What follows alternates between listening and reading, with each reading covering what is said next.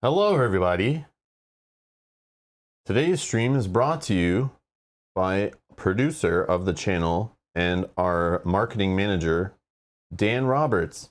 Happy birthday, Dan. Things don't make noise.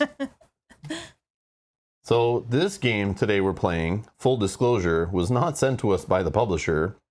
I didn't purchase this game.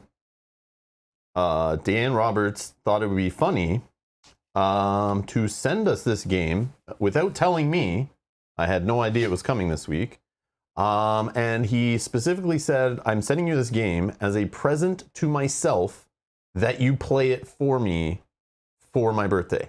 Right. Oh, there's Dan. Happy birthday, Dan. There's the bastard. I mean, the birthday guy now. Hello, Dan Roberts. Happy birthday. I'm so happy to be here playing this game for you today. We note that today is not your official birthday. Yeah, that's Your official Monday. birthday's on Monday, but this is not a weeknight game. Yes. Yeah. We couldn't play this on Monday, Dan. I'm sorry. This game takes way too long. Even with the variant rules on stream, it takes way too long. So everyone in the chat, you can say happy birthday to Dan Roberts and thank him for this stream. So keep that in mind when we're playing it, and later after we're done playing it, we can chat about the game, give our thoughts for anyone who's curious, our deal with this game. But the best way to kind of see that is just watch us how we play it. We'll play through it. We'll discuss it as we play it. We'll show you guys how it works, give you a feel of the game. We'll play through a full game today. And then after, if there's time, we'll sit around, kind of talk about the game. We'll give you our thoughts on it and stuff like that. That's how we'll approach it today. But I don't want to rant about it at the beginning because it's like a Dan's birthday gift. And I'm sure he wouldn't want to see me ranting about this game, positively or negatively at the start of the stream. So I'm going to save it for the end. So if Dan doesn't want to hear it, he can leave. Just kidding. I know Dan wants that too. And he probably sent it to me maybe to ruffle some feathers. I don't know. Because this game, when I looked into it a couple years back or a year ago or so, people recommended Machina Arcana to us before.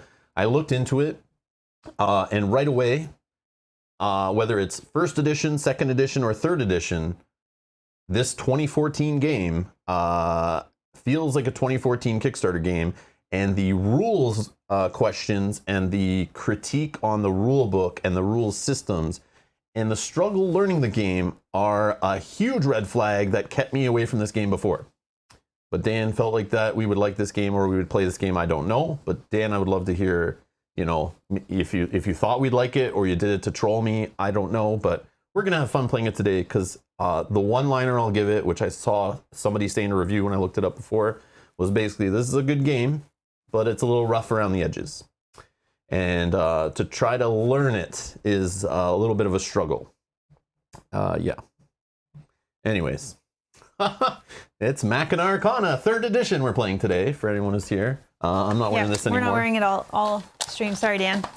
Now that we got that out of the way, let's have fun. Let's have fun. It's Dan Roberts' birthday. Brett in the chat, fellow producer Dan Roberts, our AKR marketing manager, who we don't pay for his work and we don't approve any of the work he does, but somehow he has that title on his door. But it's on there in like masking tape and like black marker, so I don't know how official that is. But anyways. But yeah, so full disclosure, sent to us by one of our producers. We did not purchase this game and it wasn't sent to us by the publisher. And as I should always say, but I always forget to say, all of my opinions are my own opinions. I'm gonna be candid with you guys, so you guys understand where we're coming from with this game, and maybe help you guys make an informed decision on whether this game is for you or not by playing it and discussing it as we go. So feel free to ask questions in the chat. I'll save all the discussion and thoughts on the game and everything. But for context, we got this game on Wednesday or Thursday? On Wednesday. And I was in the middle of learning another game, but we put that game on hold to switch to play to this game because I didn't realize it's tied to Dan's birthday, and he was cool if we couldn't play it right away. But I was still trying to figure out what game to stream for today's stream, so it kind of actually showed up at like kind of the perfect time where I was able to check it out and pivot because the rulebook wasn't too long. And the game has a lot of similar ideas. It's a dungeon crawling Lovecraft themed game. It's kind of easier for us who play similar kind of complexity level dungeon crawling games to kind of, figure out the language that this designer uses for his rules and his systems and stuff and kind of like translate them. So we tried it. We read the rules, a little struggly, played like a quick game of it. Reread the rules, still had a little trouble with it, but I felt comfortable enough to schedule the stream, and then we played it last night, kind of hopefully. But just so you guys understand, we may not have all the rules perfect today, but if somebody's watching who's like played this game since 2014 or, even the last year or two, who's like knows the rules a little better and maybe spent more time in the BGG rules forums learning about this game, because you'll need to do that. You'll need to do that to fully get your head around this game. And the designer's pretty cool. He's in there answering questions a lot, which... if his rule book is better, maybe you wouldn't need to do. But yeah. So we'll talk more about that later. But anyways, let's go over the game as we do. So this is Machina Arcana. This is 3rd edition, which is supposedly very similar to 2nd edition. The difference was they added in a guidebook, which if I could, oh crap, I don't have it. Okay. Can you? I think it's just over there in the box. If I mute you, you can just grab it. It's probably in the lid of the box. The red guidebook. It might be under some stuff. But they added a guidebook to this version to kind of help you ease yourself into the game. But it doesn't really do a good job of that. But did you find it? Should be in the lid. Yeah. Keep going. Maybe under the foam in there, or yeah. Cool. Awesome. Thank you. Yeah. So they added a little guidebook to the game in the 3rd edition. They changed up some icons and stuff like that. But as you can see here, it's 1 to 4 players. Best with 1 to 2 supposedly, according to the community. 150-minute playtime. But from what I read online, people say if you have like 4 players, this could take anywhere like from 4 to up to like 8 hours. To play 1 full campaign, but there are variant rules to shorten it, which we are going to play with one of those today, which I'll explain when we get to the chapter. And then the weight, a 3.71 out of 5. And again, this game is a 2nd or 3rd edition because it re-implements, the original version from 2014 Kickstarter. And from what I can tell, I went back and looked at some of the rules and the issues with the original version, and watched some videos and stuff of playthroughs of the original version, even the 2nd edition. Read some rules questions from the 2nd edition and 1st edition, some reviews of all 3 copies. And it seems like a theme throughout that this game feels like a Kickstarter game from a small publisher from 2014 and continues to hold that to this day. So if those kind of games aren't for you, you might want to run. But if you can get through the weird rule book and stuff, there's a pretty cool game under here. So it's a Lovecraft themed dungeon crawling board game. It's kind of like a roguelike game. The theme and the story, if you want to say there is theme and story, are very like random. It's that kind of game where it's all from random decks and the tiles are random. So nothing like connects there. It feels very like, the art, the graphic design, there's like, I would consider it more like flavored text as opposed to story. Like, you're playing a collectible card game and there's like flavor text and art on the card, but like sometimes that doesn't really gel with like, heal 2 health, and it's like you're playing like a fireball thing and it has text on it, you know what I mean? It's just like sometimes it just doesn't connect, That's what this game kind of feels like. It's a little weird, but it definitely looks pretty on the table. The graphic design is really cool. The components are really nice, which we'll get to in a sec. But yeah, I just want to give you guys, I should probably save all that. I'm trying to save it till later, but I keep just like flowing through like I normally do. Okay, so here's Machina Arcana. So this game here is like I said, Lovecraft themed dungeon crawler. The only reason I am playing it on the channel, because it has dual layer cardboard player boards and like a chapter board. So it has this beautiful like wooden thing to track your stats and stuff. So you can sneeze and be totally fine. Yeah, so you can sneeze, shake the table, maybe even bang the table in frustration based on a monster that showed up. Not that would ever happen. And yeah, so you track your stats for your explorer, and your little player board comes with little tokens to remind you of your lasting effects. They match the symbol on your player board. So you have 3 of those tokens to kind of track your effects that are happening. And your player card, so there's all a bunch of heroes, or I don't even know what you call them. But your little heroes, your fighters, whatever, you have different classes. There's crafters, mystics, bruisers, and gunmen. Based on your class, you have kind of like your built-in crappy no weapon attack that you'll want to get a weapon ASAP to replace. Yeah. You have kind of like another little ability, and then each class has like kind of its own stats. So there's like stamina that you spend to do actions in this game, your max health, essence, which is something you can use to replace health loss or use to like add extra points to like your die rolls and stuff. So it helps with like die mitigation and like kind of your health mitigation. You have will, that is kind of like your defensive shield against arcane attacks. And then your defense here, I think it's called defense, armor, your armor, that helps you against physical attacks, okay? So just like Lovecraft themey stuff, you have like, you know, or I guess dungeon crawling fantasy stuff. You have your magic attacks and your physical attacks. You have a defense that matches one. You have a defense that matches the other, okay? Pretty straightforward stuff. This game uses, like I said, stamina, which is this little gear symbol we'll see all over cards. And the stamina is what you use to spend on many of the different abilities in the game. And get ready to have your mind blown here. So like dungeon crawlers, so I go back to other dungeon crawlers we play on the channel, like Star Wars Imperial Assault we're playing right now, Sword and Sorcery. These games that use like have a whole bunch of actions to choose from on your turn, some more than others. This whole page you're looking at here is all actions you can do on your turn, which is a lot. And depending on the tile and what's there and what you're trying to do, these are your, we're explorers. We're explorers, that's what we're called. So here's all the actions you can do in the game, okay? There is a lot. Okay, so on your turn, you spend stamina, which you can see here in the second column of these two rows here, or two sides of the sheet.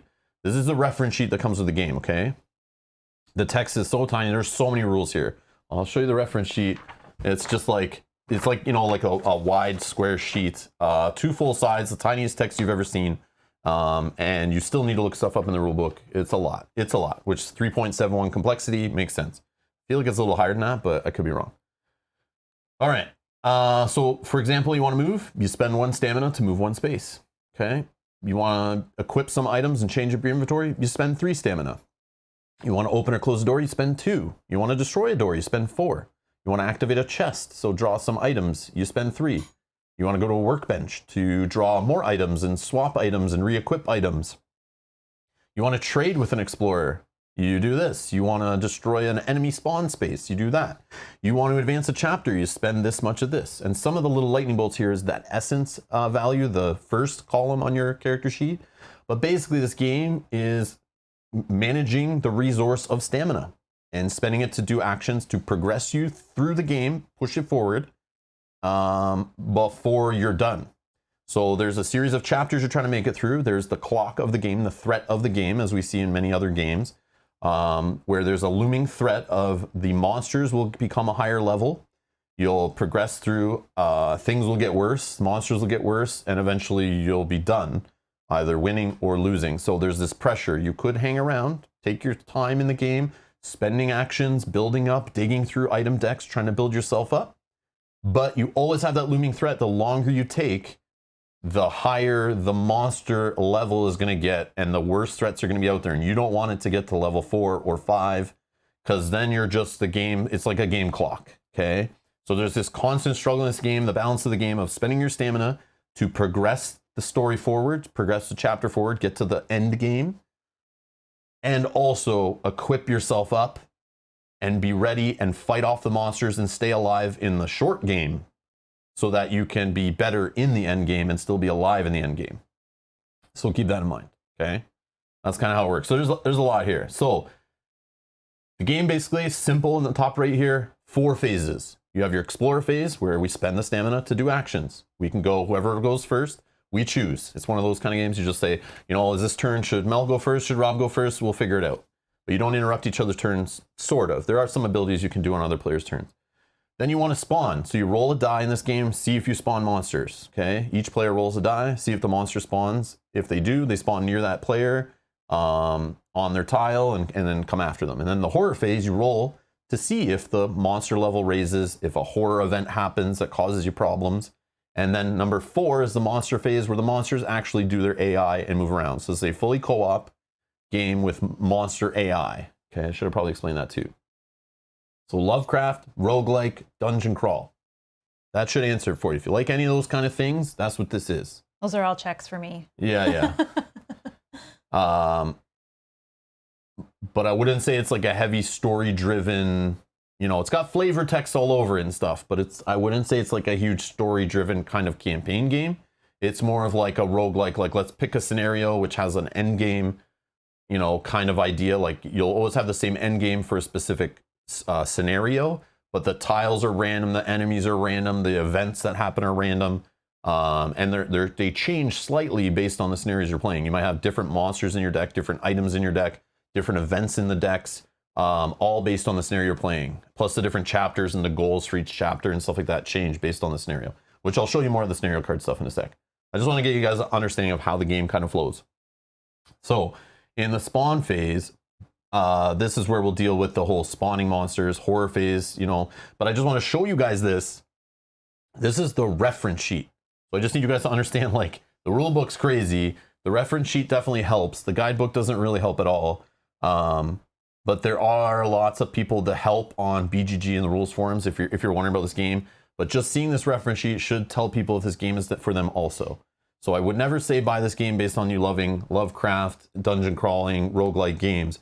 You also got to be okay in your player group and any players you're playing with, or if you're playing solo, make sure you check out this reference sheet, check out the rule book, see what the game's like for you. Maybe even read through the guidebook to get an idea how it plays.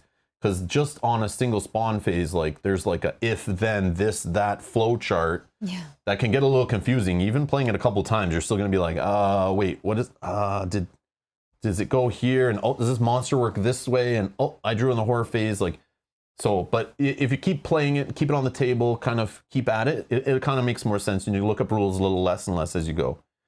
But again, we've only played a couple times, so we're not going to have all the rules perfect today. We're going to be referencing the reference sheet. You guys can throw stuff in the chat, help us out. If you know how to play the game, ask questions. We can look things up on the fly, figure it out if we want to know. Hopefully we do something here that people realize, oh wait, I wasn't doing that right in my game. Or you guys notice something we're doing, and you're like, actually this is how it works, and we can figure it out on the fly, which is pretty cool. Yeah. I like that back and forth dialogue, trying to figure out the game together.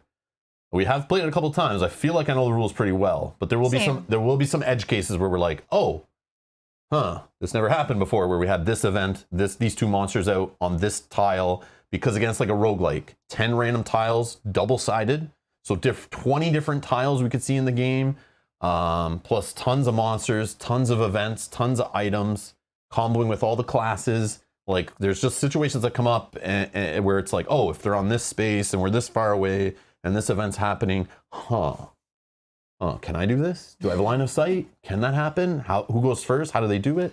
You know, you just need to look it up. But it explains a lot on the reference sheet here. So there's the way the monsters work when they're AI driven, but this game has player elimination, sort of, where if one of us dies, we actually take control of the monsters and they become smarter. So if you've gotten to the point where a character dies, you now have a character working against the other players at the table, controlling the monsters and doing whatever they want with the monsters. So they actually increase the difficulty of the game. So in horror game fashion, the difficulty kind of like ranks up. And Edgar, I see Edgar in there. Edgar, I hope everything's going okay, buddy. I'm glad to see you still here. All right. And I want to answer a couple questions on the chat earlier. I'll get to those in a sec. I just want to get through this part. But yeah, we'll deal with all the other stuff as it comes up. But this table here, so if you look at this table on the bottom right, there's symbols to remember. They're all here. But I'll be referencing this. I still struggle with this. The whole idea of what can you move through? What blocks line of sight? What blocks line of sight with this kind of range attack? Then there's another kind of range attack. And then walls are treated differently for adjacency. Doors are treated differently for adjacency. Ethereal units are completely different from regular units, how you move through them or draw lines of sight. And yeah, it gets a little confusing, and this table doesn't really help too much, but I appreciate it. But we will be looking at this, trying to figure out what we shoot through. So you will see sometimes when we're playing, we're drawing line of sight, and maybe Mel has a weapon that, oh, it actually doesn't have a line of sight, or I'm trying to move in a certain position to shoot something, but I already had line of sight in the original position. I just didn't realize I could see through this type of space, but not this type of space. It will happen. Yeah, because there's two different line of sight symbols. Yeah. So do you have this one or do you have that one? So yeah, you can see them here. We have range targeting that doesn't have spikes on the circle. I don't know why it's highlighting everything there, but you have range targeting and range targeting. One blocked by obstacles, one ignores obstacles. So weird. Anyways, yeah. Yep. We'll talk more about that stuff at the end, but yeah. Anyways, okay. You got some questions you wanted to answer, you said? Yeah. So I saw at the start, so just to address, I saw Doc. Hey Doc, how's it going? Had a question about the membership thing. He says a subscriber question. It's actually a member question, member Doc. question, yep. You're better than a subscriber. I appreciate everyone who subscribes to the channel, but members are better than you. I'm sorry. That's just the way society Well, I think he works. is a subscriber too, so I guess I know, but he's like, once you're a member, you're automatically like, you're in a new you're like tier. above. So Doc, one of our producers who joined, hit the join button down below, is asking why his die is white. It's actually silver. Silver, yep. The text in it is white, but the die is silver. They just show how long you've been a member of the channel and supporting the channel. So there's certain milestones. You get a red die right away. I think after 2 months. couple months, you get a bronze die. After like 6 months or something, you get a silver. Yep. Eventually there's a gold. I forget. Yeah, nobody has gold yet. I forget gold, if it's a year, 2 years, I don't remember. There is, they change based on the length of time you're supporting the channel. So Doc, you have a silver die, which makes you better than like Mike James in the chat who has a red die. I'm just joking. We could just see his name there. Yeah, so Mike has to go through initiation program still to get to that bronze die. Once he does, then Doc can stop hazing him. That's kind of how it works. No, I'm just joking. But it just shows the length. It's kind of like shows Doc you've been supporting the channel for a long time. And more than just getting a silver die. You've done a lot more than that, but I do appreciate it, and that's what that's all about. Oh yeah, there's some orange or bronze ones there. Yeah, the problem is when I asked the artist to do the little emojis or icons or whatever, they when I sent, I wanted red, silver, gold, bronze, whatever. Yeah, I didn't realize when it came back it was like bronze on the YouTube chat looks very similar to the red. Unless they're side by side. Yeah. Like we're looking earlier in the chat and you have a couple that are side by side. Yeah, Those are easy to tell. So Brett Kaufman in the chat's on the bronze die already. So thank you, Brett. D. Miller is on the bronze die and Keith's on the red. So that's all that is. It's just like a length of time thing to show who's been around longer supporting the channel. And but I love you all the same. I do appreciate the support. Thank you so much for keeping the channel going. And you can see those here on this list are members and supporters, are producers, sorry, producers. All the producers could be from Patreon or YouTube. So the ones who just support us on Patreon don't have a die in the chat, obviously, but there's a whole bunch of them. I recognize some names in there and stuff like that. But if you support through YouTube, that gives you that extra die. There's no way for me to do that from Patreon. So and a couple of the emojis that I know that they were using for the pineapple pizza earlier in the chat. yeah. So just a quick question. So Janet says 20 days till gold. For I guess that's for you, Janet. You can see that? That's cool. And Doc says, I'll be the first to get a gold die. That's so cool. Nice. You know that. You guys can see that? Yeah, That's gold cool. should look very yellow. Yeah. Gold looks different than orange, like or bronze or whatever. It's it's hard on such a small little thing to have the color like really different, but that's awesome. In theory, that's what I was trying to do. That's crazy that in 20 days and people are going to start with those gold die. Yeah. Wow. That's awesome. Wow. Thank you guys. Wow. Yeah, that's cool.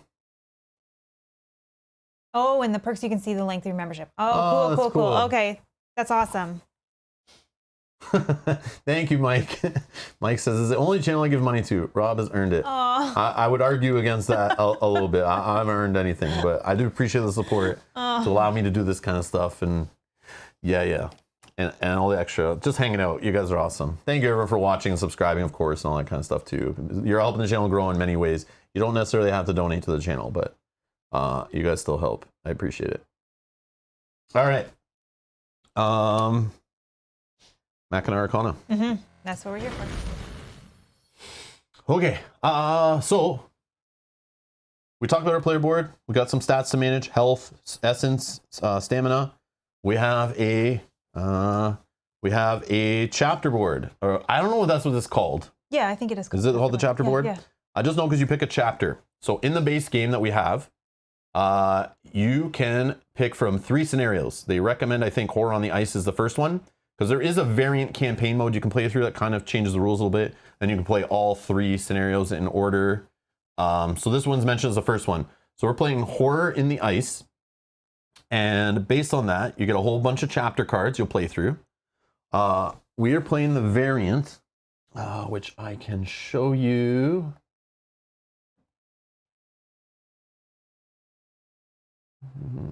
Oh yeah, right here. So in the manual, here's the 3 scenarios that come in the base game. I'm assuming there's more scenarios through Kickstarter exclusive expansions, all that kind of stuff. I have no idea, but we just have a base game, is my understanding. Thanks again, Dan. So scenario 1 is what we're doing today, is Horror in the Ice. So see this little snowflake symbol in the bottom left. Each scenario has its own symbol, which brings in its own cards, its own chapter deck that we play from, and its own event cards, good events, bad events. And sometimes, I'm assuming expansions do this, where they bring in specific characters and items and that kind of stuff, because it does mention that stuff in the rule book. And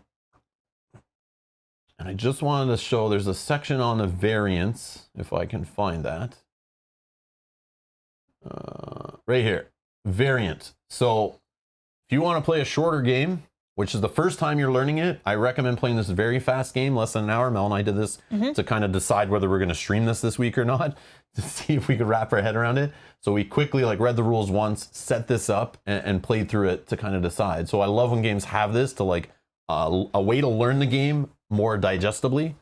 So when you play the scenario, you literally grab this chapter deck, but you only play with chapters 1, 2, and 4 out of 12 cards that are in there. So it's much shorter. Those chapters are much more basic. Once you exit the tile on the number 4 and you get out of the dungeon, you win, it's over. You don't have an end game tile. You don't have those end game special final boss showdown rules, which is nice. It's just a good way to get the flow of the game, then go back to the rule book and kind of read the sections that you kind of need to fill in the blanks.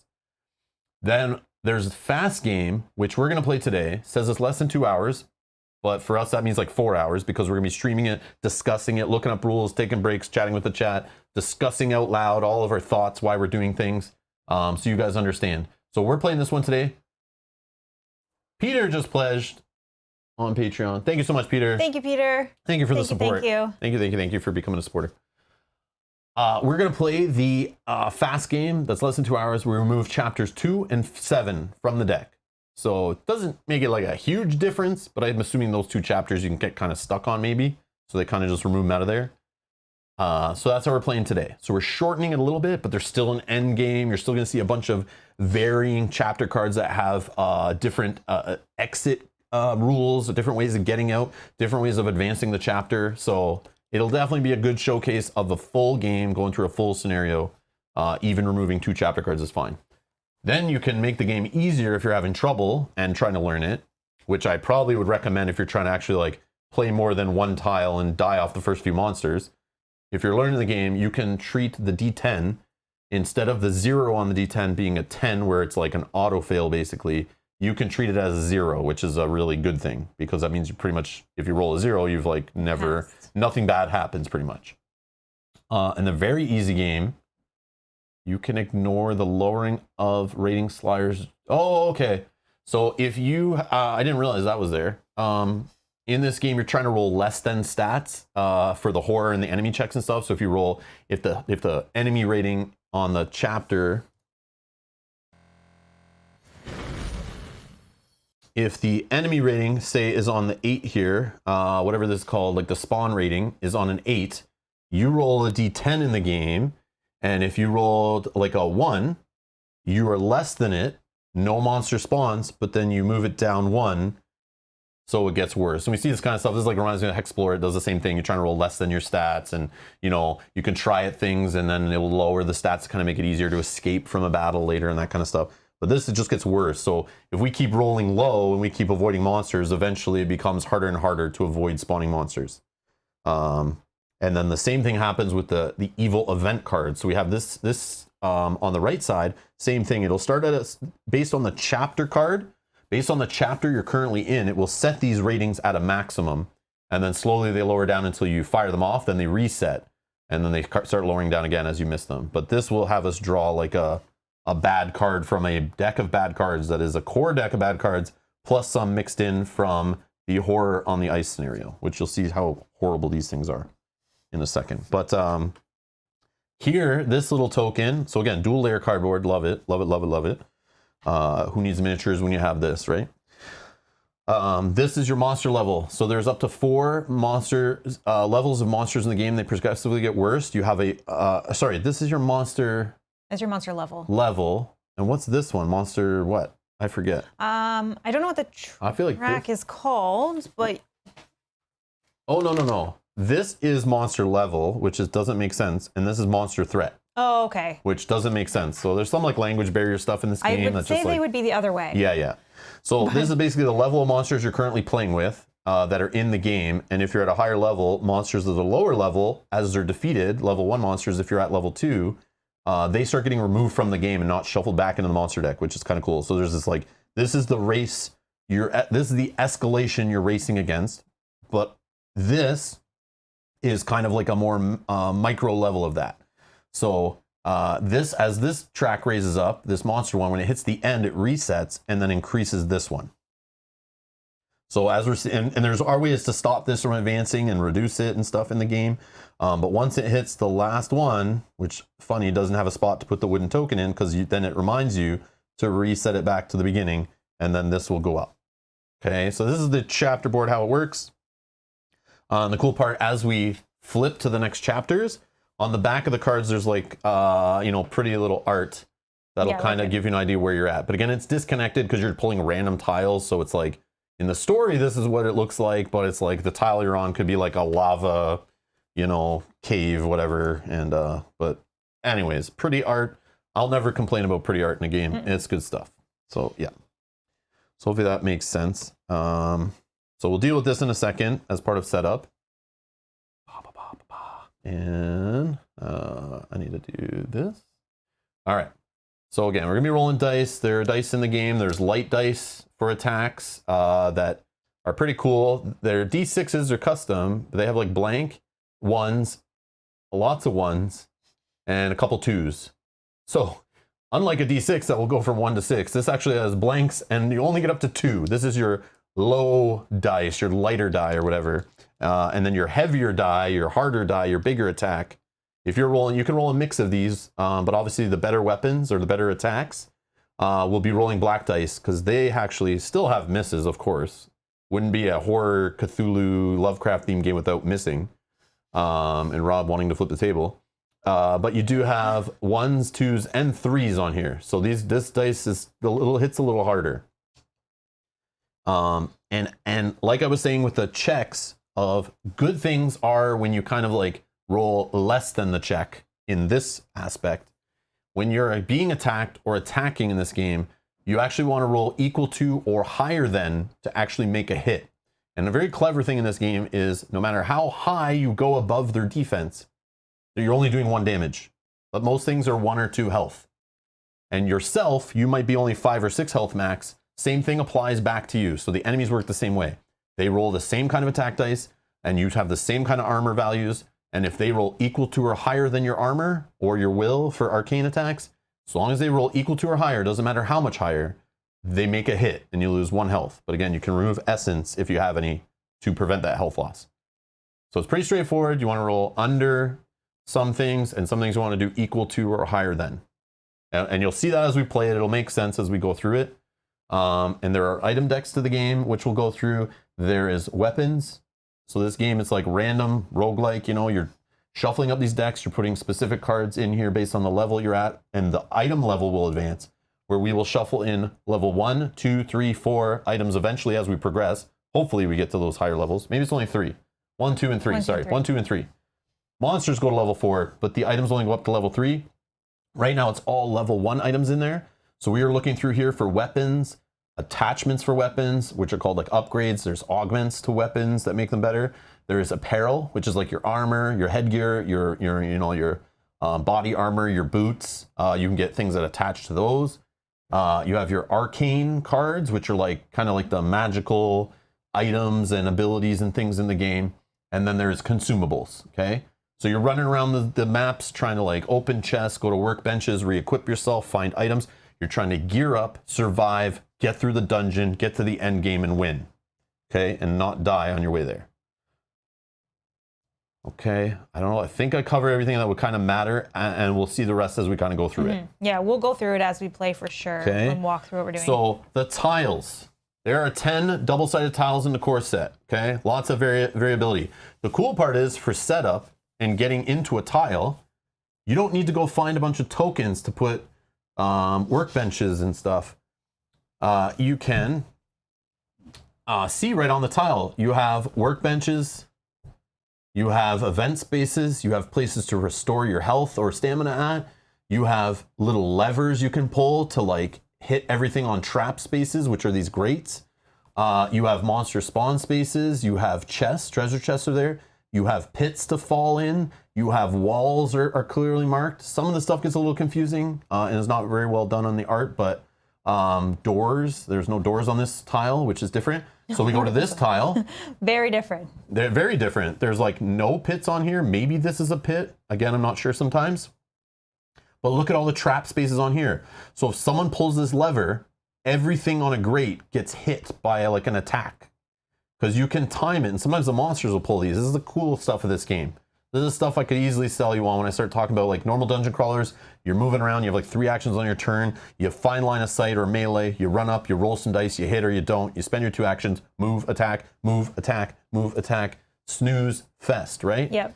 That's why I like games like Sword and Sorcery that just add a ton more options to that. This game is the same idea. Ton more options. If you can learn them and get through the rulebook on them and figure out they're there and remember they're there and use the reference sheet to understand the costs and stuff, it becomes very clever. This game can be a very cool, clever puzzle of deciding how to spend your stamina, and you don't just attack monsters and move and attack monsters. If you do, you're probably going to lose. But you can use things like exploding barrels or trap levers to hit more monsters than just one. So you're using your stamina more efficiently if you can line it up. Again, you know how the monster works, use it to your advantage because they're just run by the AI. They follow some pretty basic rules. But this one, like you see here, those chests are all in the middle. Enemy spawns are over here. Okay, let's check this one. Whoa. Oh, wow. What's going on here? So this is called a chapter space or something. This is how you advance the chapter by default.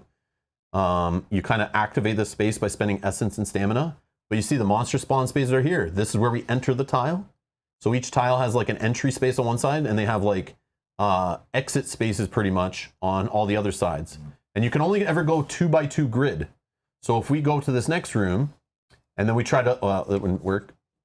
If we try to travel into this next room, and then we leave and explore a tile on this side, this left one actually falls off, everything on it goes away, and then you kind of attach the next one in a row. So you can never only go 2 by 2. So if ever you expand to, and you can keep going, and it'll just kind of like fall off. So to keep the table space at a minimum, it can never go like 4 grid spaces in a square, and that's it. But you see this is kind of different. Oh, there's a door. So this is like a door space that's open, which can kind of be confused by the lava art on the floor sometimes. So that's just art. This bright lava stuff that's similar to a door. They got a little better on these tiles. You can kind of, once you know what you're looking for, but it's hard to learn and figure out. But yeah, there's little pit spaces here you can fall in. So you can push enemies in there. You can fall in them. You're instantly defeated. So if a hero falls in there, you're dead. You're done. Now you're controlling the monsters. Have fun. I don't love ones that have pits all around. Yeah, so It scares me lots a of different bit. stuff. So it's just random. So what we're going to do, we're going to find out our first tile, and I'm not going to shuffle these and flip them. Who the heck shuffles tiles like that? I don't know why it's told to shuffle. I'm not going to do it. We're going to roll a die. But here's the end game tile for this horror in the ice. So everyone in the core set has their own end game tile, which I'm not going to show you right now.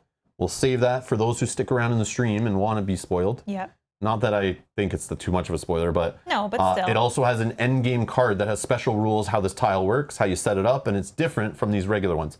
So I want to try all 3 in the game because they have this cool little end game boss fight finale kind of puzzle scenario thingy going on. So we'll leave that off to the side, but look forward to that if we make it that far. Maybe we don't. We will. Knock on wood. Maybe we don't see that today. We'll see. Or maybe only one of us. Yeah, true. All right, let's roll the die, figure out what our tile is. So there's 10 tiles, 2-sided. I have a D10 here. So tile number 2, we'll go down to number 2. And then we'll do odds is the top, evens is the bottom. And it's odds, so we're playing, this is our opening tile. Okay. If you want to just put those on your cart. Or actually, I have no, space. I got room. I got room.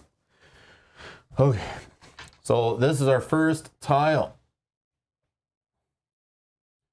And I know, again, I have the camera pretty zoomed out so we can fit all the stuff on the board. There is, like our inventory cards are going to take up a lot of space. And like I said, we can eventually get to 4 tiles. So I kind of need to keep that in mind. All right. So yeah, I just want to show Those the manual and the guidebook are in the newest version, and we'll talk a bit about those at the end, but you can look up stuff as we go if we need to.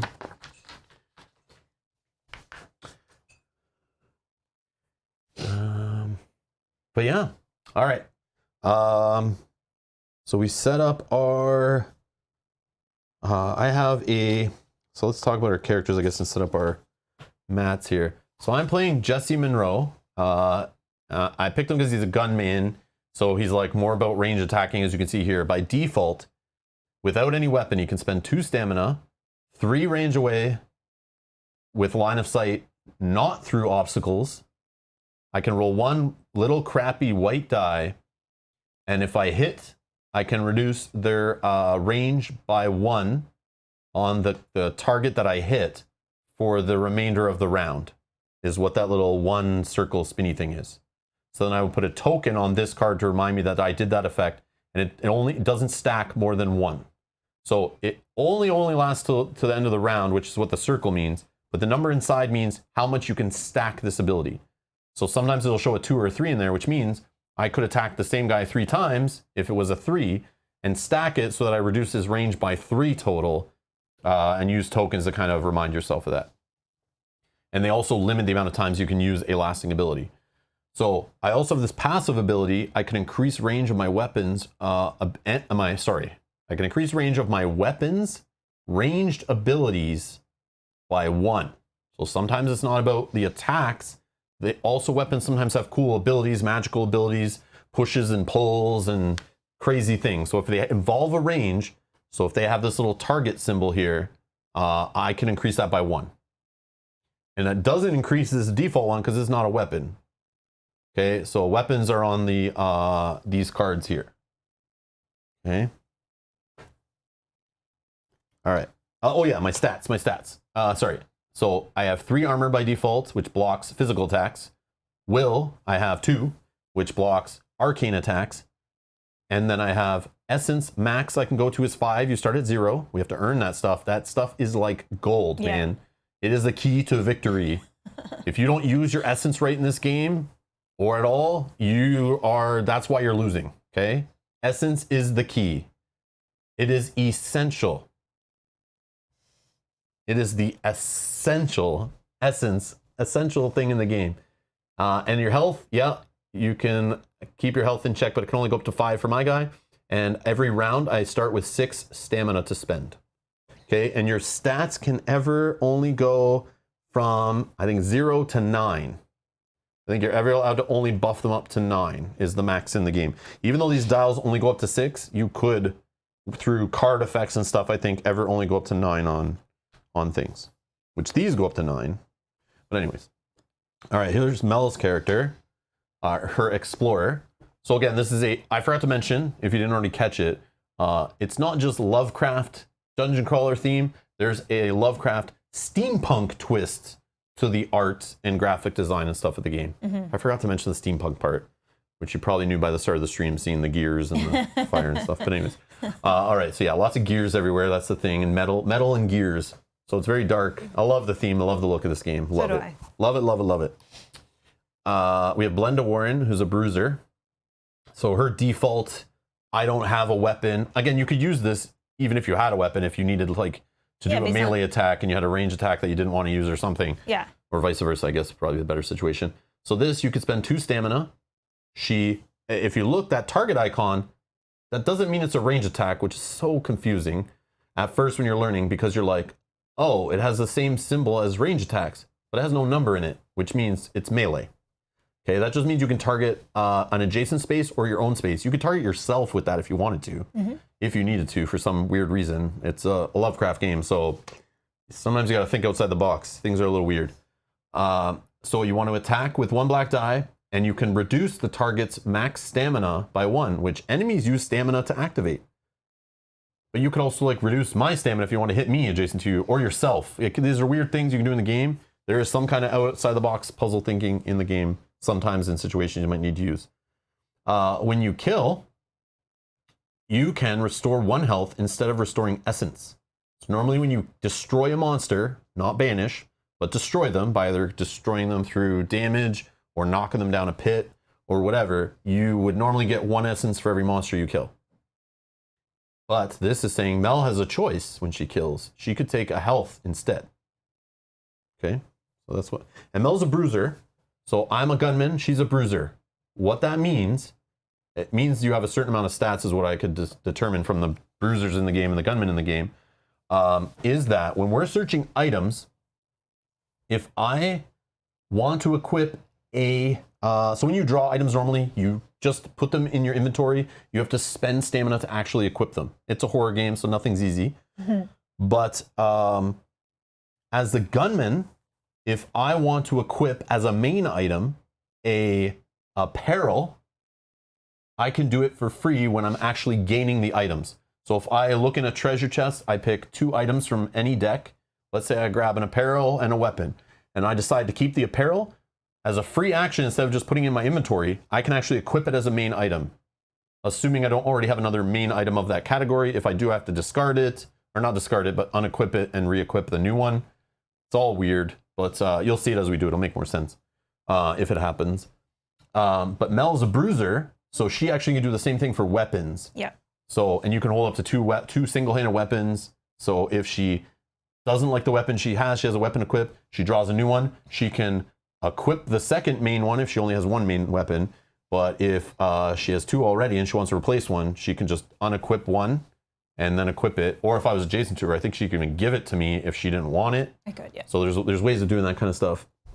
But that's what the classes really matter in the game. It's like, which item deck are you kind of like aligning with to save yourself some efficiency? And the cool part is the crafter class can do that for any of these 3 here. Consumables you don't equip, so it doesn't matter.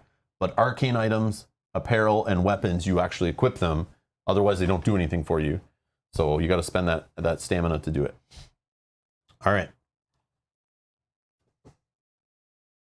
I think that's okay. Yep, I think we're good. All right, let's read our first chapter card here. The entrance. As we stepped into the dark, an uncanny gust of wind followed us in and continued on down through the wide and spacious halls, echoing incessantly. Our eyes, still blinking from the polar glare, adapted at last, and we could finally make out our surroundings. There was a scant light, yet enough for us to discover ancient and complex corridors, halls, and rooms built by unknown hands aeons ago. What craft erected those delicate walls and exquisite pillars that rose above the precisely detailed flooring of stone slabs beneath our feet? The whole space seemed to pulsate with a strange rhythm, faint and indistinct. As we embarked on our exploration of these subterranean ruins, the feeling of disquiet only continued to grow. The further we ventured in, the more it appeared that in some bizarre way, the place itself became aware of our presence, and we seemed to be alone no longer. Dun, dun, dun. All right. So here we know our max enemy rating. So this is where it's going to reset to right now. And then the, I forget this one, the horror event rating or whatever. And this is an on entry effect, or an enters play effect is this symbol. So we need to place an entry token on our tile. Okay. So I'm going to set this to 7 and this to 4. So now we know that. So more than likely, we're going to see a lot of horror events happening, which sucks. But a little less likely, we're going to see monsters spawning. But sometimes you'll enter rooms where it's like this, or chapters that are up here, and this is way down here. And you know, oh crap, monsters are going to be spawning like crazy. But the horror events will kind of slow down. And anywhere in between. So 7 and a 4. Very clever, very cool. All right. We need an entry token, which is these arrows here. This is an entry token. Okay, ready? You want to see what an exit token looks like? That's an exit token, okay? Took me forever to figure out where the hell are the exit tokens in the box, because they are the same as entry tokens, which I didn't realize, which are described in the game. They're entry/exit tokens. But yeah, the back of them, I don't know if that does anything, but maybe they're specific. It's just the way it points. So they're not different tokens, it's the same token. But anyways, so on this tile, there is an entry space. This is always the way you enter this tile, and it's marked by this little symbol, and that's the letter of the tile. If you're ever complaining online about the art and don't understand what's going on, you can ask in the forums, I'm on tile I and I don't understand what this is, you know, like you can ask that online and then you'll know, everyone will know which tile you're talking about. I didn't even know they had letters. Yeah, on yeah. it. So on this side, J. Oh my God. So if you're like, man, is this a pit or not a pit? Yeah, you can Google tile J and you'll find tons of rules, forum entries complaining about tile J, which is good and bad. We're on, yeah. Yeah, we're on this side. So what do you want to do? This direction? No. You want to do this side? Yeah. Okay. Sure. So then we can, yeah. Oh, sure. Whatever you want Well, it to be because close we to can't you. go back this way, so we're going to play that way. So we need to put the arrows pointing into the tile if it's an entry token. If it's an exit token, you put the arrows pointing out. So if this was an exit space, they'd point this way. And if it's an entry space, they point this way. Okay. That's not a great entry space. Just looking at it. No, it sucks because there's no chest It's nearby. surrounded by a door. Or, I Yeah. mean, a wall. Oops. Yeah, I wish we did a poll in chat to choose the tile so I could bitch and complain that it's their fault, but Yeah, it's random. dang that damn random roll dice. of a D10. That's okay. That's okay. There is chest close enough. What's the chapter tile again? It's obviously happening at the Mountains of Madness. The chapter is called... The scenario we're playing is Horror in the Ice, which I probably should have marked. I'll put that in the thumbnail and the title later. I wasn't sure at the time when I made the stream like what we were even playing because we only played like the most basic game. I didn't know, but it doesn't matter. Like you're getting a demo of the game basically, and we're doing the first chapter. But yeah, I'll post it later. I'll update the stream and stuff. But good point. I should have answered that. So now we get to place our explorers either on this entry space or adjacent to it. You have my Explorer? No. I don't have my Explorer. You don't? I don't see him. Is he in there? No. Knock him down? Uh-oh. I don't have a standee. No, these are all monsters. In that bin? No?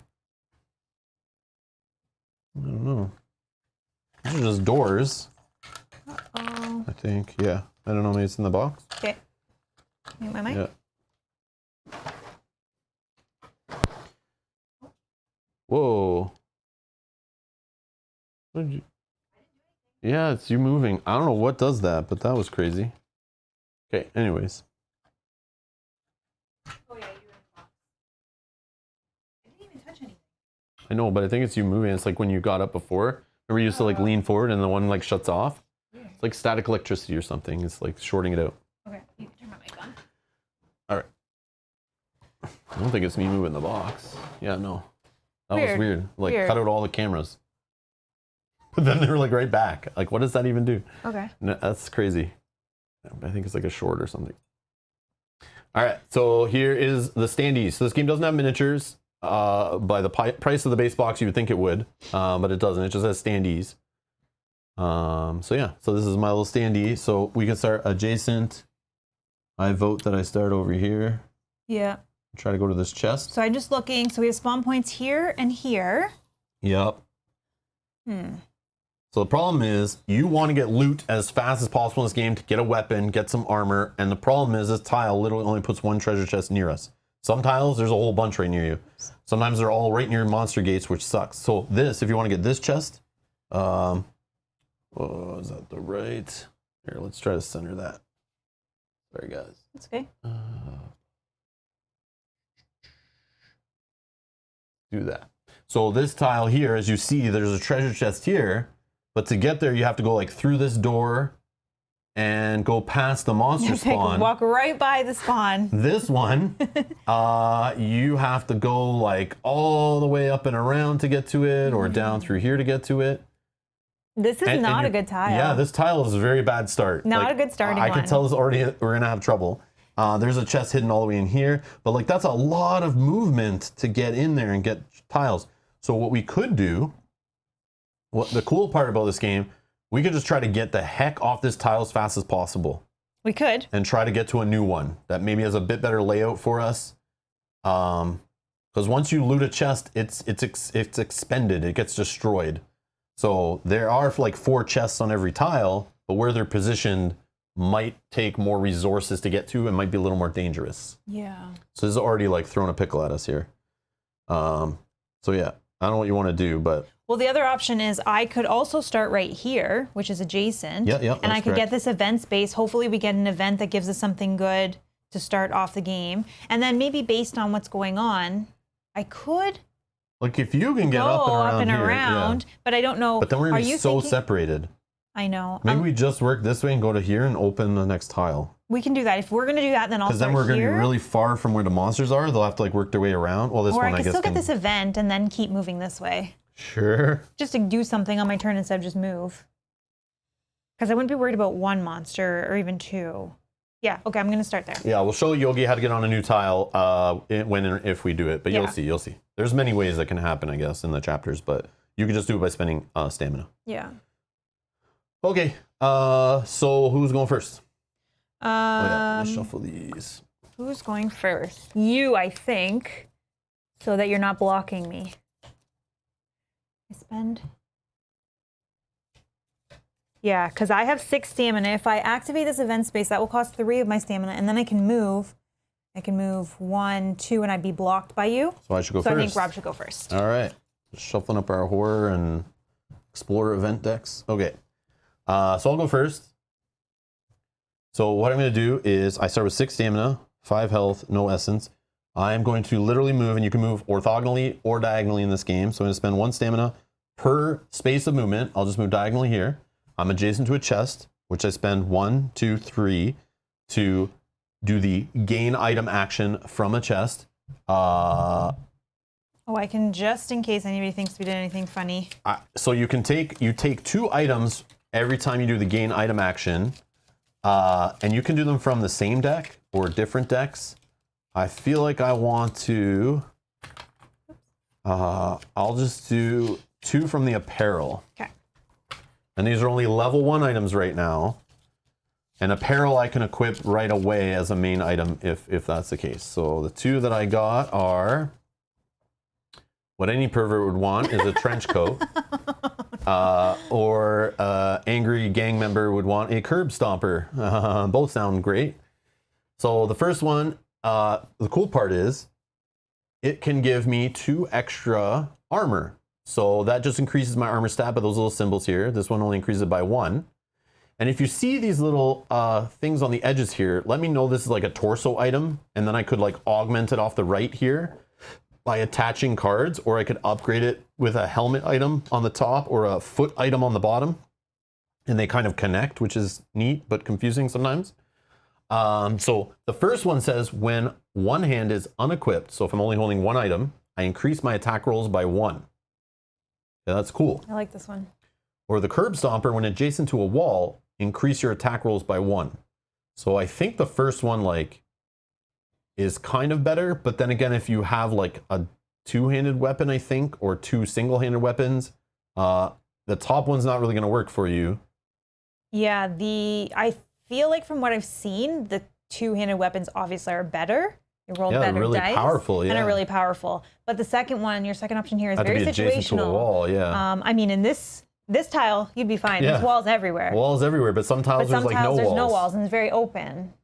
So this is the kind of the fun of the game, is digging through loot decks. It gives me a reminder of similar to kind of like a Zombicide or a like Shadows of Killforth. Those Killforth games, they're all the same, where you're drawing through it based on the draw in the decks.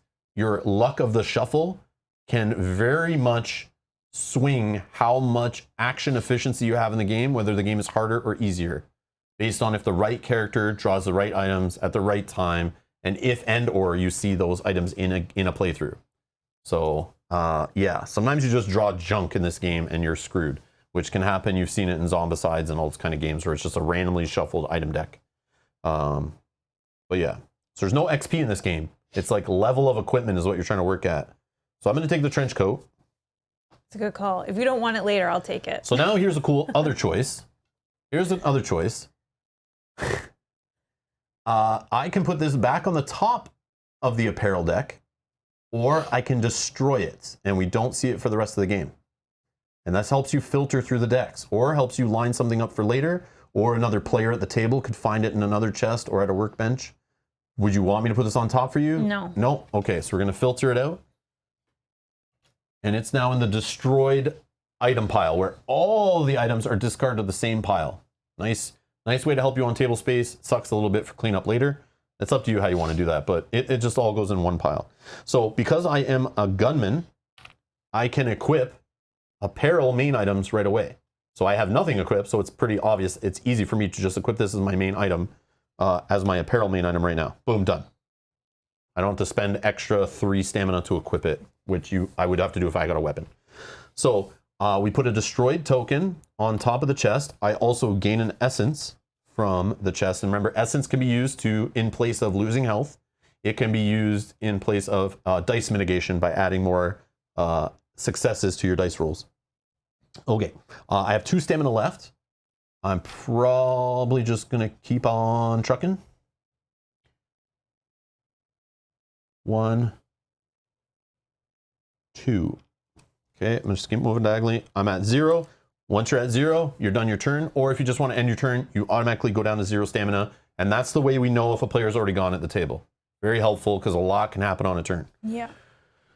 Mel, you're going now? Okay. So I position myself so I don't even have to move. So I'm going to trigger this event space by spending 3 stamina. I will put a destroyed token on it since it cannot be activated again. I will gain 1 essence and we'll see what our event is. So here's the 2 event decks. I haven't talked about them much. I keep mentioning events. You have horror events and explorer events. Good, bad, awesome, horrible. Okay. Well, let's say the horror one is also situationally They're horrible. all situational. They're all bad. Sometimes these come up and they don't help you at all either. Yeah, but sometimes the horror ones, based on what's happening in your play, they don't affect you and you're like, yes, that was a good one. And the same way we have tokens to track our ongoing abilities, the horror event deck has tokens to track its ongoing abilities, so you know when a round is run out and the ability fizzles and stuff like that. So we're going to explore. I'm just going to cut it actually. Whoa, there's one upside down in there. Oh no, that was the good one. I'm just kidding. I hate shuffling small cards. I obviously shuffling that one flipped when I wasn't looking, but. Then they like turn all around in your hands. Too. Yeah, yeah. Especially these ones, they have like a glossy yeah. finish on the top. Yeah, they're nice. They're nice, yeah. Here we go. Our first Explorer event. Upside down. Son of a. You should be able to tell. I think the art will, you can tell. I just don't know. That's okay. All right, we found projection. So there's some story fluff on here. And to be honest, I've had fun with this game. And today is the first time I've ever read any text on a card other than rules text. Yeah. I'll be honest. I really don't care. But we'll read these as we go. I might start skipping them as we go forward, but I just want to show this first one off so you guys understand. Here's the theme on the game is in here. So on one of the numerous raids, we performed the House of Bliss's secret layers. We had unearthed a peculiar powder that, according to sundry writings on the topic, can exchange matter between 2 individuals. I'm holding it now in my hands and have determined to see whether the scribblings are true. And so, without further inspection on whether it is a wise idea, I began the words of the chant necessary to perform the switch. So this is the theme behind, we're doing some magic spell to be able to trade with an explorer on any map tile. And this is an enter plays effect. So you got to do it now or never. And then you can use inventory, which means you can re-equip, switch stuff. So it sucks that this just showed up. Yeah, this is a terrible first event. This sucks. And we don't have anything unequipped and we don't have anything to trade. And this one is specific to this scenario. So if we were playing a different scenario, this would not be in the deck. So there's like 30 or something core events in each deck, but then there are specific ones to the scenario you shuffle in, which adds some extra flavor. Okay, well. Okay, so this just stays out. There's only one that's active at a time, and when a new one comes off the deck, it replaces the old one. So trade with any explorer on any map tile. Since I don't know what type of weapon, I'm not gonna. No, that's fair. That's fair. I wish I saw my weapon first before I grabbed that. So you would know if you want that one or not? Yeah, exactly. That's okay. Okay, well, I still have 3 stamina, so I'm just going to use that to move closer to Rob as we're going to try to expand the map this way. So I'm going to move 1, 2, 3, and I will go down to 0 stamina. I'm just trying to say the flavor text and the story stuff is cool. But what I was trying to say there was the game is still fun, and I love the mechanics and the flow of the game. And some people will say the game has no theme or it's not very attached because you play on random tiles and things that are happening in the story don't really match the tiles and the enemies and things that are happening because it's all random. But it's cool. But I'm just letting you know, if for some reason you didn't care about the flavor text, it doesn't, I feel like it doesn't add to or detract from the game, in my opinion. Same. But anyone who knows like my thoughts on usually that kind of stuff, the game's already long enough and there's already a lot going on. And the beauty of this game is the tactics and the strategy amongst the players at the table. That is where the game shines. And I want to save this for the end, but the flavor text is a nice addition for those that care. Maybe on your first time through, you read it. But I honestly, I've read a couple chapter cards in the past, just in my head as we were playing. But I didn't want to really stop the play to like read all these cards as we draw them. It just bogs the game down and it turns it into like a 10-hour playthrough instead of an 8, or a 5 instead of a 4, or depending on your player count and how far you last. It can be very long. And again, we're playing the modified, shorter version of the game. We're still going to be here all day. So just so you know why I'm going to skip reading text. It's not because it's bad. It's because I value my time and I want to play the game, not read the game. That's just me. That's just so anyone who's new here and doesn't understand why I say those things, that's just the way I like games. If a game takes 4 hours to play a session, if I can cut it down, or just, or it's very complex, I want to cook my brain on strategy and tactics, not struggle on reading bad fonts. Okay, and tiny text. And tiny text and words that I don't know because I'm not very, versed on reading these kind of lore books and stuff. But I'm working on that, okay? I'm working on that. But we can show you that the game is still super fun without the flavor It's text. not a bad thing. I'm just letting you guys know. So some will like to sit here and watch me read it all and get into it, but buy the game and do that yourself. Yeah, we won't spoil the Don't text. put that on me. My job is to show you if the game is cool or not for you. So get out of here. I know you guys are just trolling me. I don't think they're really saying that it's bad.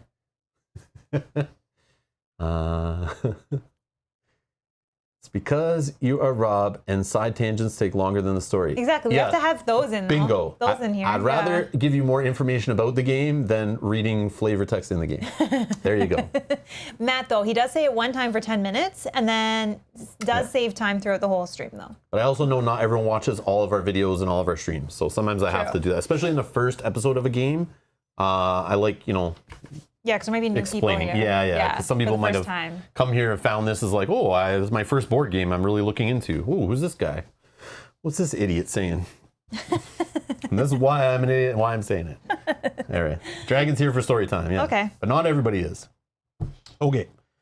Now what? Where are we at? We're going to do spawn phase. Now, we're both going to roll. I would say I want, 1, 2, 3, 4, do we want 5, 6, more likely a monster to appear there or here? 2, 3, 4, 5. I think they're going to come both there.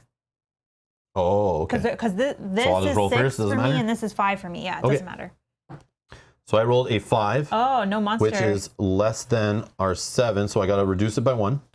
Okay, and let's see if I spawn. 2, I do not. No spawn. You can't even see that number, but you have to trust us. The die is very messy. It's definitely cool. I love custom dice, but yeah, again, with the whole messy and font thing, you might want to just switch it out, which we're not going to do, but... Oh, for a big beat yeah, there are. We have like this would be better for streaming, but I think the die looks cool. I want to promote custom dice in games, so I hate boring plain dice. So I like what they've done here. Okay, so we've lowered it to started at 7.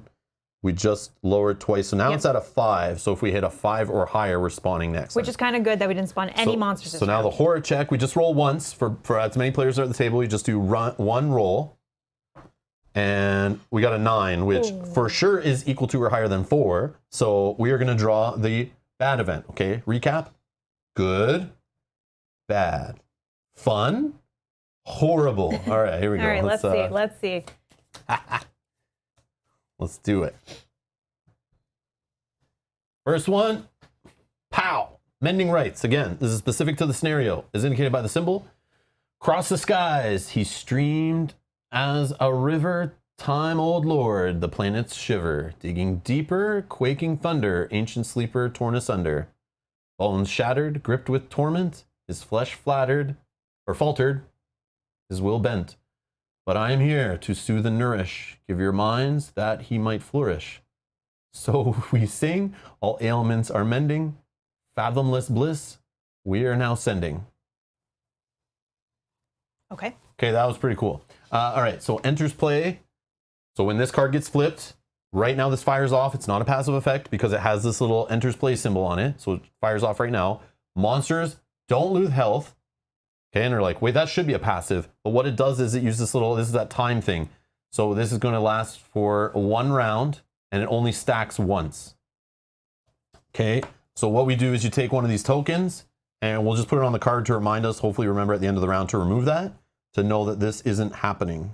I don't know how we'll do that. Well, there's no monsters anyways, technically. Yeah, maybe So- I'll just kind of like put a token here. So when we're doing the end of the round on that one, Well, it's gonna happen this round. Oh yeah, And but there's there no are monsters. no monsters. So I don't. This is just So it's gonna fizzle gone. anyways. It's just gone. fine. Yeah. Yeah. And then So yeah, monster phase, no monsters, done. Yep. And then if you just increase this because we did a horror. Yep. So our monster level goes up because we failed our horror roll, and this would reset, but it was already at 4, so it's already as high as it goes based on the chapter card. Yeah. See, and Dan, Right here. that's exactly what I was saying. Like that is the bad deck, but sometimes things like that happen where it doesn't affect you. And you're Yeah, like, okay, yeah. that wasn't bad. Oh, we're gonna win. This is awesome. Yeah, Everything's that was a going good card perfect. for us. So. All right. Okay. So new round. We go back up to our 6 stamina. Who's going first? You. Okay. So first, I'll spend Yeah. one. Yeah. I'll move adjacent to. I think I could do it from here, right? Is it just adjacent to the? Yeah, I think it's just adjacent to the new tile. I'm pretty sure I could do it here. So I'm gonna spend 2, which we can see if I go to here.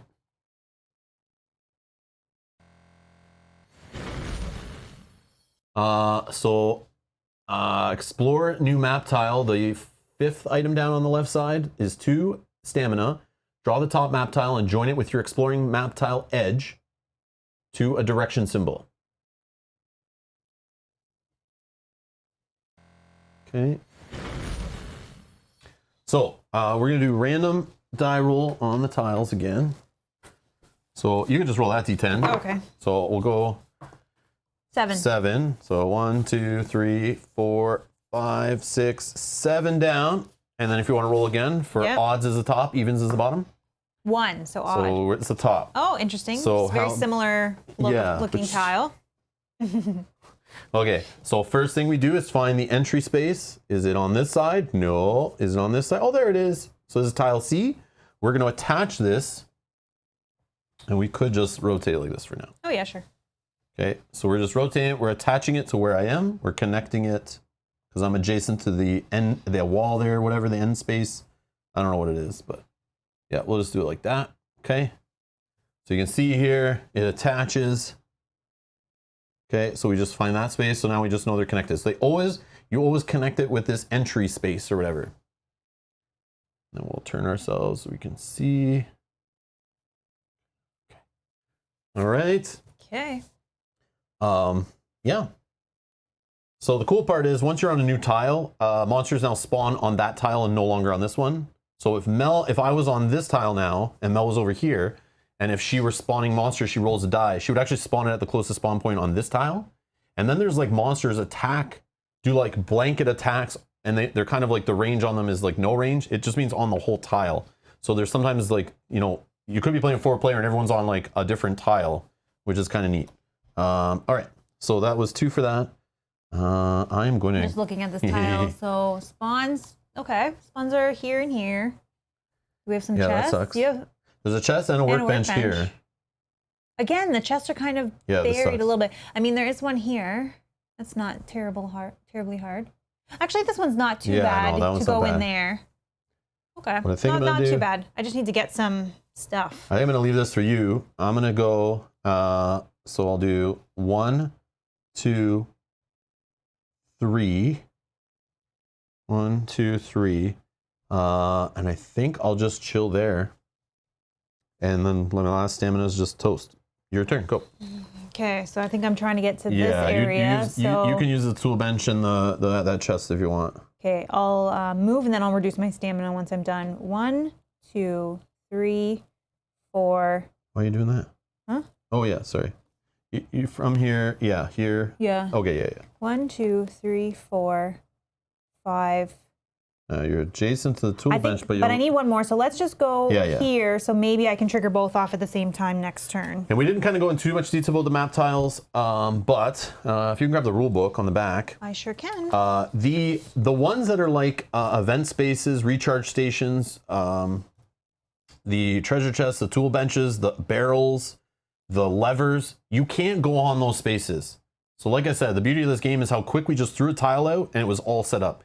Most games you have to find like 3 different tiles to put the room together, find some tiles to put over the walls, find a door token, put a door token against this wall, put a wall token here, and then find a barrel token and a treasure chest token and an enemy spawn token. None of that's here, it's all on the board, but you can't step on them. So there's rubble here that blocks line of sight, these rubble spaces. Okay, they're kind of like subtle, but they are actually spaces we're not allowed to go onto. We can't shoot through. You know, the chapter space, we can't step on any of these things, and enemies can't go through them either. They walk around them. So you got to kind of keep that in mind. It's a little weird, like a little different than the normal games we're used to. But it's clever, like how fast it was set up and ready to go. I love it. I love that part of it. You wanted this? Yeah. So on the back, there's some reference on the back of the manual here explaining, you know, action spaces and things that give you essence, how much they cost. And then there's like all these spaces. So these are all the different things that could be on a map tile. I forgot to show that earlier. It might have made it obvious. But again, you can find this PDF online and kind of look through this to get an idea of what's going on there. If you're having trouble, it's on the back of the reference or the rule book. Okay, we're both done? Okay, yeah, that's So I'll just go for rolling for spawn. It's at 5. I roll a 0, which if we're playing regular standard, which we are, that's a 10. So this resets to 7. Okay, I'll just shuffle We'll this spawn our just in first case. level 1 monster. And there's Do kind of like a this. monster queue. Here, I'll take it. Oh, you take it, yeah. So we got the Thrall. So this guy's level 1, and just like us, he's a unit just like we are. So he has armor, will, health, and stamina he spends to do this little ability here. 2 stamina, have to be adjacent.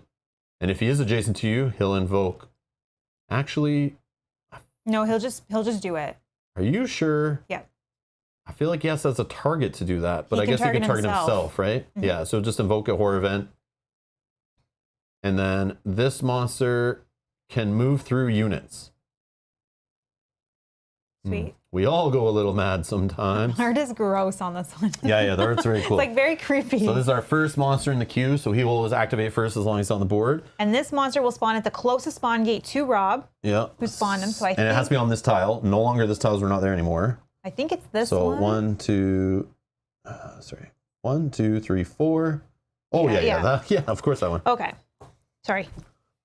So we have our Thrall. Oh, I rolled an 8. So I will it's also spawn. already reset, so we get a monster. It is a Wheelpath.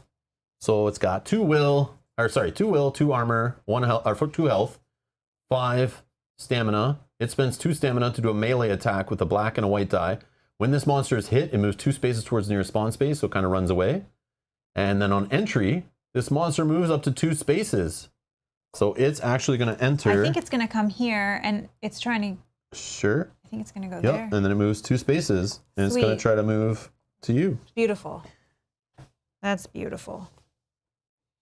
Okay. Horror time. Horror. So we roll the die again. The game die. We got a 9, so it resets. The monster level moves, and then we'll draw a new horrible horror event.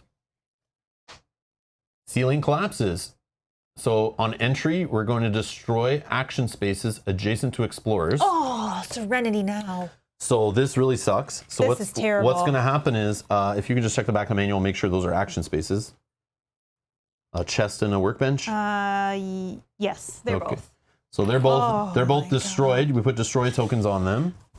So they get covered up. So she literally just lost access to that tool chest and the tool workbench and the treasure chest, or the chest that she was going for, just got destroyed. Table flip now. Yes, Brian, I don't even have agree. a single weapon. Like, I have what's built into my card, but at this point, to not have any weapon. Krista Jan says, Thrall must scream at your face to invoke horror event. Oh, okay, so you are right. Yeah. Okay, I so feel it's like it gotta has to be be you? adjacent to you to do it. Because there are ones that are just like, they just do it with no targeting, means they can do it anywhere. Okay. Oh, that would be, I guess, if it just had just the Yeah. stamina. And it's a level Okay. 1 enemy, so come on, it's got to have some limitation. Yeah. Okay, wow. And yours too. Oh yeah. Yeah, you lose your chest. Oh great. as That's well. Yeah, we haven't even got weapons yet. This is so horrible. Yeah, this is wow. I've never seen it like this. This is crazy. Okay, well we're gonna see if So we now can we're just running back punch to them this with our tile? fists. No, I think we run to Run get back? to items. Like run back and go up. No, run back to these chests or something. I don't know. Well, This is silly. either way, And they're not on trap spaces, so it's not like I can go with this lever and like hit them or anything. They're on normal spaces. This is insane. this is okay. I well, don't want to attack with this crappy little basic item. I do roll a black die. Yeah, but it's a 3 and a 2. And you're gonna spend essence to even get the hits, and they're both 2 health. Oh yes, you gotta attack. So you them have to do times. 2 full attacks and make sure they hit. Yeah, maybe we can just outrun them. Okay, This is so silly. now we're gonna have a monster phase. We didn't have monster phase in the first round because there was no monster. So now we're gonna go, and they're gonna go in priority order. So this Thrall is gonna go first, who is here. He Yep. has 5 stamina, Okay. and he wants to be adjacent to whoever's closest. So 1, 2, 3, 4. 1, 2, 3, 4, 5. Well, actually, this guy, I think.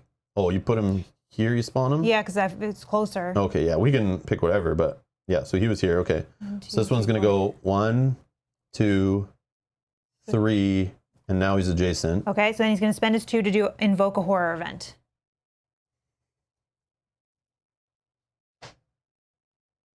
So increase monster threat by 1 for each bound explore event. We don't have any bound explore events. What those are events that come off here that attach to your characters that give them an ongoing ability, which that is not. So yeah, so Okay, it's not so going to. that's So that good. was kind of good that missed.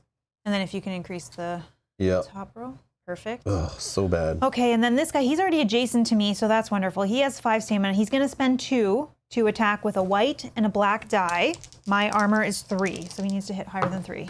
Hey, I need 4. 4, so he hits me for 1. Yeah. Then he's going to spend 2 more to do it again. You can lose essence to prevent the health loss if you No, want. it's okay, 'cause oh, I you have a can- way I to have- heal. Yeah. 3. 3. So it's equal to or higher, then you take the hit. Okay, and then his 1, he's already adjacent to me, so He doesn't need to move. Yep. Okay, So he's done. so they're done. So now it's our turn. New round. Get our stamina back. So 1, 2, 3, 4, 5, 6. Maybe I get to there, or I go 1, 2, 3, 4, 5, 6. No, I'd probably just go to this one. Mhm. You okay with that? Yeah, you do whatever. Okay. I might. Yeah. You're going back, right? Or are you going? Yeah, I have to. Okay, I just didn't want to be by myself. I can't get out the top there, so yeah. Okay. I don't want to sit here fighting 2 1, monsters. 2, 3, 4, 5, 6. I'll just go to here and spend all my stamina and hope that I can get into that chest next turn. This also could let me restore stamina or health. Assuming it doesn't get destroyed. Assuming it doesn't get destroyed, yeah. All right, I'm just gonna go 1.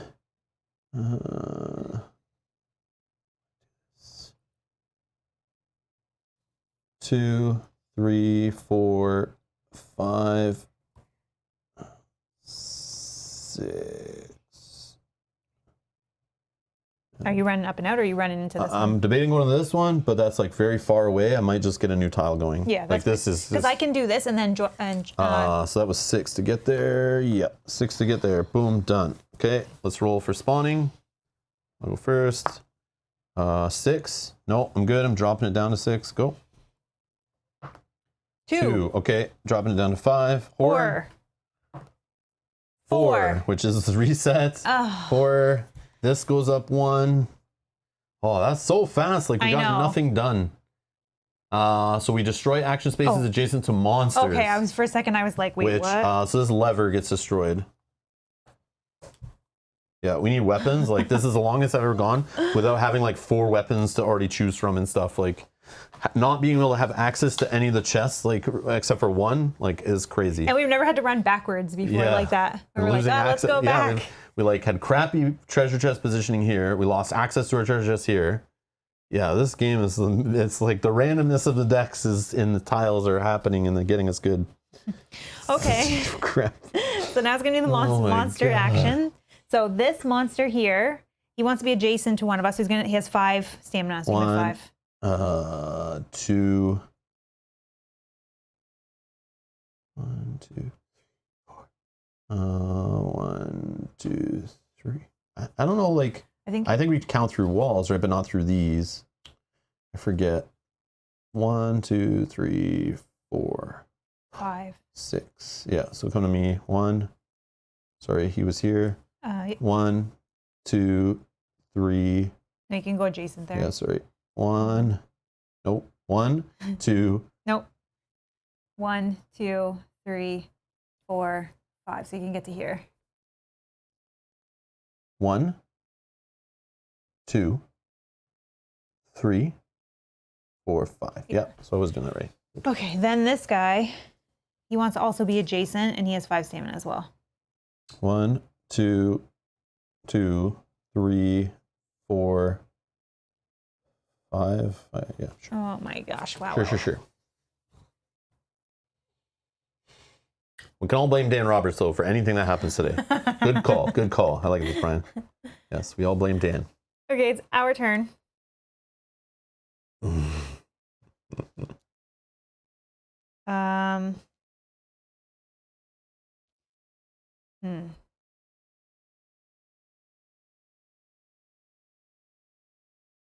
Oh, I could have closed the door. You're right.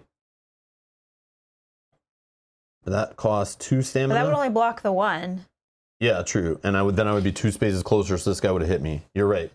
Yeah. You got to remember, yes, you can close doors in this game, and you mark them with the closed door token, and then you can destroy doors, or monsters can destroy doors too, and then you'll just put this little token down to show it's a destroyed door, so you can't close the door ever again. But yeah. Okay, it's our turn. You want to reset your stamina. Mm-hmm. My plan is just to search that chest, hope for a weapon that I can equip, and then... You could do this space too if you wanted afterwards. Yeah, because that's not giving us any bonus. But I'm gonna try to get a new tile going, so it's your call what you want to see first. I probably would want to do the event. Well, do you want me to go draw a new tile, or do you want to go first, see if you get a weapon, and then I can change my direction and come your way if you have a weapon to like fight them off? Okay, I'll go first then. I'll spend 3. Okay. 1, 2, 3 at a chest. We gain an essence. I'm going to do weapon because I can auto-equip a weapon if I get something good. Okay. You want to put them up there? So you're picking 2 from the weapon deck? 2 from the weapon because I want a weapon that I can equip. So the first one is the hunting scope, which is an augment. You can attach it to weapons to increase their weapons range by 1. Okay, not a weapon. Man, oh. Unfortunately, you got 2 augments. So you choose one to keep, and then the other one you put on the top of the deck or in the destroyed pile. Well, This weapon can target through obstacles. Yeah, but so that changes if you get a ranged weapon that doesn't have the cool range. But if I already can have the cool range, I would want the... So I would probably take this one if I were you, let's take just the in bottom case. One. And then I can't equip this. Destroy this one? Yeah, unless you want that. No, I want to get a real weapon. Yeah, we need a real weapon. So we need to really filter through the deck. Okay. So get an essence and cover that I got chest. an essence. Now, I guess... I mean, I could... Remember, you are near a spawn. I know, this is really bad. And I'm near a pit. I need to get away from... No, these guys don't do anything with pits, but anything. I don't like being beside a pit if they can push me. 2 monsters near an exploding barrel? Oh, you're right. Oh! It's almost like I already thought of that. It's almost like I left them there on purpose. Is the wall an obstacle? Yeah, you can't shoot through the wall. No. But I was thinking of, with this range of 3, 1, 2, 3, if as long as I get a hit on my white die, I was already thinking the barrel play could work if they came that way. Mm-hmm. But I wasn't sure. But that's why I went that way instead of going a different way. And the Thrall's attack has a range, right? It has to be adjacent to you to attack. Both of these monsters. Even though it does have the range symbol, it doesn't have any number inside. So it's a melee attack. So yeah. Kind of confusing that. Yeah. But... So if you open the reference sheet, which you can find at like machinaarcana.com, it's like right on the main page. You can open this and kind of look at it while we're playing too, if you're curious, like what's going on, how things work and flow, because everything's kind of explained on this 2-sided sheet. So on the bottom here in the table, you see wall, closed door, and rubble are not passable. They're not obstacles, and you can't target through them with the special range. But they do block line of sight. It's like walls, closed doors, and rubble are the only things that block line of sight always. So there you go. Okay, just trying to get questions as we... Yeah, no worries. Okay, so my biggest thing is, do I go for an event, get some essence, or do I just... You're going to hopefully do that barrel, so... Go a barrel roll. I'll do the event for 3. 1, 2, 3. That'll give me an essence. Okay. I'll put a destroy token on this. Explore event. Yeah. Maybe it's something good. Clean slate. On new round, so as a passive, it will sit here until it gets changed. Remove horror markers from cards in play. Okay. Again. It's not doing anything right now, but that could help us later.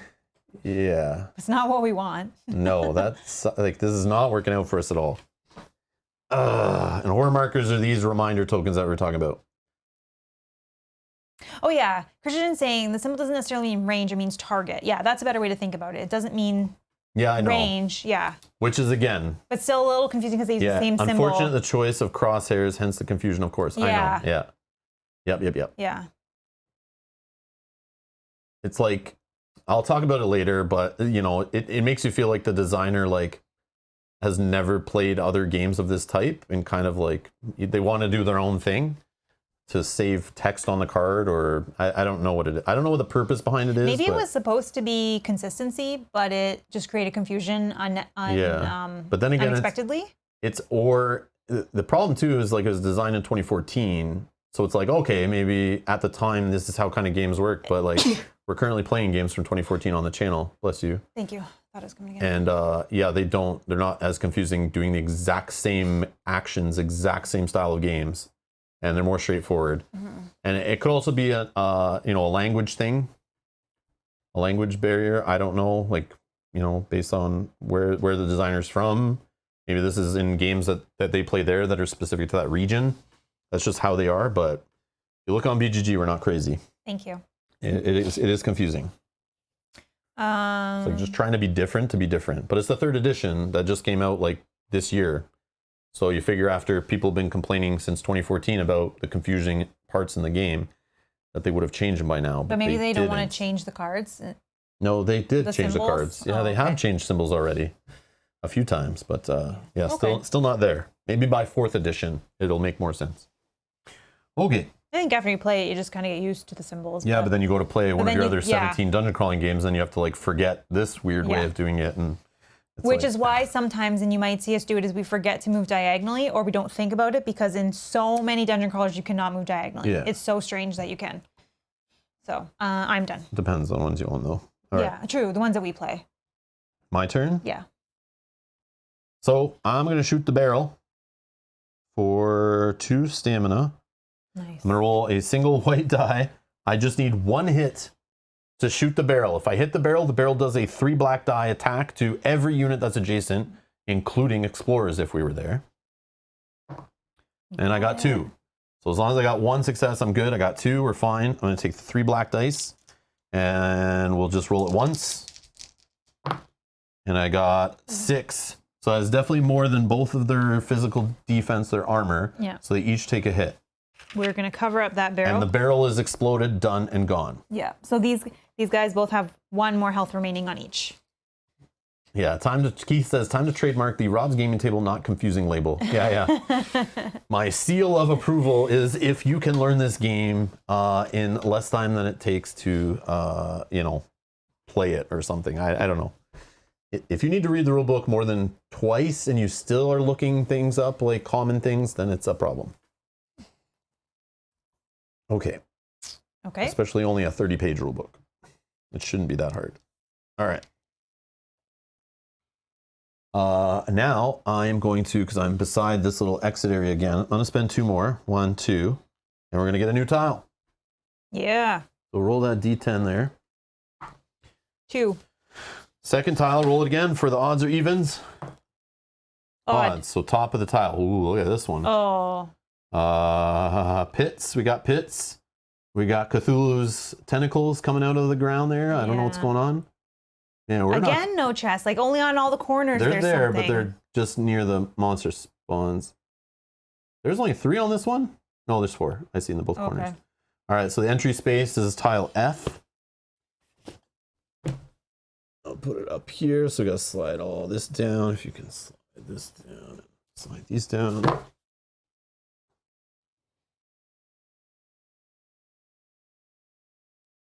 There we go. Perfect. We did it.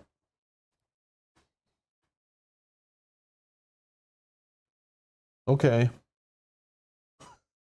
Wow. It's like I want to go on here, but the then monster, once you get in, the if you don't monster have enough, spawns are like right Yeah. beside.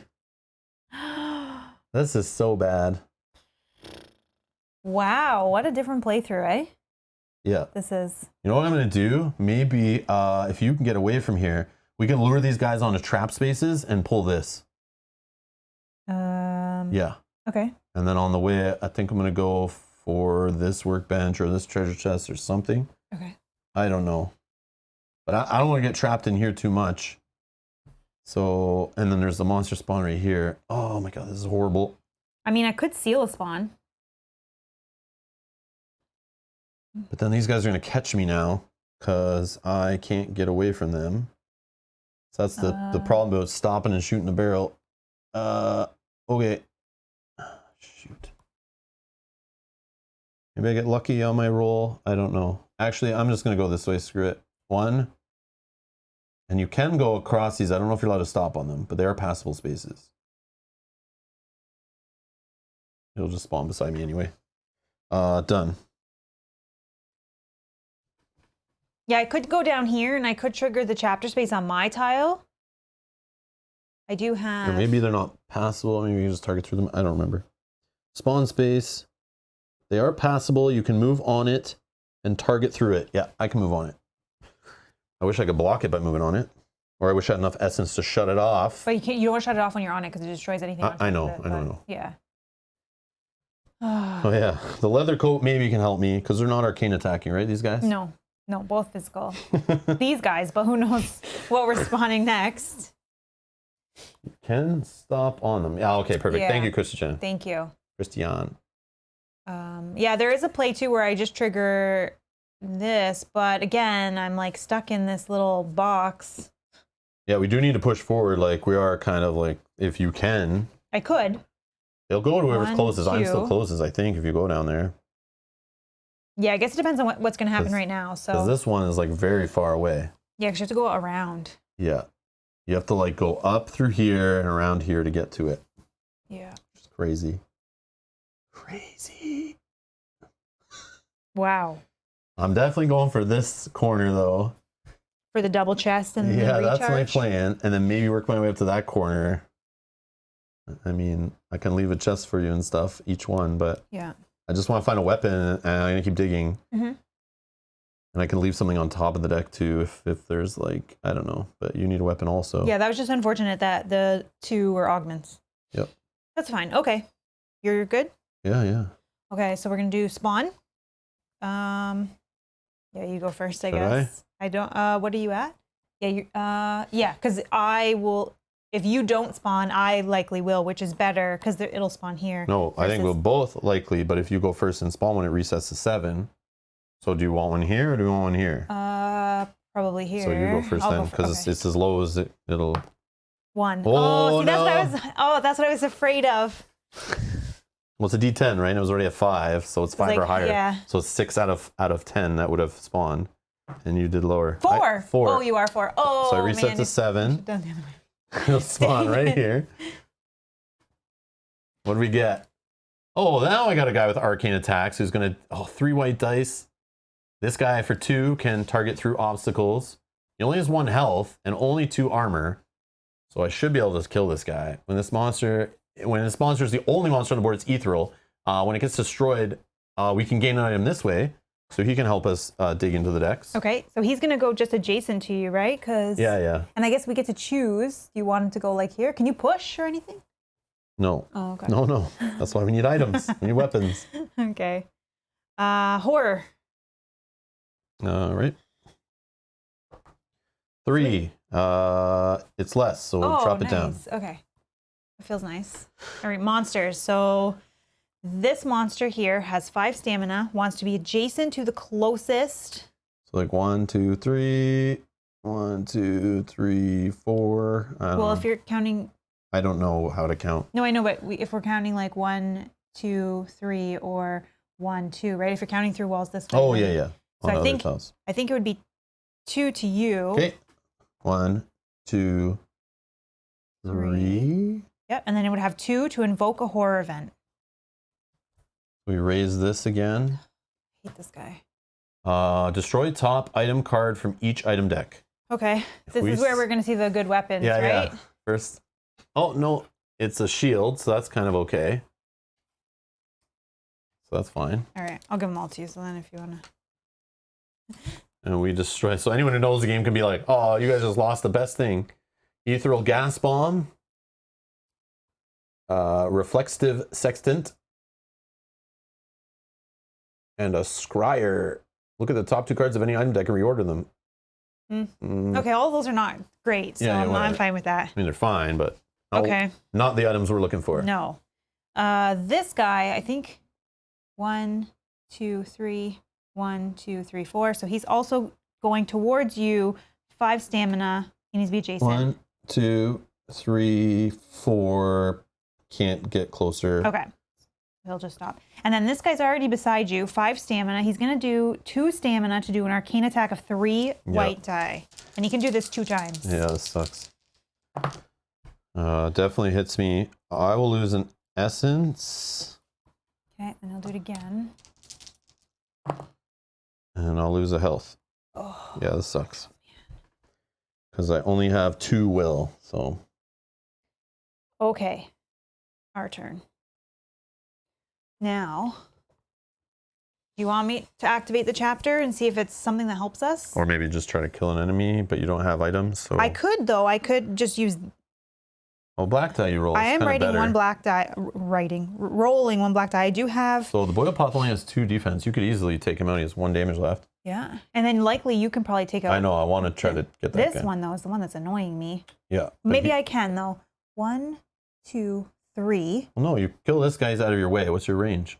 Oh, you have to be adjacent. So I was just trying to see if I could do it 2 times. 1, 2, hit him, and then 1 and hit him.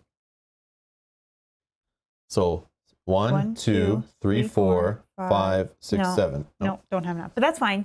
I could at least get rid of 1 potentially. 1, 2. Okay, then I'll do my attack on my character card, which is 1 black die. Mm-hmm. Remember, you have lots of essence, so you can spend them to make sure you hit too, right? Yeah, we're going on this guy. Rob, reset stamina. Yeah, it's our turn. Oh, I haven't gone yet. Yeah. Thank you. Doc, I forget all the time. So I need to get 2 or Thank higher. you, Doc. I got 2, so I don't even need to spend essence, so that's good. So this monster's dead. Let's take him off the board. Now I get a essence. However, I can, when I kill, I can restore 1 health. Oh, you actually have a recharge station here. If you just like stayed here, adjacent to him, then I can. You might be able to get some extra stamina out of it, or health. Or... You're right. That's better play. No, that's Christian. Thank you. Yeah. Better play. Okay. So here I can. Yeah, let's restore a health. And then we can show the recharge stations how they work too. Okay. But I didn't spend the stamina to fight. Mm-hmm. Oh, so then I only moved. Oh, I still moved 2. Yeah. 2 to get it just 1, that 2. guy. Yep. And then 2 to fight. Okay, then we'll spend 1 on the recharge station. Yep. Can't speak English. Okay, so the recharge station allows you to roll the yellow die, which could give you a blank, could give you health, or could give you varying amounts of stamina. Yep. 2 stamina. So you spent 1, you got 2 back. Oh, so. Perfect. Okay, this is good. So then I have enough now that I can move 1 here, and then I can spend 2 and attack. Black die, armor of 3. 3. Boom. Dead. Okay, good. So gain an essence. Thrall is gone. He's destroyed to the discard pile. Take this. Okay. So this is a good example, Christian, thank you, but this is the tactics of the game. There's like so much to think about on spending every single stamina, usually based on your environment, the enemy positioning, their AI, their movement, the other players at the table, what stamina they have, what ability they have, what your stats are, what equipment you have. Like it'll get even crazier, which is awesome. Machina Arcana is here. Hello. Thanks for stopping in. Optimistic early game? No, early game it's been not. Yeah. It's been rough so far. It's been rough. Yeah, rough is a good. We're on the 3rd tile. We haven't even completed the first chapter because treasure chest placement was very bad, and the horror event destroyed treasure chests as we were standing right beside them trying to get our weapons. And it's fallen apart already. This is the toughest we've ever seen this game. Yeah. And this thrall kept activating. Yeah. Yeah. Very bad. Very bad. But hopefully we can make it up in the mid game here. Still not having a weapon that feels My turn? really bad. Yeah, your turn. Yeah. All right. I am going to try to attack the Yadithian Yep. for a 2. 2 armor and 1 health. 2 armor. Okay, so I'm just rolling a white die. Did yours? Yeah, you got to remember when you hit guys. I know you were just killing them, but yeah. One time I did essence, one time I did the health. Oh, no, I meant the stamina reduction. Oh. That can be huge right now. But I killed them to like slow them down, you know, so they don't attack twice. So I got 1. Oh, I don't have my essence. I spent it. I forgot about that. Okay. Yeah, I shouldn't have spent that essence before, but so unfortunately, I got to do it again. Oh, but I'm just trying to roll the 2 on the 2 sides. 2 sides, yeah. Yeah, that was a bad play. I should have kept the essence before. Oh, no, you know what I should do? I should have went to the chest first. I'm going to redo the turn. I'm going to show you why. I forgot I did not have this essence anymore that I spent. So best play, I think. You have range. Yeah, I have range. So what I should be doing is moving 1. Oh, you're right. Sorry. Rod's saying this monster's ethereal. Oh, because he's the only monster on the board? Yeah, so we can't attack him. Okay. Sorry. So I probably should have let you go first. Yeah, whoops. Sorry, that was... Whoops, we messed up. But like I said, we're going to mess up tons today for sure. And then, so as long as you get an idea of what the game is like, that's what we're here to do. One thing that we may have been doing wrong, so Machina Arcana says, FYI, monsters find out nearest explorer by counting steps as if they were moving normally, not through walls. Okay. Not through walls. Okay. Oh, okay. So we'll have to make sure we do that correctly. Yeah. Thank you. Yeah. I should have let Rob go first on that play. Because I forgot that this guy turns... 1, 2, 3. Okay, so I'm going to try this chest here. Yep. I'll put a destroy token for you. And 2 weapons, which I won't even be able to equip yet, but let's see if we get anything good this time or if it's all garbage.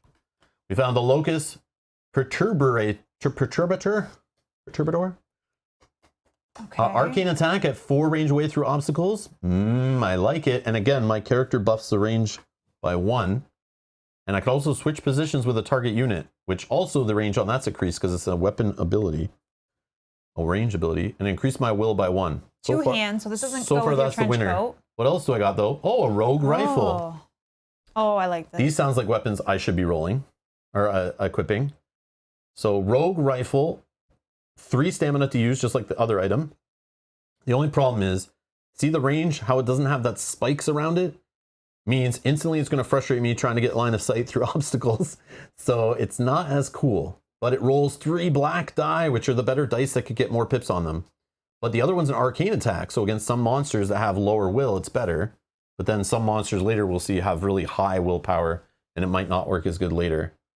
When you kill, look at the top 2 cards of 1 item deck and reorder them. Not bad if you're trying to dig. Problem is both of these weapons don't work with your trench coat. But, I mean... That's a question. Machina Arcana. When 1 hand is unequipped, I'm assuming this would mean both hands are equipped, right? So I would lose the trench coat. Oh, I actually had an increase on my roll. Oh, so it doesn't matter. Right? Because technically I have 1 hand unequipped. Yeah, but we couldn't target him anyways. I have all my hands are unequipped. At that time, yeah. I would assume. Yeah. So what do you think here? I feel like I go with the top one. Yeah, I like that. Well, the 3 black die are better than 3 white die. She's correct. Mel is correct. Yeah, it doesn't work. Oh, okay. Perfect. But you can still have it equipped for the armor symbols on the bottom. Yeah, it just doesn't give absolutely. you the bonus. But yeah, 3 black die are better. Now there's a dilemma here because 3 black die are better than 3 white die, but being able to target through any obstacles is better than not. And Arcane's pretty good. Dan says rifle is a beast. Yeah, because of the 3 black die, right? Is that what you're thinking? And also the But I need like line of sight, like no obstacles. So if like there's a chest between me and the enemy, I have to like waste movement points to get around it, and then might not be able to attack twice in the same turn. At least with the Locust, based on our plays before, having that line of sight through obstacles means I probably get to fire it twice on a turn. The other one, I'll do it way less. Yeah, because you might have to position yourself. So I think I'm going with the top one. And Ra's is saying, remember your explorer's passive +1 range on range weapons abilities. So these are range 5, and range 5. Which is crazy. That's like almost halfway across the map. Monsters only get stronger. You'll need those black dice. I like rolling black dice too, so I usually prioritize those as well. But again, though, being able to target through things is also huge. I know. And I can be more of a chicken, like running away and hiding behind things. And if you're taking the top one, then put the bottom one on the top deck, and I'll take that. 6 in one, half dozen the other. Yeah. Exactly. But yeah, if you want the top one, The I would rather the dice, bottom. like so. on Arcane. Can I see the monsters we've had already? We got 4 will, 2 will. Yeah, it just depends on the monsters you see. It's like Arcane could be better or not. All right, I'll go with the rifle. Mel scope is good for either of them. Oh, yeah. That's right. You have the scope. Oh, yeah, I have the scope. So then I would give the scope to Rob. Oh, wait, which one did you take? I'm taking the rifle. Yeah, so I would give the scope. So rifle unequipped. Do you want this on the top? Would you use this, or should this go in the destroyed? Well, here's my dilemma. I want a weapon. Your choice. I don't care.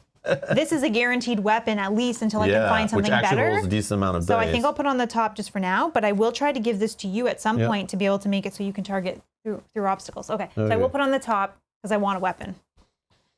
Can I get an essence from that chest? Yeah.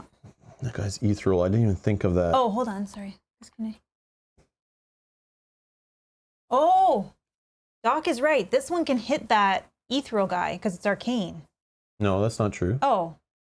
That is not true. It has to say it can target ethereal, or it has to not target units. So if it's like an adjacent unit, it can hit it. If it has like a splash effect. Yeah, that one can't. Okay, so but I am gonna put that on top because I'll take that in the meantime.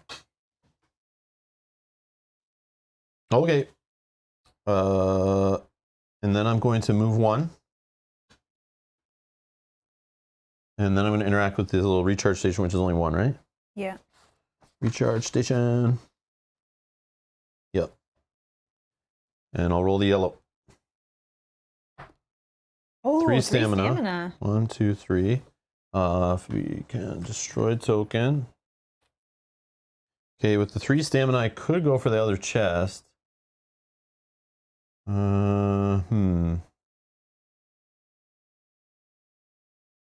Or you can equip your weapon. Or I could equip the weapon. Because it costs 3 to do that. The only thing I'm thinking is going for the chest. He hits arcane attack. Yeah. I'm debating going for an arcane item, which could add some more like will, and then maybe I don't get hit as hard. Yeah, that's not a bad play either. Because I can't even fight this guy. No, Yogi, Rob doesn't auto-equip weapon. He equips armor, I equip... Apparel I equip, yeah. Apparel, and I equip weapons. All right, I'm going to just check the other chest. 1, 2, 3. Okay, put that on there. And I'll take, let's take an apparel and an arcane. And I get an essence for doing this. Let's see what we get. Our arcane item, charmed mouth organ. So for 1 stamina, I roll the game die. If I get a 9 or higher, I restore an essence. And it adds 1 will. But I can't equip this yet. Or this apparel, checkerboard cravat. This is an augment. I can discard this to restore 1 health. But it also has a passive ability here. When you gain apparel, restore 1 stamina. But it also gives me a will. I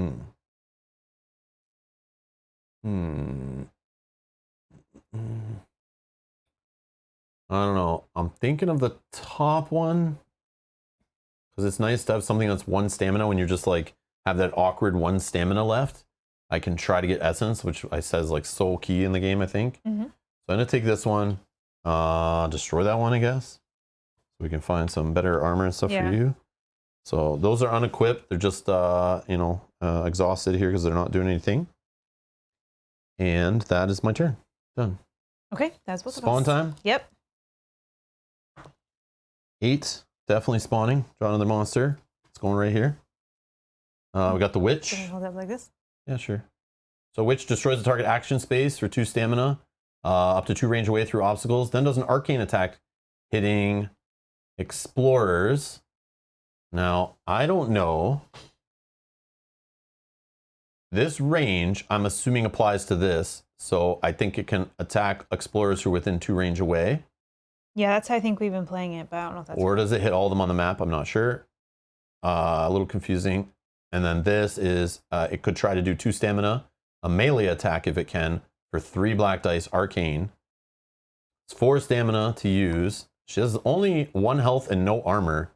So she's horrible. But She's easy to kill, though. yeah, we're going to try to kill her quick, but she's going to be trouble. 8. So I also spawn a monster. Cthulhu. This one's immobile. It just kind of like stays there. It's a big, disgusting tree. If there's a wounded monster, for 1 stamina, it will restore health to monsters. And that's, since this doesn't have a targeting symbol, it's the whole tile. Otherwise, arcane attack, and it hits all explorers on the tile for 3 white dice. Awesome. Which is crazy. So that one is going to spawn on my tile here. So that's good because I'm going to jump off this tile next turn. And the closest spawn gate to me is this one. Yeah, I can't auto-equip the peril item, guys. I couldn't auto-equip it being a gunman. You can only auto-equip a main item. I had to read this in the rules like 15 times before, like really slowly, before I understood like what it was saying. You can only equip a main peril item. So right now my main item is a trench coat. Upgrading an item or augmenting an item is a whole different thing. So you can do that during a use inventory or use it at a workbench. But the gain item ability, I'm allowed to equip a main item. So if I wanted to take a helmet or a new armor, any new apparel, so this apparel becomes my main item. But if I want to take a new main item, I have to discard or unequip this one and take a new one. And it's only a main item, not an upgrade. So if I took a hat or a boots now, those would be an upgrade. So I couldn't auto-equip them because they're not equipping a main item. Okay. I think that's how it works. I might be explaining that a little incorrectly. But again, it's a little confusing. It's not the most straightforward system, that's for sure. All right. All right. So now we're going to on to horror. Want me to roll it? Yeah, please. It's at 3. 1. Wow, it's down to 2. Oh, you can't see that, but it is a 1. I've never seen us go that low before, but That's we're good. lucky. We had a few in a row, so that's good. Okay. Monster spawn. So we're starting with this monster here, who is not adjacent to anybody, but it doesn't need. It has range of 3. Okay, so we'll deal with which one we get to it, but yeah, go ahead. Sorry, so it has range of 3. And it is 1, 2, or 1. I have 4 health. How much do you have? I think you're actually 2 away, right? I'm closer, I think. Oh, yeah, you are. Yep. You are. Yep. Sorry. So this is going to do an arcane attack of 3 white dice on me. My will is 2. 4. Got 4. Okay, so that hits me. And it's going to do that one more time because that's 5 stamina. And that costs 2. So he's no longer ethereal because at least there's not a unit on the board. Or 2. Oh, he only got 1. So he doesn't hit me So why did this one go here? because I'm on this tile. Oh, that's right. I forgot about that. But I'm going to leave this tile anyway, Yeah, so then yeah. it won't do anything after that. So this one missed? That one missed. It's a blank hit and a blank. Yeah, and I have 2 will, so I block that. Okay, so second now the attack. witch, Machina Arcana, is saying in the chat. Oh, sorry. He has 1 more, or Oh. it has 1 more stamina, so I'm just going to move 1 more Okay, yep. to get adjacent. So all of his stamina is used now. All of his stamina is So used. now the witch says, witch, with first ability, first priority, she asks herself, can I lose 2 stamina and target an action space within range 2? Ignore obstacles in line of sight. No, she'll play the first ability only if the action space is targetable. Inner path towards the nearest explorer. She won't move outside that path just to destroy an action space. That's the way we were playing before, so that's good. That's okay. So in this Good. case, I just need to do this for a sec so I can see. In this case, like there is a space 2, but it's not targetable, is what you're saying. That's too far. 1, I know, 2, 3. but that's the closest one, I think. So how far is their target? 2? 2, Okay. So she can't. So she'll go to the next action. which is... Is she adjacent to somebody to do an arcane attack for 3 black dice? No. Okay. Now she'll start moving. Who's closest?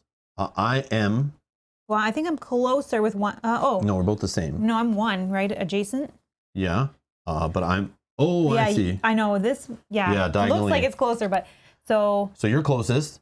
So she wants to move to you. yeah. She But has 4 stamina. oh, she is adjacent already. Yeah, she can hit you. She can hit me. Yeah, yeah. So she can hit me for 3 black die, arcane attack. Wonderful. 3 black die is way worse than 3 white. Yeah, I'm assuming on the edge of this tile, she has, she's adjacent because she can go diagonal to you there. Yeah. Even though there's a unit here, I think she's adjacent to you. I don't know if the wall and the unit pinch. Because in some games we play it does, and others we play it doesn't. Burn the witch! Burn the witch! Okay. Sorry, so she rolled 2, my will is 2, so she hits me. And then she's going to do that again because she has 4 stamina total. She hits me again. Oh, I'm down to 2 health. I'm going to need to use this ability to restore some health. Okay. And then let's do the tree. She can attack immediately. Yeah, that sucks. I know I could lose some of this, but I don't want to yet. So the tree says, if there's a wounded monster, remove 1 health from monsters. Otherwise, attack 3 all explorers on the tile. So you're getting fired at for 3 white dice, arcane attack, right? Yep. This one I'll lose in essence. So this is 3. 3 Your hits. will is 2? 2, yeah. I have no armor yet. Wow, you need the heals. Well, I can heal with this, so If it's you not the kill. worst. Yeah. Like this is 1. This is 1. This is the tree is 1, but I'm not going for the tree. I need to get some chests. Okay. Our turn. Wow. Wow. Okay. Technically, I could try to fight both of them and then move off this tile. Well, remember, the one guy's ethereal, so he's got to be hit first and kill first. Yeah, this one. Yeah. Okay. They're only both 1 health each, yeah. Because then I could restore up to 2 health and be back at 4. Yeah, true. 2, 2, and then I would still have 2 that I can move off of this tile. Oh, sorry. I got it. Okay. Your turn. I'll go first. I'm going to hit this guy because he will be ethereal if he's the only unit. So I'm attacking, which is my basic weapon. There is this guy protecting that too. If That you is want to true. if you want to try the witch first, you're still fine because there's a monster here. No, I think it's fine. I roll 1 black die on this monster here with 2 armor. 2, dead. Only has 1 health. Okay, so he is dead. I will, when you kill, you can restore 1 health instead of restoring an essence. I will do that. Discard. Then I'll, oh, I didn't spend 2, sorry. Then I will spend 2 to do that again on the witch. 3, armor of 0, so that kills the witch. She's also only 1 health.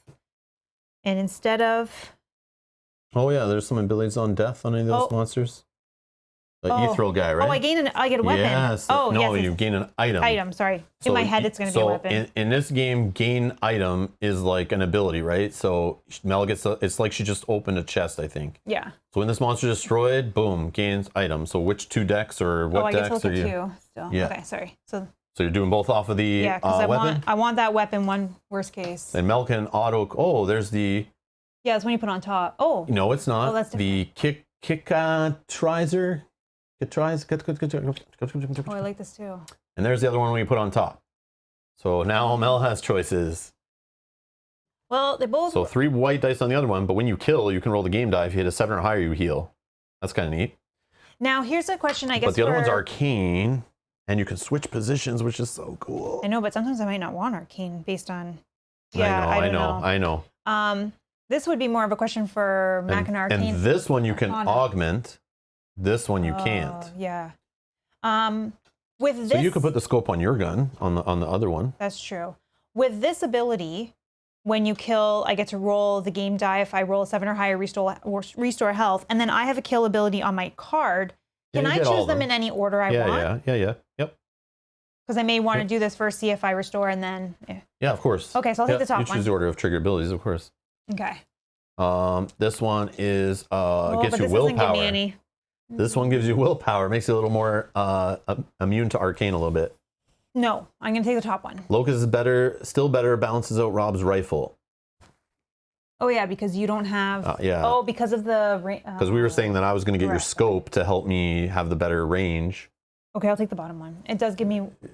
Yeah. And you can equip this right away because you are a bruiser. Yes. And as a main item. And this one, you choose what you do with it. Well, I think if we're digging, we'll put this down because we don't want that. And we want less in there for when the level 2 items get shuffled in, if we make it that far. That's true. And then we can find some better stuff. So filtering the deck is a strategy, I'm sure. Okay, then this witch died.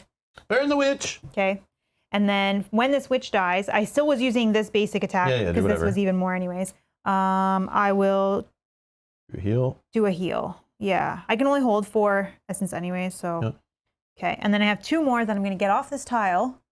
And where's the chest? Up that way? Yeah. So let's go 1, 2 right beside you. Okay. Okay, my turn. I'm going to spend 1, 2, 3. I'm going to equip. And equip. And in an equip, you can't do a trade, right? Is this where we can trade? What do you want from me? No, I want to give you this. I'm just joking. I'm just joking. Well, I think that's a trade. Hold on. Oh, give any number of items to adjacent. Yeah, so you'd only be able to give. No, give and receive any number of items from an adjacent explorer. Oh, then here, take this. But that I would have to spend 2 to do that. I'm doing use inventory. Oh, is that the same? Hold on. So, no, here, we can bring it up on screen. So in the top left there, we see use inventory. This is what I was doing, was unequip all your items, equip any number of main items, then upgrade or augment any number of equipped items, and then give any number of items to an adjacent explorer. But then the trade action is you can give and receive any number of items from an adjacent explorer. So I have to do 5 stamina if I want to take your thing, but I would obviously do the trade first and then equip, but it's expensive. You can. Machina Arcana. Well, let's look in the rule book. Maybe it's just a reference sheet, right? Yeah, so maybe the rule book... I thought I read that when you do the use equip, you can, but maybe I just want to make sure that if I can give it to you now to save actions. Use inventory. Page 19.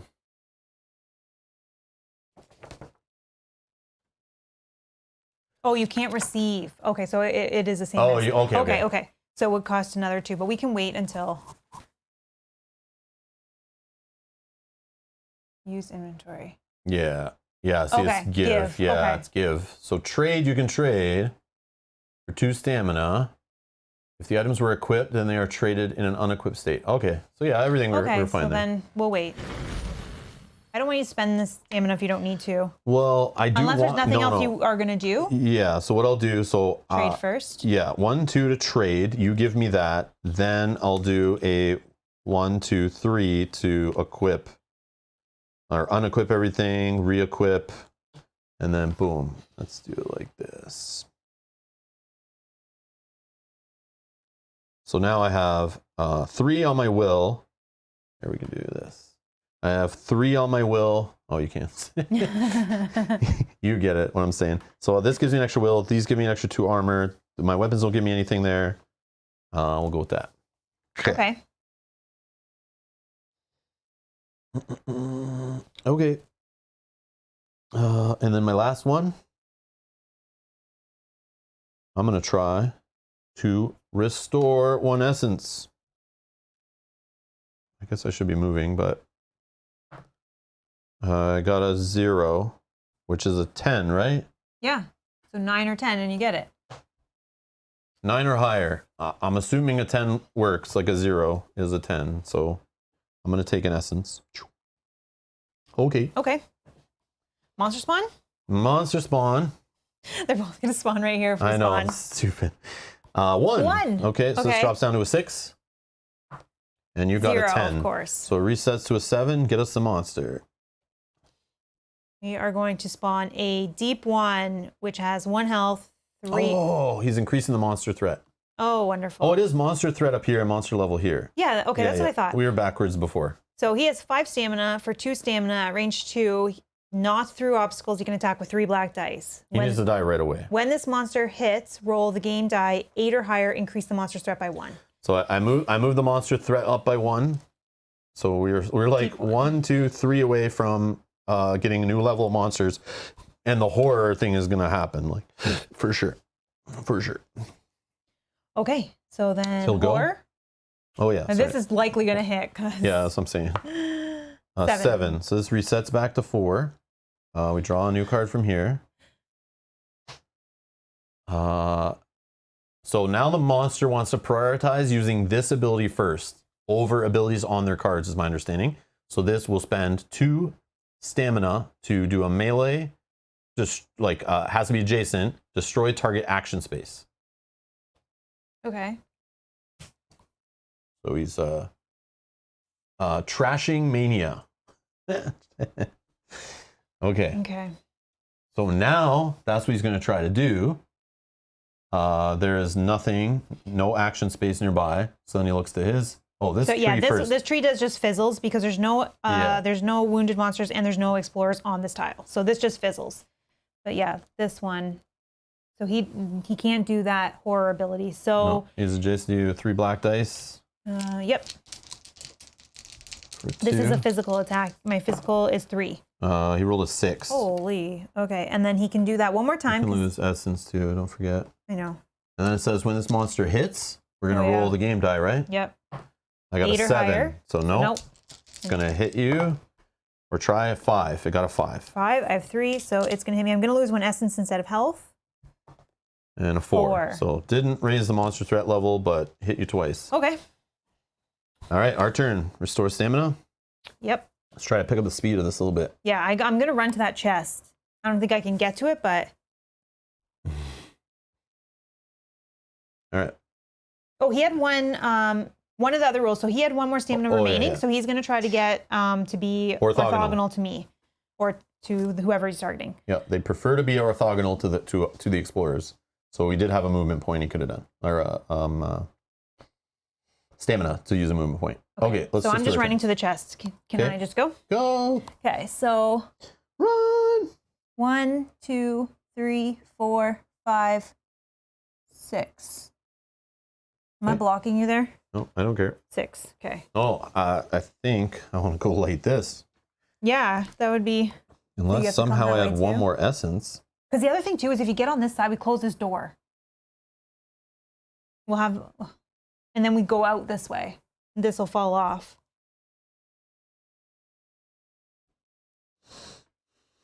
All right, so I'm gonna go. I'm gonna try to shoot this guy. I'm pretty sure I have range of line of sight with no obstacles in my way to this stupid deep one. So 1, 2, and 3 on the rifle. Actually, let me see his stats. Yeah, I should, 3 and 3. I should use the rifle. Health. So 3 black.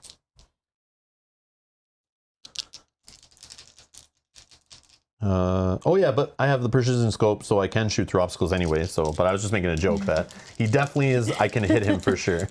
Hey, Matouche. Hey, Matouche. Oh, that's a very good roll. I rolled. Wow, I rolled 6, 7, 8. But in this game, it just has to be equal or higher.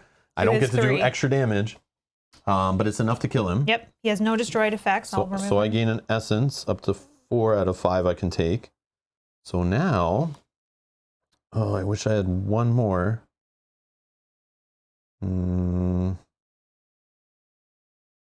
Yeah, I wish I had 1 more so I go close that spawn or the monster spawn gate to. I think it's fine as long as if we can close that door up there, it gives us a little more time. All right, so I'll just do 1, 2, 3 for movement. 1, 2, 3 for movement. Okay.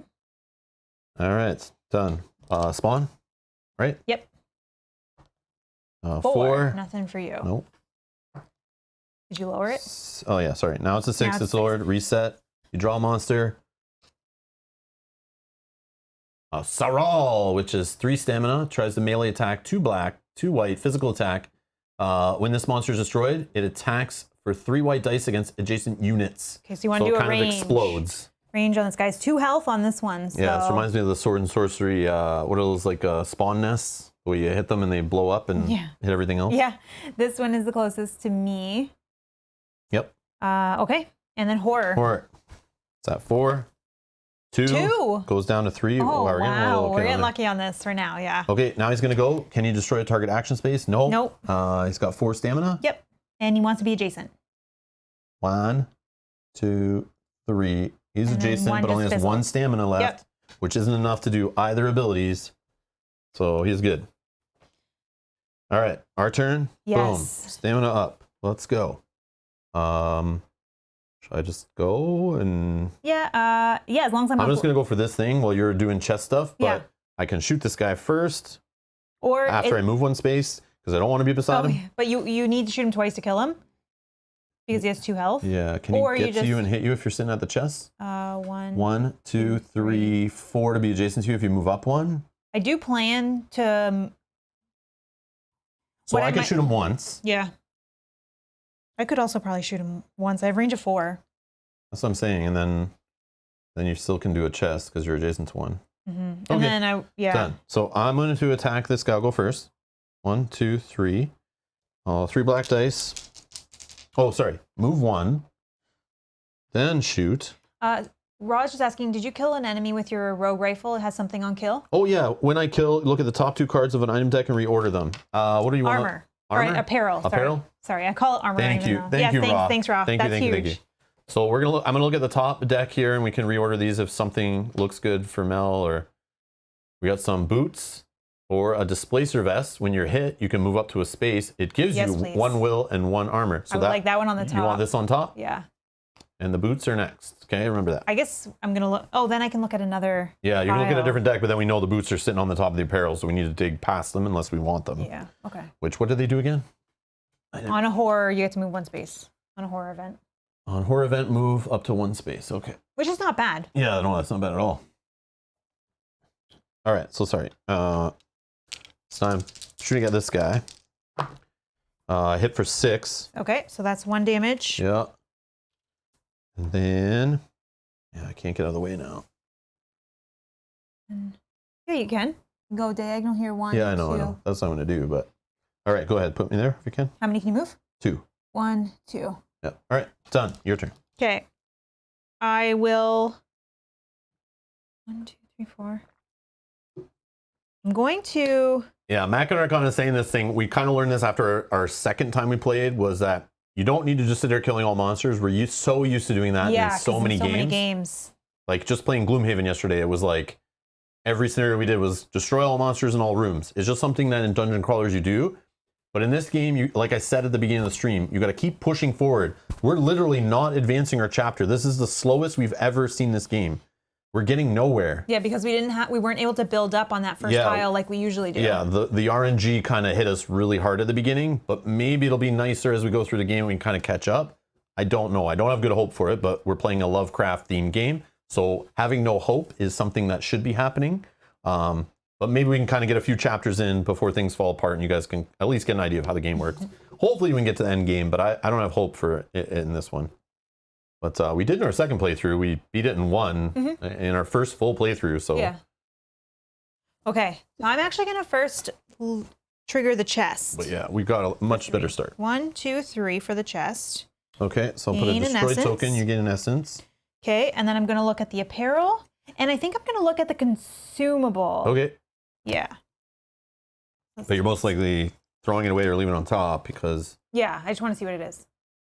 So Displacer Vest, of course, we already know about. Yes, and the Fuliginous Flask, which for 1 stamina, you can target your space or adjacent. You throw this thing away, as all consumables, I'm pretty sure you do throw them away. That's what the X is for. Target unit is ethereal, and explorers can target ethereal units. Okay, so I just wanted to kind of see if... So you can make yourself ethereal, and then everyone for the rest of the round gets to target ethereal units. Okay. Pretty cool. I'm going to take the Displacer Vest, though, and... Do you want this consumable on the top of that deck? Sure, or yeah, in the that discard sounds pile? good. So I'll put that on the top. I cannot equip that yet.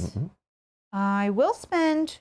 You're going to shoot this Thrall guy, or... Because he is going to move up, but maybe he doesn't move up far enough to even hit you. He wouldn't be able to hit me if I move back. If I move back But remember, 1, if he's adjacent to you and you hit him, it's like, they're going to hurt you. 1, 2, 3, 4. Yeah, he doesn't have enough to do anything to you, even from that space. My idea was maybe I move back 1. Yeah. Oh, actually, 1, 2, 3. No, I have to hit him from there. Maybe I just do it. That would give me a health if I kill him. Yeah, that's true. Yeah, maybe I'll just do it for the health. So I'll spend 3. I can target. This is arcane attack. His arcane is only, or his will is 2. 3 white dice. range of 4. Can we quote you on that? On having no hope bit? Yes, please. So I only rolled 1. So I need to spend an essence in order to make this a successful hit. Yeah. So she's I'm gonna do that. So in this game you can spend essence to add pips basically to your roll, add successes. So she only had 1. She needs equal to or higher than, and this guy has 2 on his we can see that guy. Yeah, he only has 2 on his will, so yeah, and I want it to be a success. So I spent the essence. He's dead. When this monster is destroyed, it attacks 3 white against adjacent units. There's no one adjacent. And then he comes off the board. And then my kill ability is I can restore 1 health instead of an essence, which I will do to try to bring myself back up. My max is 6. Okay, and then I'm done. Okay. So we're both done? We're both done, yes. Spawn. 1. Oh. 3. Oh, nice. Down to 5. Okay. Horror. Horror 3 right now. I rolled a 6, so I reset it to 4. Draw a horror event. Increase the monster level. Uh-oh. Or monster threat. Increase monsters' attack rolls by 1 is the new passive ability. Vicious Tack. Okay. Luckily, there's no monsters gonna. This monster just fizzles, so it's our turn. We need to. Yep. Okay. Are you okay? Oh, do you want to light the chapter? Sure. Yeah, you light the chapter first in case it's something good. But what if it's? I don't know what it is. I don't remember. Items? Yeah, if it's like use inventory. Okay, let me go first then. Or adding new items to the deck. No, you want to go after. So I want to go after if it's adding more items. Unless you really want that displacer vest. Oh no, you already got it. I have it. I just need to equip it. Oh, okay. Then let me go first. Yeah, then. you go. Okay, okay. Okay, so I'm just gonna move 1. So I'm adjacent to this thing here. Okay, I'm then gonna do what is called. I can't believe it took this long to do this. We normally do this first one really fast. But I am going to activate an unlit chapter space, which is 3 stamina, 3 essence, and basically we have to advance the chapter. That's as simple as I can explain it. Okay, so put destroy token on it, so we can't do that one again. So it's been destroyed. I spend 1, 2, 3 essence, and was it 3 stamina I said? Yeah. 1, 2, 3 stamina. Really need to seal off the gates though to slow us down. That's what I wanted to do, but all right. So now we advance the chapter. So we literally flip this little pretty thing here.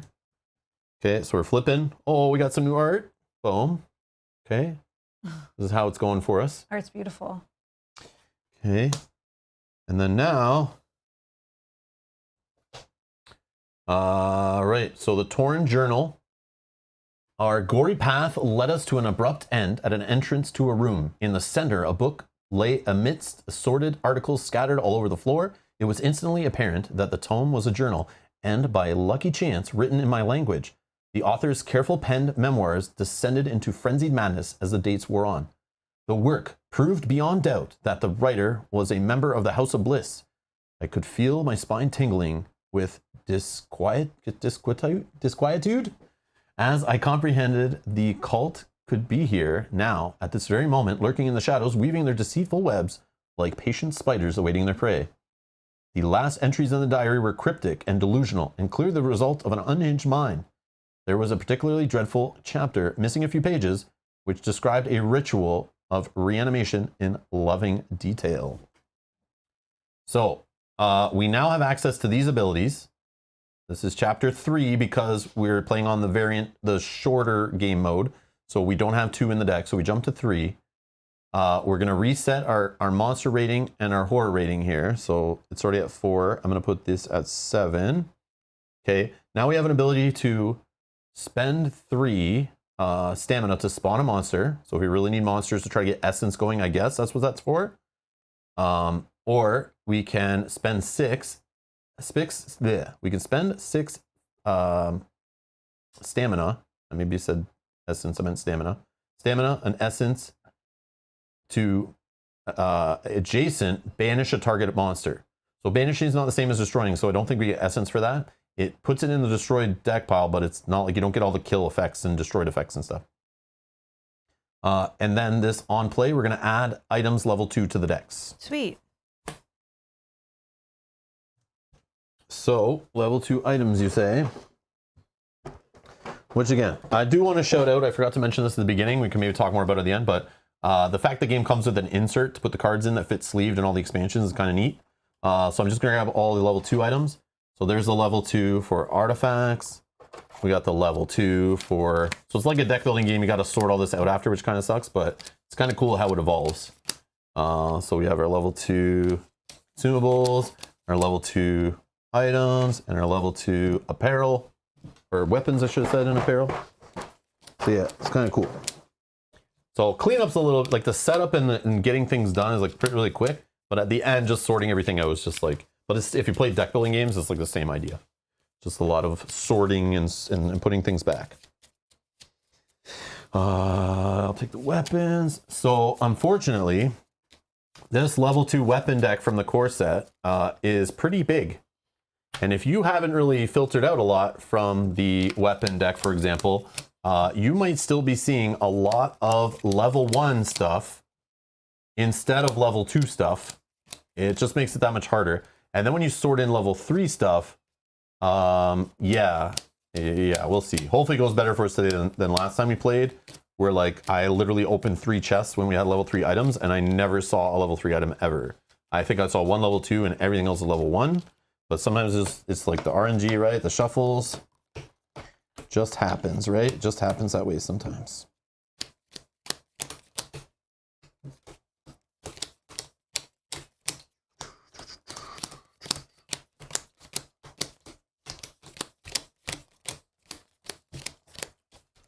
But it is cool. It's a cool way of like progression versus just like earning XP and then buying new gear. It's still like the random, like, you know, your new gear's in the game, but like, will you get it?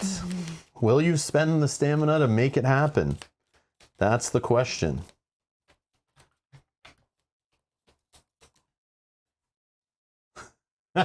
Dan says you need to get on a tile that has more chests. I don't think there is such a thing. Then spring break in Florida. No, you need to get on a tile that has a chest near the entryway, which is or at least close to. Or not like in this crazy maze to get to and back. This is like a very bad tile to start on, I feel. Yeah. Very bad.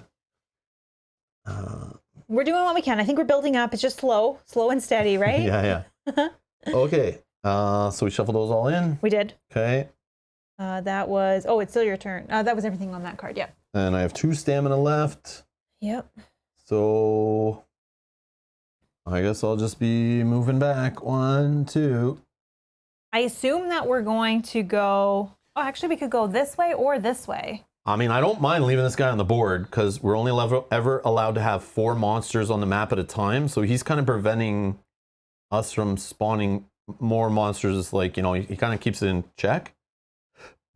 Yeah, that flask is no longer on the top. I know, but it wasn't probably what I would dig for. Yeah, that's fine. I just wanted to see. I'm thinking of going this way. Okay, so then I can. But if you want to do like event spaces, we could go up, do some event spaces. No, I like your idea of maybe leaving him on the board. Go this way. Yeah, because if we go north, we got to drop these 2 map tiles, drop off. Yeah. Because we then now like have progressed further in that direction. So, but again, some of the spots are used on here, so we don't want to keep this one around. So then if we do travel this way, we're probably not going to go this way, but we could pass through here. We could. But then if we expand it this way, then this tile's still off. standing around. Yeah. This one falls off, which is fine. Yeah. There is still a play here with like this lit chapter, so we still need to light 4 it. monsters on a tile, not necessarily. Oh, shoot. Is it? Okay. Oh, So he I thought doesn't it was block 4 anything in then. play. Oh, okay, thank you. 4 on a tile. Okay. I didn't realize that. That sucks. 4 on a tile. Okay. So then we can just go. We can just go north. Awesome. Oh, so it's my turn. I'm so sorry. It's my turn. I'm going to spend 1 to move into this like corner here. I'm going to spend 3. 1, 2, 3 to use this chest as well. Check the flowchart for spawning. Gain an essence.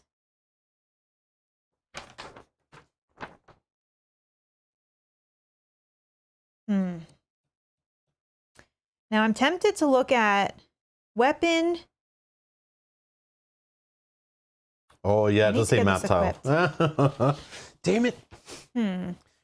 Okay, I'm actually going to look at an arcane. And maybe a weapon. We'll look and see if we have some augments or something. We'll see. We'll see. Do you want to throw those up? We found an Odic timepiece and a circular saw. So one's an arcane item, one's a weapon, single-handed weapon. I believe, yeah, you could. I can. Oh, I think you can equip this as an upgrade, but you can only use one at a time, I think. I don't think because so. I have a dual-handed weapon, I don't think I can equip this anyways. Okay. But this top one here, you can. But then why does, okay, this is where I get confused with this. So let's look at this weapon and look at Mel's weapon. Why does it have this slot? Because not all of them have hand symbols, like this one. Oh, but no, that's an augment. That's different. That attaches to the right. Oh, I don't know. So if I look through the deck, I'll shuffle Upgrade it. on top. Oh, so I could take this and upgrade on top? That's what I'm thinking. That's where I get confused. Like I looked at the book. I didn't think I could because of the 3 hands, but. Yeah, that's the thing. So like there's this one, for example, that has the bottom. Let me look for anything in the weapon deck that has that on the bottom. They all have hands? Yeah. Yeah, because they'll always have a symbol of her hands because they're from that deck. Yeah. Okay. There's this one. This one.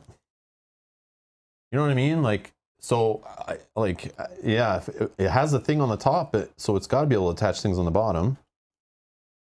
Or things on the bottom can attach to it. So Machina Arcana is saying you can upgrade the locus with the circular. Okay. So I can do that. Okay. That's crazy. Okay. That's the loophole. Oh, okay. Okay. So if I upgrade this, then I have all of these Exploit abilities. the loophole, yes. Okay. So let's see. So if you had these together,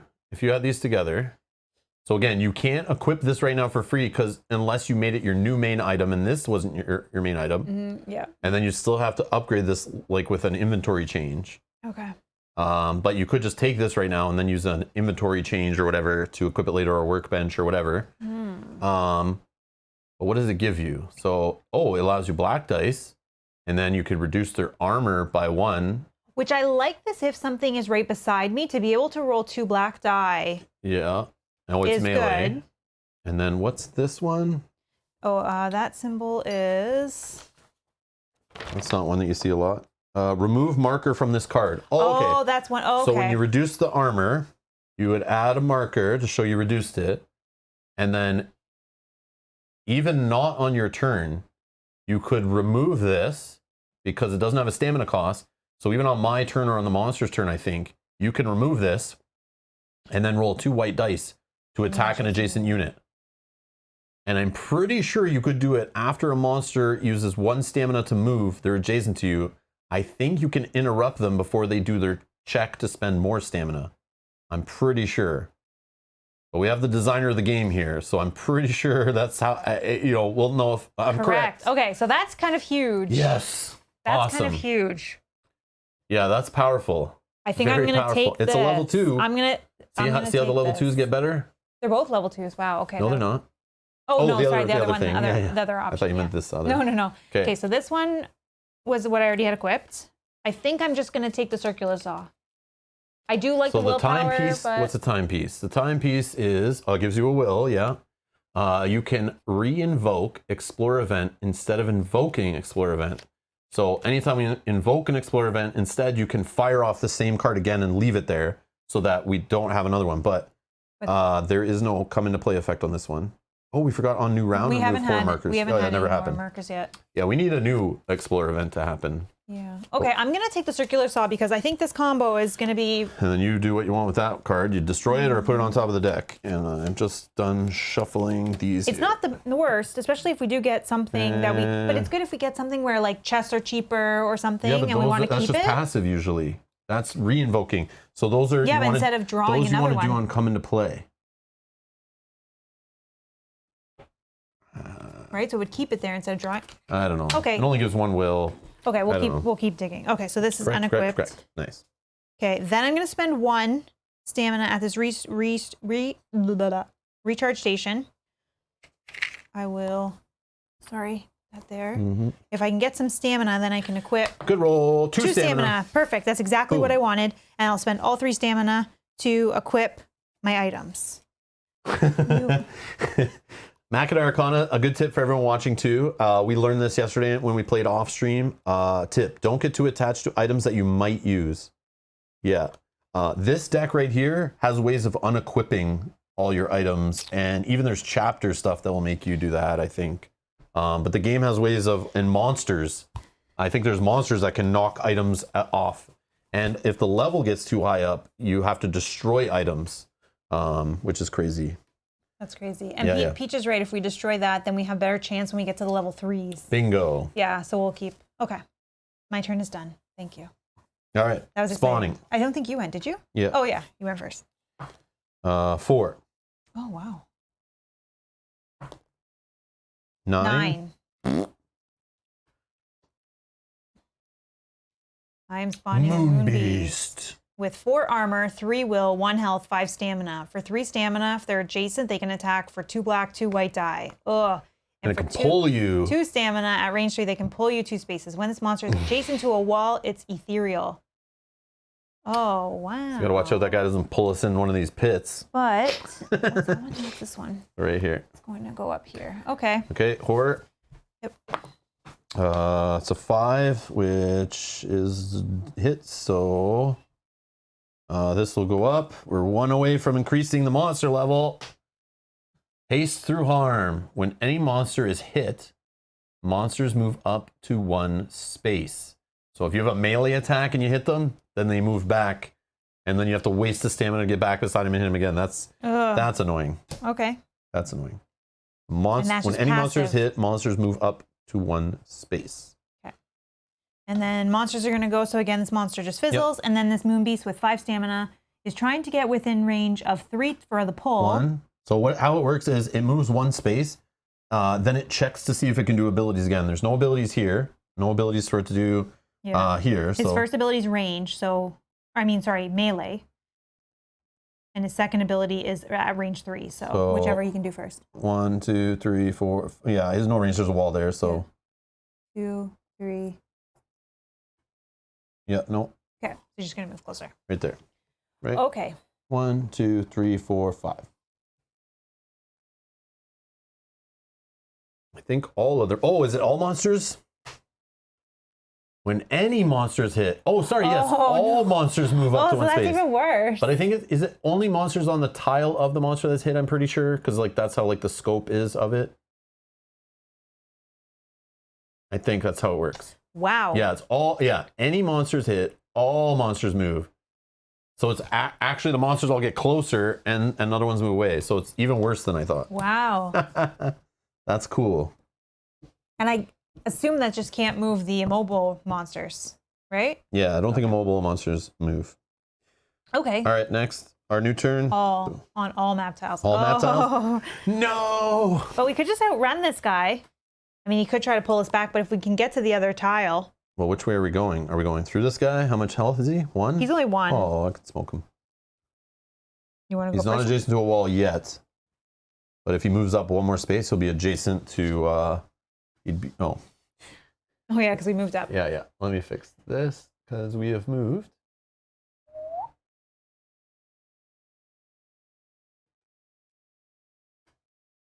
Yeah, so, because he's not adjacent to a wall here, but if he moved up here, he'd be adjacent to this wall and he's ethereal. So we can move through him still, but we can't hit him unless we have things that hit ethereal. So I can probably just take him out, and then, but again, which way do we want to go? I mean, is this way closer? I'm fine with either way. I think I'm... Okay, then we're going that way. I'll go first. Yeah. 1, 2, 3. I'll shoot him. You won't be able to see, sorry. Shoot him for... Physical is 4. Oh, I only rolled a 2. Oh. Physical is 4. Arcane is 3. What are you... Do you have any bonus? Don't you have a +1 on your roll? No. Oh. Yeah, I need armor that did that, or an arcane item that does that, but I don't have. So unfortunately, bad roll is bad roll. I only have 1 essence, so I can get it up to a 3. Yeah, 4 for physical. Okay, so that fizzles. I'm kind of like stuck. Just run, and I can try. Run where? I wanted to go that way. You can move. You can move because I'm gonna just go for him again. Okay. Yep. And unfortunately, wasting a whole turn shooting him is You not. can move adjacent though, like diagonal. Okay, so I'm spending my last 3 to fire on him again. Hopefully I get it. Nope, I rolled a 2 again. So that is like very bad, but sure. That's just how the dice work sometimes. Fun. Okay, done. Go. Yeah, that sucks. All right, I'm gonna spend 3. 1, 2, 3. He doesn't have a. No. Yeah, who was saying those black dice were so powerful? I think that was Dan. Dan, black, white, doesn't matter. They all suck. All right, let's do 3 at range 4. This is an arcane. Arcane is 3 for him, and 3 white die. Yeah, it's easier to kill this guy with arcane for sure. So you rolled a 4. So he is dead. He doesn't have any destroyed effects. Gain an essence. And I can take an essence or a health. I can hold 4 essence, so we'll take 1 more. Okay, and then I can Bernardo, when the dice gods say no, they say no. I know, right? That was a clear no. Hi, Bernardo. Yeah. So we're going this way, right? Sure, if that's the way you want to go. You can 1, do whatever you want. 2, 3. 1, 2, 3. Okay. Okay. Spawn. 5. You're good. I rolled good on those rolls. 5. We're good. Nice. No spawn. Horror roll. That's cocked. Yeah, I don't know what that is. 0. 10. So reset. Horror. So I'll give you the level 2 monsters if you want to start shuffling those in. Yep. So we're getting a whole bunch of level 2 monsters now that are going in because we hit the top here. This resets back. And then monster levels on 2. So now every time we kill a level 1 monster, it is removed from the game, not going back into the deck. And Mel takes the discard pile and also shuffles it together. So now it's like, no? No, you're right. They're talking about they're answering each other. Ethereal. Ethereal? Demonizing attack. Monsters' attacks are arcane. That's good, because there's no monsters. Oh, but that's passive, right? Yep. Monsters' attacks are arcane. So now we have to check our will for defense every time. That's rough.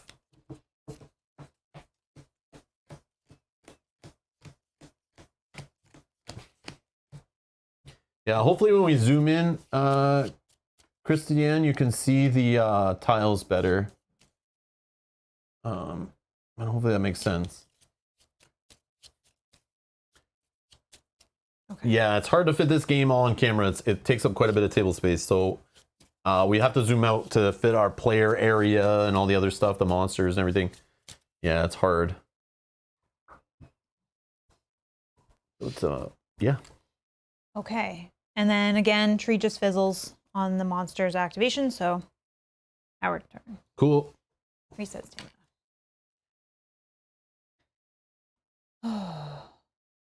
Do you want me to trigger the tile? Yeah, please.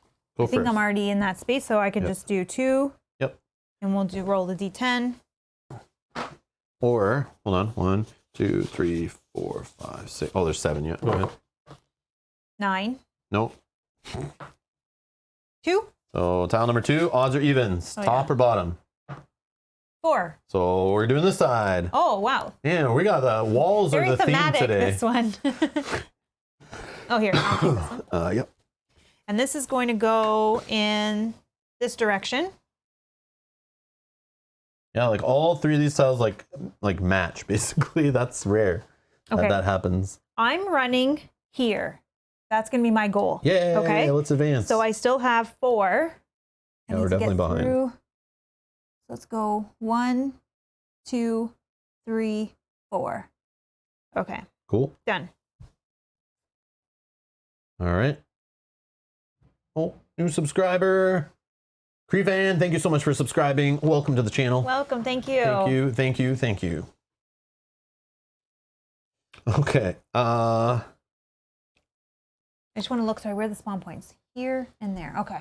Yeah. Oh, that one's not bad, actually. So spawn here, spawn here. We got workbench back here. We got event space all around. There's a chest right here. But I think it's on the other side of the wall, right? Yeah. Yeah. But if you were stopped right here, you could have done it. I think. Yep. Okay, maybe I'll stop there and get the chest on the way. Next turn. Okay. Can you take more essence? No. Then I wouldn't you're right. do it and waste I'll get the it on my essence. way back, maybe. Okay. Or I'll just do it to get essence. Yeah, or you just do it. Okay. Well, I'm going to spend the essence here, so then on the way back I can... Is that the way we're going? We don't even know which way we're going. True. I probably don't want to go this way. Well, we don't know. If it's an exit space, it can only go here or here. Yeah, true. Okay. So we'll find out what see. happens. So 1... Actually, let me just move. 1, 2, 3, 4, 5, and yeah, why do you keep doing that? Sorry, Yeah. have it. We're looking from this, even for our direction. Just follow it for our direction, so that we're not looking at sides of standees. Okay, so I have one left, but yeah, I'll just move in here. That's fine. All right, done. Spawn. Mm-hmm. 4 goes down 1. Okay, go ahead. 1 down to 3. Wow, that's like as low as I've ever seen that. Horror. Is that 4? 4. So we hit the horror every time. Oh yeah, we did do that. We did reset. Okay, this goes up once. Shuffle item decks. Oh. Fate Trickster. This guy. I don't think we knew anything on the top, but I'll just do. Yeah, just shuffle them. That's fine. Yeah, quick shuffle. We just shuffle them anyway. So, and monsters, nothing, right? This guy's just chilling. Tree, yeah. Okay, our turn. Reset stamina. Yeah. You want to go first so we know what's going on? Yeah, I want to relight, or I want to activate this chapter. So 1, 2. Christiane with the super chat, thank you for the support, says, here's a little something for multi-cam setup with CRISPR Zoom. Oh. Yeah. Yeah. Thank you so much. Thank you for the support. Thank you, thank you. So that should help only like with the camera to get better zoom and this quality of the current camera. We're probably gonna need another like $4,000 if we could. No. Including lens. Okay, including lens. No, I'm just joking. We're getting close. Yeah, no, we appreciate it. Thank you for the support. Thank you so much. Don't worry, I'm working on that stuff. I'm saving up for better stuff. Yes, we're upgrading slowly. There's definitely all the support helps with equipment or games or traveling conventions. Thank you so much. But yes, I'm constantly upgrading stuff, as I've hoped people have noticed on the stream. The fact that you can watch live in 1440p and some streams 4K, and we can zoom, and that should still be just as crisp. Yeah, it's just not, it's a little blurry around the top because of the focus, what's that, vignetting around the edge of the lens. Just because it's at the top of the screen, but that's as good as we can get without having a full separate camera, separate capture, all that stuff, separate cables. But yeah, I know what you're trying to say. So we're just doing it with the same camera. So it's at 2K, but I'm zooming into 4K, is how that's working. Or actually, sorry, zooming in a 4K image up to 2K or 1440p. So that's what's happening. Thank you so much. But yes, thank you for the support. I do appreciate it. But yeah.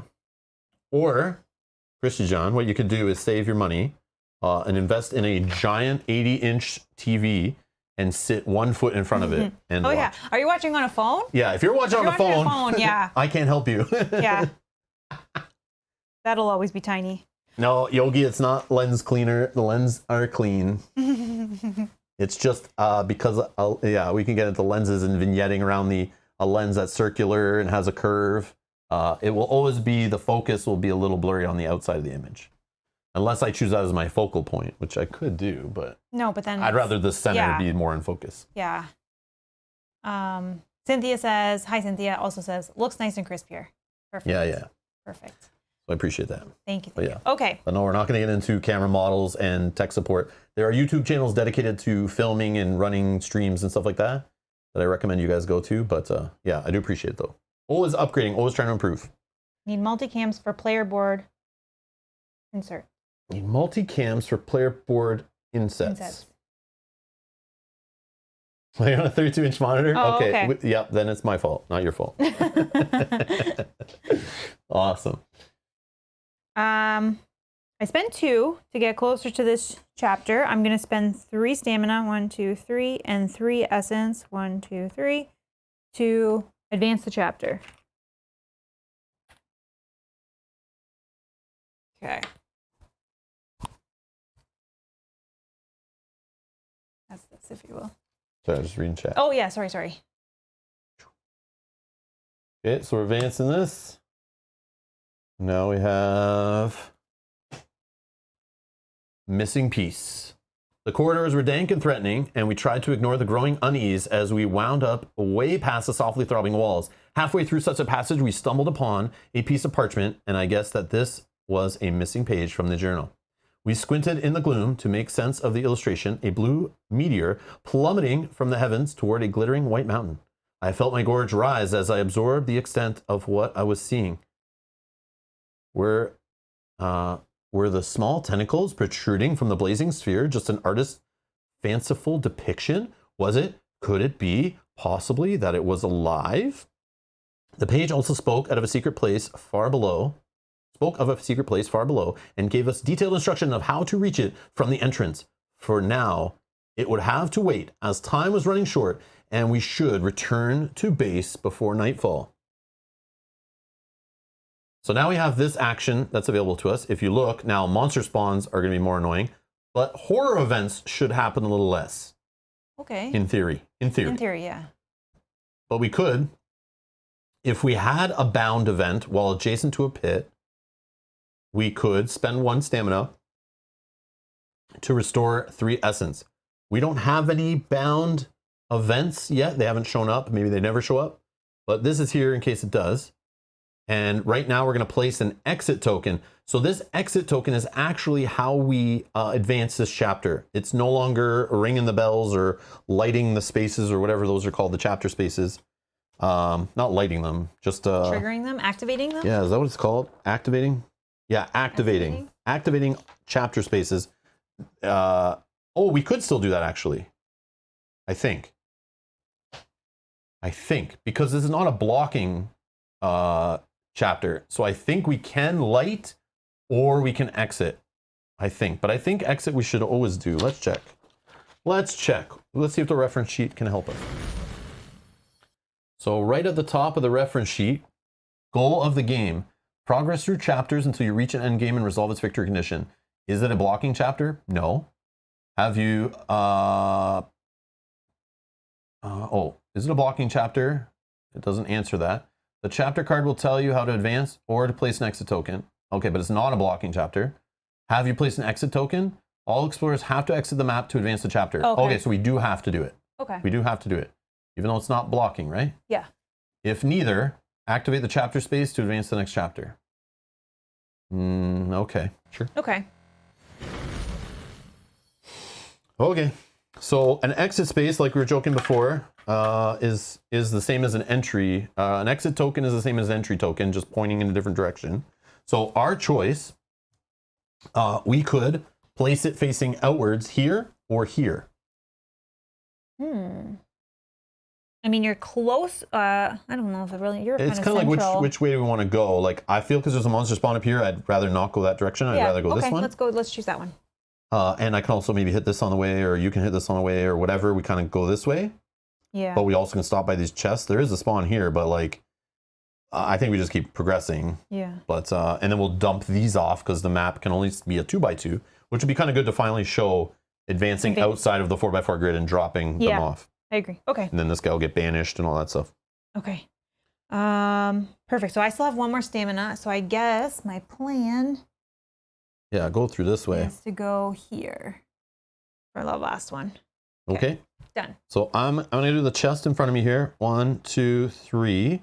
I'm gonna put this token on it. I'm gonna gain an essence. Go to 2 if you can. I think I want to go to apparel. Top 2 from apparel. All right. Good luck. I'm gonna go clothes shopping. Yep. Spiked cuirass. Oh, that looks badass. This is level 2. Okay, this looks good. Look at it. 2 armor and +1 will. Hello. Wow. When you are hit, I actually attack the attacker for a white and a black back. Wow. This doesn't have a range on it, so but it should be only against melee, right? Because if I'm hit from range, like someone hits me from across the map, like arcane attack all explorers on the whole tile, would I be able to hit them back with a spike thing? Thematically, I would say no. Thematically, I would say no as well, But this kind of doesn't specify. And then when a blocker is on a trapped space, so that's a blocker is somebody I'm attacking, I increase my attack roll by 1. This is very good. So as long as they're on one of the grates on the map, so if they're on like one of these spaces, that's like got the grates, those are trap spaces that I will get an extra. Designer also says it works as range as well. Oh, buddy. That is huge. Whoa. That's Okay, huge. I just maybe found my favorite armor. All right. And then, Oh, you don't want the little cape? and then unfortunately I compare it to a level 1 ritual cloak. But look it makes your attacks arcane. And gives you 2 willpower. So when you're playing 2-player, it's good to have someone who can do arcane attacks and someone who isn't, because then it helps you when the 2 different defensive values on enemies show up. Somebody can take care of them, whichever one's weaker. Yeah. Is yours arcane though already? This is arcane, So I don't really care about that top one too much. But if I really was desperate for more will, I would consider this. It's not garbage. No, it's not garbage, but this that's is just yeah, bananas. I love more options and effects. I think that's great. So because I am a gunman, I can equip this as my main item. But I already have a main item. So this one automatically comes unequipped, I'm pretty sure.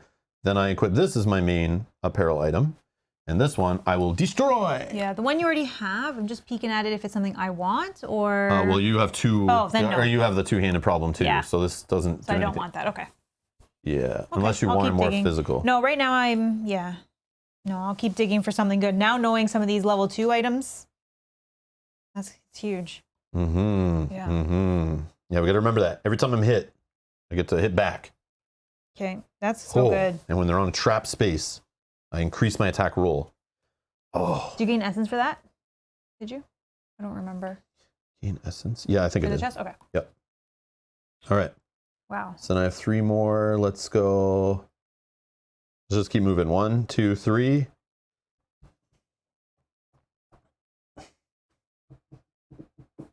Okay, done. You're done. Done, yep. Spawn monster time. I got a 2. Oh my gosh, you don't even spawn on a 2. Wow, a 2. Holy. So it goes down to a 2. Mel has to roll 1 or else she spawns a monster. 5. 5. I'm So this spawning a monster, resets of to a course. 5. Okay. And what'd you get? What Did did it say I it's get? level 1 still? Nope. Oh, look at Oh, this this is dirty, level 2. filthy guy. Shantank. Shantak. Well, look at this guy. You need arcane on this guy. I'm 'cause arcane. Look at 6 armor this guy has. Only 1 health though, 4 stamina. But we got to remember. Oh no, arcane attacks are gone. Yeah, I was looking at the horror event. It's different. On new round, place this monster to first position in the monster queue, so he jumps up. When this monster moves, adjacent monsters move up to 1 space. This guy's Look at filthy. that. Wow, the art on that is crazy. Yeah, Okay, that's so he's cool. gonna go here, which is the closest spawn gate to me. The other spawn gate's way over there. Okay. Oops. And then monster phase. Tree does nothing. And then this guy. So he has 4 stamina. Wants to be adjacent to one of us. 1, 2, 3, 4, 5. 1, 2, 3, 4, 5. Both of us are the same, and we're both tied for health. So we choose. I think I want him, right? Because of the arcane attack. Yeah. So then we'll move him for 4. 1, 2, 3, 4. Okay. Our turn. Yay. Okay. No. That's I think gone. that's gone. Yeah. This is currently our horror event. Yeah, the arcane attacks one was last time, so it's replaced. Yeah, it's hard to sometimes keep these remembering what's what because they keep changing. So sometimes I forget them they're there, and sometimes I remember ones that are long gone, and I'm like, wait, it's different. So yeah, but it's definitely cool that it changes. It's just sometimes it changes way too often, especially when enemies are cycling it really fast. It's like some things don't even stay for like more than like a minute. Okay. but I'm glad there's only one at a time. That is nice. And none of them were linked. Just doing something here. Yeah, so I none can of them see. linked, which is nice. All right, Alright. so you just want to go and fight this guy, or you want me to get out of your way if you're coming my direction? But I think if you're fighting, you're not going to have much movement anyway. No, and because my arcane attack costs 3, I won't get very far. So I'll go first. I'm going to do an arcane attack on this guy. I have 4 range, which is 3 white dice. I need to get a 3 or higher. And I got a 4. So it is dead. There is no on death, on destroyed effects. Gain And essence or then health? I can gain essence or health. I'm going to gain a essence. Okay. And then I'm going to keep moving. Oh, I didn't spend. Sorry, 1, 2, 3. 3. I can move. Did we 1, roll for event? Yeah, we did, didn't we? 3. Did we not? I thought we did. I don't know. Maybe, Oh, maybe we did not. For horror? I thought I did it. Yeah, maybe I, I didn't thought do we it. did. No, maybe I didn't do it. Was it less? Peach, I'm not sure. I don't remember. Now you have me. Yeah, maybe I got distracted. Okay, so we'll say it happened then. I can just put it here in case it did something for a second, and then. So it comes into play. Arcane attack for 2 black, 2 white.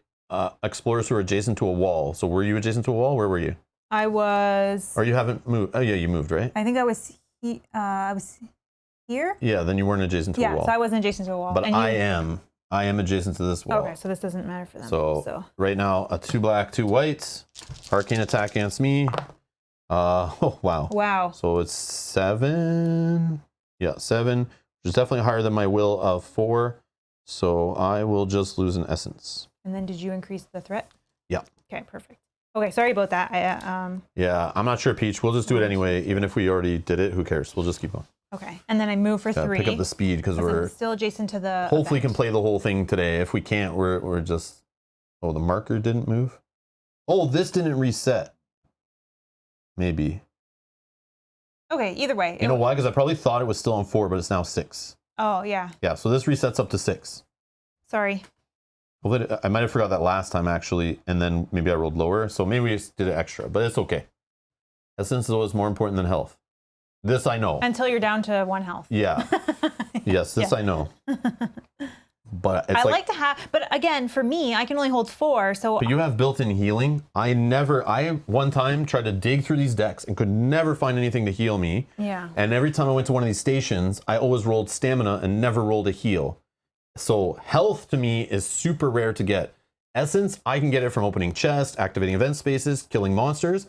But hearts don't just appear for me in this game unless I'm playing a character that has it built in like Mel does. Well, I just like or I this. get an item and get lucky. But right now, it's like, that's not how it's working. I like it because once I have 4 essence, that's all I can hold. So then I might as well just refill health in the meantime. Yeah, I don't want to be in a position where I'm down to like 1 health left and I'm just in a cycle trying to kill monsters and hoping I don't miss to rely on getting essence back. So I'll just leave it for now. And we don't need essence to advance the chapter yet, so I'm good with just spending it. That's where my mind is at. All right. Okay. So where are we? You Your done? turn. Yeah, I'm done. My turn? I'll trigger this event space before I might trigger mine, but hold on. 1, 2, 3, and then I spend 2, so I need 5 to get out. So then I can't do that event space, or else I can't do it. But if you're not leaving this turn, I'm not leaving this turn. so you could trigger this one, and I could trigger this one. So 1, 2, 3. I'm going to trigger the event space beside me, which will give me an essence, and we'll do an explore event. Cosmic Races, reorder monster queue, and restore 3 stamina. There you go. That's all of us. Oh, well, it doesn't matter for me because Yes, that's true. my turn is done. But would you like Is to? it though? I guess it is, right? Yeah, I don't think I can go back. Do we want to reorder the monster queue? It doesn't matter because he's gonna move. He's gone, right? So He shouldn't even be here. I apologize. I didn't remove him. So yeah, I want to reorder the monster queue. I want this guy to go here. All right, done. Yeah, get that bastard out of the queue. Yeah, sorry. Sorry. Yeah. I took the standee away. I just didn't remove Yeah, the... lots going on. Again, we're newbies to this game, so we've only had this game for like 3 days. Oh, it's only for you. Okay. Oh, it's only for me? Okay. Okay. Which makes sense. My turn is done. Oh, okay, that makes sense. Yeah. All right, cool. Oh, the activating explorer. Okay. So I guess I'm still getting out of here. 1, 2, 3 to go onto the tile. Then I'm going to spend 2 to leave. And I've exited the map. Awesome. And left you by yourself. That's fine, because now you don't spawn. Ah, true. So this is just me. your roll. Yeah. And 7. So it resets to 5, which it already is at. And what do you get? We're going to bring A back thrall a thrall again. So Hopefully it doesn't go get over to that you. again, but So he goes here. once I find the standees, sorry, there. Here. Yep. Okay, horror. It's at 6. And it's 8. So resets, monster level, horror event. Explorers unequip artifacts. You don't have any. Yes. And I'm not on the map, so I don't think so. Okay. Monsters. So this guy, again, nothing happens. And then this thrall has 5 stamina and wants to be adjacent to me. 2, 3. So then it can do for 2, invoke a horror event. Monsters are ethereal for a 1 round.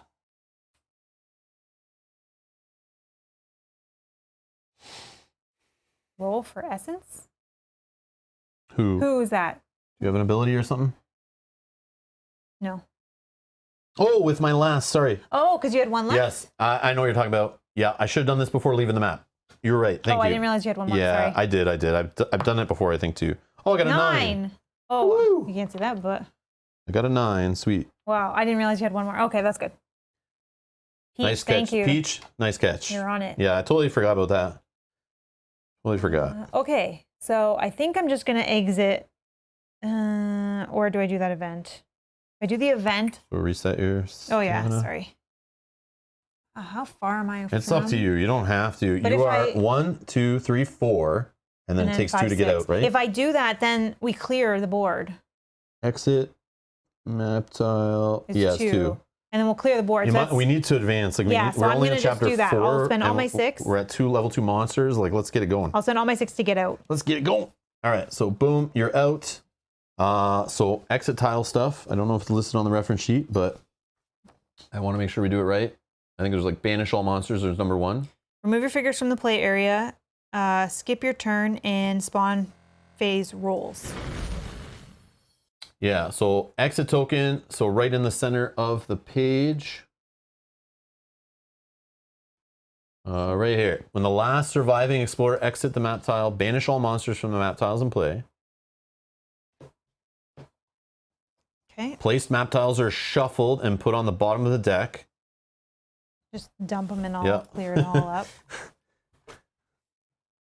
So shuffled, sure. But we'll just We're roll a using die the- anyway. yeah, we're I'll still using- put them on the bottom, so there's a chance if we roll high on the dice.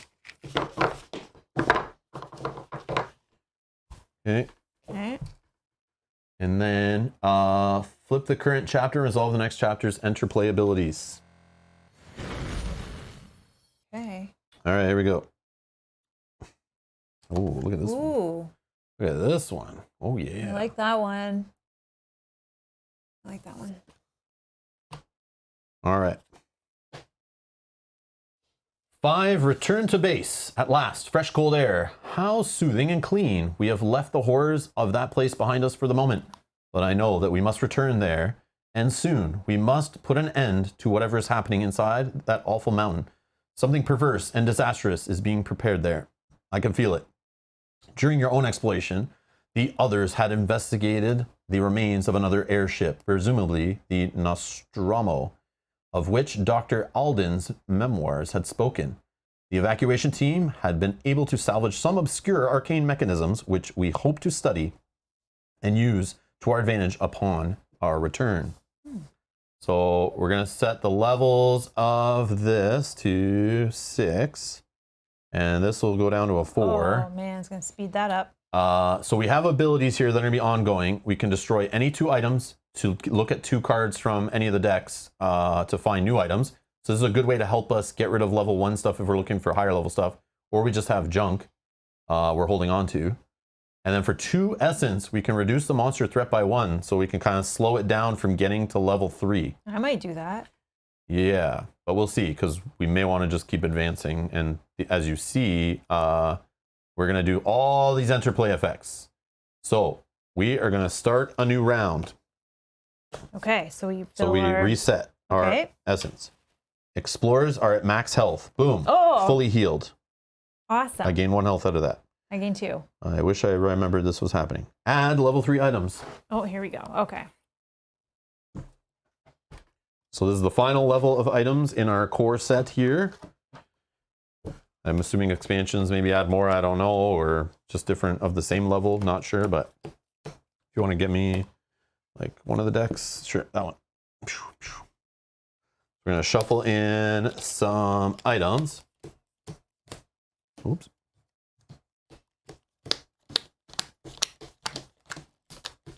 Fun, fun, fun. Shuffle, shuffle, shuffle. So we're putting level 3s in, but the unfortunate part, the monsters, as we defeat level 1s or monsters below the level, they exit the game. But in this game, the items, the level 1 items, they're just kind of sitting in there and clogging up the decks. But again, there still might be some level 1 items or augments or upgrades that could still be helpful. So it's not like it's complete garbage, but in my experience so far with my limited plays, yeah, drawing items kind of feels bad when you get level 3s in there if you don't see any.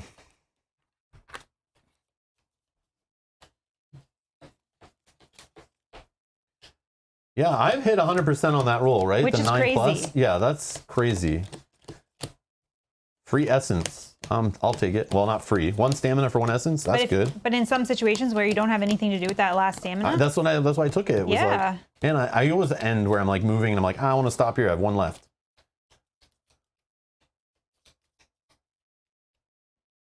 I have it off to the side here separate. Sorry, so yes, he because doesn't go in the he pile. doesn't go back in because he's a level 1 and we're on level 2. So he's just off to the side here where these are my level or my discard pile here. So he is off to the side. Because our monster threat is level 2.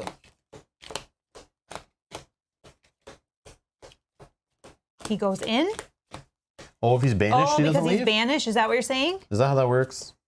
Oh, okay. Only destroyed. Oh, okay. He was banished, not killed. Oh, okay, no problem. We can throw him in there. That's a weird little one. Thank you. I didn't realize there was a difference there. Yeah, we don't see banished monsters a lot. At least not with what we've seen so far. Good call. Little weird rules.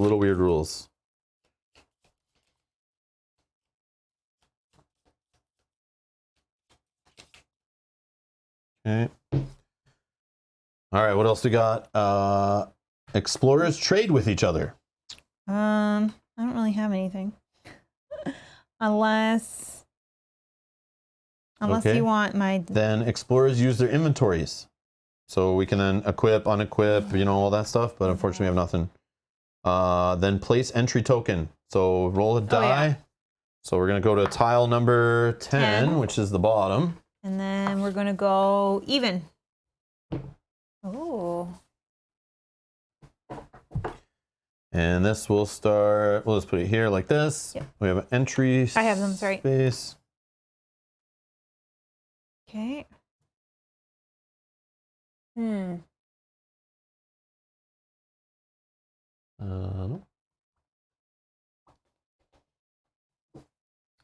So here we have, we're entering here. 2 chests. See, if this was at the beginning of the game, just having 2 chests right there, this would have been a beautiful tile to start on, but unfortunately we started on like the other side. But there is a workbench right here. We've not got to show that off yet. Event space, but a monster spawn right here. And then once you get those 2 chests, it's like just around the corner, boom, more chests. And the cool part is they're not really, none of these are too close to the monster spawns, which on some tiles they are. Man, this one feels like it's ripe for the sealing. I want to seal that one up. And then we can use workbenches here, treasure chests, we don't have to worry, the monster's all the way over here. And then the light space is up back here, but it'll be super easy to do once we change it and we can alight it, which I'd like to do to lower this level 1 would be cool. Now I wonder though, is it cheaper action efficiency You need wise? items more, right? So maybe you start there. I don't know. Action efficiency wise, is it cheaper to use the ability on the chapter card of 2 to lower it for 1? Destroy any 2 items to gain an item. Oh no, sorry, the 2 essence? Essence to lower the threat by 1. I feel like that's cheaper than Yeah, lighting. but this also stops monsters from spawning, lowers it, and makes this cheaper. Yeah. I don't know. You're right. Okay. We could do all of it. If we have extra, yeah, we could do I would do all all of it. of it. But yeah, I got to be careful. I just want to show off different things, that's all. Okay. It may not be efficient, but I just want to show the cool things you can do in the game as much as we can. Still haven't done the trap lever stuff, which I was hoping to do. We've done the barrel, which is cool.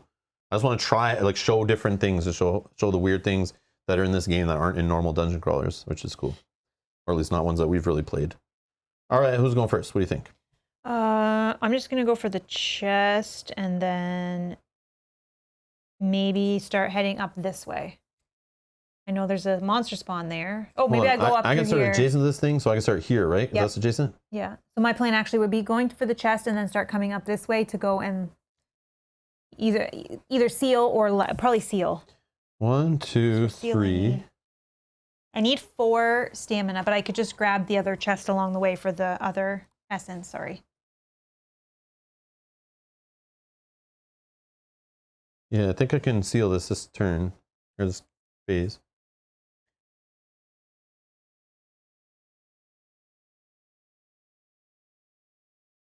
Okay. You want to go first? Yeah, we can do this too now. All right. Yeah, so what I'll do is activate this event space. 1, 2, 3. I'll put a destroyed token on it. I gain an essence, up to 4. I'll do an explorer event. Reduce monsters' attack rolls by 1 and is their passive ability. Less chance of getting hit. That's great. Okay. Okay, so remember that. Oh, this one's gone. Monsters are no longer ethereal for sure. We left it on there 6 rounds, way too long. All right, then I'm going to spend... Oh, I can't move though. That's the problem. Why? I was trying to get adjacent to this to seal it, but I don't have enough. You could get in position for next turn and hope we don't spawn. I'll let you roll first. So You know what? I'm actually going to go 1, 2, and stand beside the workbench so that if it doesn't move off of there, I can then seal it next turn and destroy the monster. Yeah, and then you have 1 left, so you can roll for. What? No way! I thought I you was set not it going up to just that say way. that. Wow. Thanks for telling me. I got a 2. No free essence. No free essence. We jinxed it. And before I take my turn, there's just something here that Brian asked the designer and said, would you consider a rule to remove the level 1 cards when adding level 3 or would unbalance the game? That would make it easier. And the designer said, whenever you have add items level X, before actually adding the items, I suggest to have the existing items That's deck what I was telling you and place before. them in the destroyed pile. And then there's a couple people that are saying that they're going to do that going forward. So you can like That's hilarious. half the deck and put it. After we played the game yesterday, I was talking to Mel after. I was like, too bad it wasn't like discard the top so many cards off the deck or something based on something you're doing in the game. So if it's like, maybe spend some essence or something. So if you're doing it right, you could spend some essence to help shave off some off the deck to increase. Because part of the fun of discovery in games like this that have the random item draws is you want to find specific things. And it feels bad if you just keep drawing and never see anything good, right? That's like a negative play experience. So I was actually saying that same kind of thing. That's funny. But removing just half. Yeah. So I just wanted to point that out because I think that might be something that people. Yeah, he's saying it's an unofficial variant, but it's like makes it a bit easier. Yeah, and people may be interested in that. Yeah. Yeah. Okay, sorry. Now I will do my turn. Yeah, I was going to talk about the end. Kind of one of my complaints was that how the advancement of the item decks works, but it's still fine if you draw level 3 items when there's level 3 in there. You think it's all great, but then when you play a few times and you're like, oh, I keep seeing level 1. Yeah. It's like, it's such a waste at this point in the game to be even drawing from it then. But maybe that's why workbenches are better because you can. It's still just 3, and I showed you yesterday digging, that I dig and miss 3. Yeah. Okay. Filtering the deck is an important part of playing the game, but for the shorter gameplay, it makes sense. Yeah, that's true. Definitely true. That is true. That makes sense. Okay. Okay, I'm going to spend 3. 1, 2, 3. And since we're talking about the chest, I'm going to. Obviously, more players in the game helps too, right? Because if more people are opening treasure chests and drawing from the deck and using abilities to tutor it and filter it and stuff, I feel the lower player count too, unless I'm missing something. It's harder to dig through the decks. No, that's right? That's true. It feels like it is. That's true. All right, I'm going to go for something. Because we all have the same stamina. If we had 2 more players at the table, we'd be. But then again, you still have more monsters and stuff. So I don't know. But yeah. Okay, I'm looking for some maybe willpower, maybe some cool ability. So I'm going to look at these 2 and Arcane items? Yeah. You found a bequesting octant and a Tenebrous Alembic. So the top one is level 2. The bottom one's level 3. So the top one is for 3 stamina, 1 essence, 3 range through obstacles. If target is destroyed, attacker gains item. So you have to like point them out first, and it lasts till the end of the round. So somebody else could attack them, not just you. So it's like you're spotting them. You're the sniper's spotter guy. So you spot them, and you put a bounty on their head. And then another person or you attacks them, kills them, they get an item out of it. When you spawn a monster, move up to 1 space. And it gives you 2 willpower. The bottom one, for 3 stamina, you skip your spawn rolls till the end of the round. So if you just want to not have a monster spawn near you and you just need some more time, you could, and you're really desperate, you want to stay alive, spend 3 stamina on your turn, no spawn roll. And then on enter play, so when you equip this, you'll do this enter play, which will reset the spawn rating. Okay, so which would not be right now because I cannot equip it. And the spawn rating is already reset right now.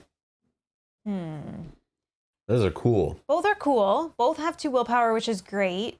The one thing I'm thinking is when you spawn monster, move 1 space, like that's like a free stamina. That helps you get to where you're going. I think I'm going to choose away that from the one. monsters. I'm going to choose the top one. Okay. And this will not be equipped. Do you like this? No, it's okay. Okay. So we'll put that there. And then I still have 3 stamina. I mean, actually, it does do 2 will, right? It does, yeah. Yeah, leave it on top. Leave it on top. Okay. And then I'm going to move 1, 2, 3. We'll take that next chest next turn. Okay. Oh, did I go? Yeah, I did. Yeah. All right. So spawn. My roll. 1. 1. Oh, perfect. We didn't want a monster in your space. Yeah, we did, so I can kill it when I shut it off, but However, it didn't want to though, attack me. I'm kind of sent. I don't know which one I'm closer to. 4. Never mind. Sorry, good. no monsters. No monsters. Okay, 4. horror roll. Which you. Sorry, I could have just rolled. 3. Okay. Okay, and then our turn. Our turn. I think. How about we take a quick washroom break and a stretch, and we'll be back in a couple minutes. Stay tuned.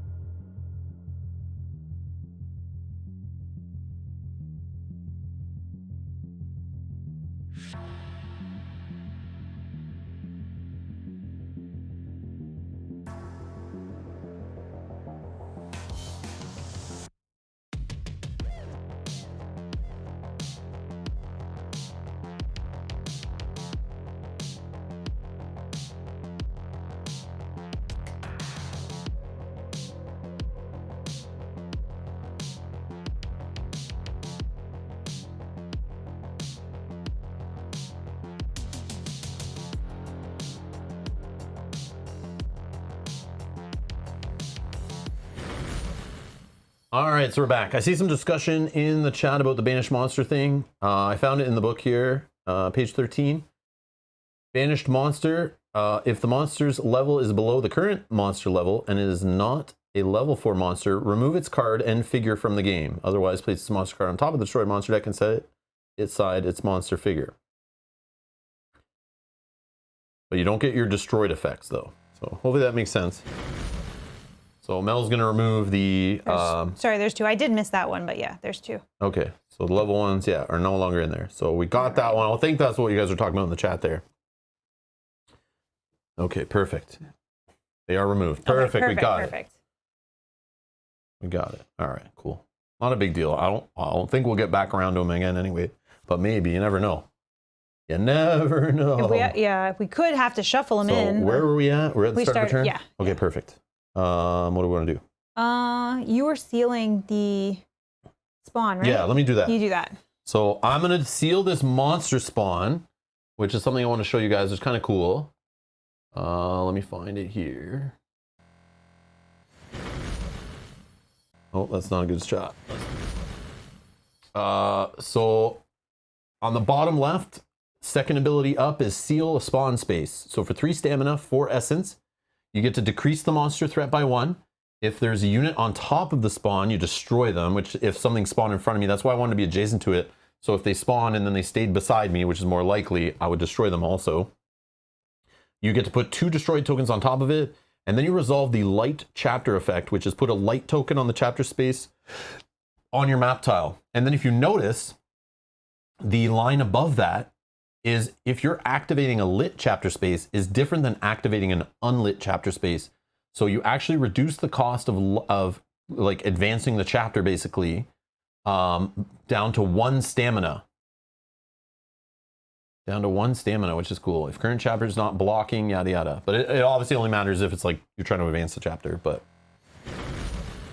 so I'm gonna spend 4 essence, which is all my essence, which is a little scary. And then 3 stamina. And we're gonna put 2 destroyed tokens on top of it. I'm gonna lower this monster thing here. And put these on top. And then I'll put a lit. And on the other side, sorry, I forgot to show this before, because I figured we'd do it at some point. So this is the destroyed side of this tile, but every other token has a lit chapter icon on the other side. So all your tokens kind of are, you just grab anyone, which is nice. Okay. Then I think I'll use the bench. 1, 2, 3. I'm going to activate the workbench, which is on the right center there. Activate workbench. For 3 stamina, you get to draw the top 3 item cards from any deck or decks. You can swap any of the drawn cards with items in your inventory and choose one to keep. Keep it or give it to an adjacent explorer, and then destroy any number of the remaining cards or place them back on top of their decks. Or resolve, and then you use the resolve use inventory effect. So then you get to re-equip, attach upgrades, and all that kind of stuff. And then you put a destroyed token on top of the workbench. So I'm going to destroy it. I will take, what should we be looking for? I like my armor. I think we put the arcane on top for you that had the 2 willpower. So I want to do, do 1 arcane, do 1 apparel, and 1 weapon.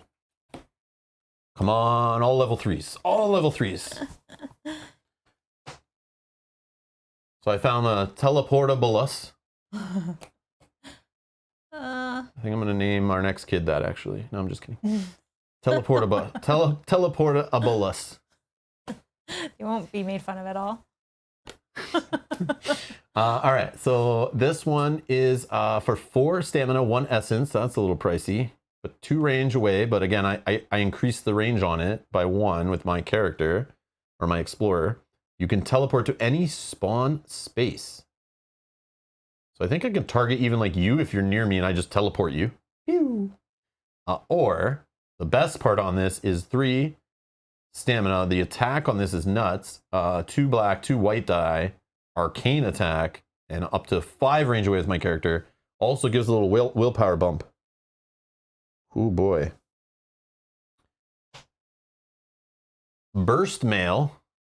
Oh, level 1. When you're hit, push an adjacent unit 1 space. Not replacing my spiked cuirass with that.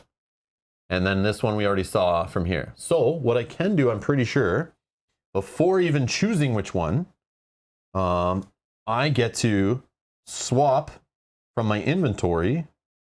I could swap like this with this, I think. Yeah, and then you can still take one.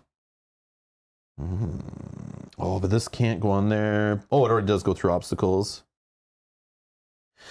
I'm gonna get rid of this, but I can give it to you if it's better. No. I like my weapon. Okay. Currently. But this together is better than... Better armor is what I'm looking for. Oh, okay. Yeah, this doesn't really... I mean... Yeah, okay, well... I think I switch this. I think that's how that works. But I'll just take that as my item or whatever. And then I'll unequip everything and then re-equip it all. So these will all just go destroyed. We're not having another kid, just FYI. I was only joking. No, we're not. You guys can take that name for your children. I approve of it. Oh my gosh. All right. So then I'll unequip everything, re-equip everything. And this will go here. Yeah, I do like this little combo, but unfortunately I didn't get to use it enough, and I rolled really crappy on it a few times, so I'm not happy. This rifle does not work as good as I thought it would. It was a little jammed a few times. You took it for Dan, and it didn't pay off. Yeah, that's why I don't listen to Dan. That's why I'm never going to name characters in games after Dan. This is why I'm never going to play games that Dan sends me. Oh, wait, never mind. Damn it! After this one, you mean? After this one? Yes, after this one. All right. You're good? Yes. Okay. I'm going to activate this chest in front of me. 1, 2, 3.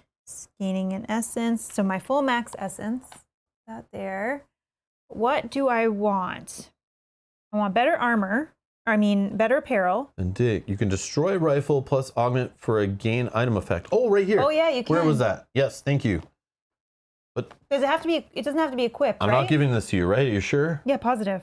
I'm fine with what I have. I like this combo. Oh, okay, okay. Yeah, yeah. So yeah, sorry, I forgot about that. So that's on here. Destroy 2 items to gain an item. Totally forgot about that. So what should I be looking at? What am I digging through? Whatever you want. I could do it to filter. You're trying to find apparel? Yeah. So I'll look at 2 from apparel. I just want something a little bit better. Yeah, I probably should have done that. No, that's fine. Okay. Oh, I can even... Okay, so this is... No. When you're hit, attacker loses stamina. Not the worst. Might stop them from attacking twice against you. That's level 1. Level 2, for 2 stamina, boom, you're ethereal till the end of the round. You roll a die. If it's 6 or higher on the d10, you lose this item. But when in a wall corner, you are ethereal. So you can kind of like hide in the corner. I don't think I like either of these. But it gives 2 will. Yeah. But you might like I'm taking this one because I can attach it like this, right? At some point. At some point, like yep. With, yeah. So I'll take that one. I'll destroy this one. Help you filter a bit. Yes. And I'm done. Okay, so then my now test, I'm really done my turn. I'm doing, it's funny, you say don't ignore consumables. I like to look for consumables, but I want to get a better apparel first. So Machina Arcana is saying don't ignore consumables, a tip. From the consumables I have seen, I got an awesome one in our game we played yesterday. It was a like kind of some kind of pulse grenade thing, which was awesome. I used it to throw it out of space and hit like all the enemies around it. It was very powerful. I used it in like the last room. It did save my butt. It was awesome. Yeah. But and I found something that was a really cool arcane ability. But they are one-time use, so they're very situational usually. And I feel like in the game, if you don't have your arcane, your armor, and your weapon ready for later monsters and late end game, a single consumable is not necessarily going to help you get out of trouble. Yeah, but once you have all your stuff equipped, they're like icing on the cake is how I look at it. But yeah, we're not completely ignoring it. It's just what I've seen so far has been very situational, and they're only one-time use. So yeah, we're still digging for what we want here. And yeah.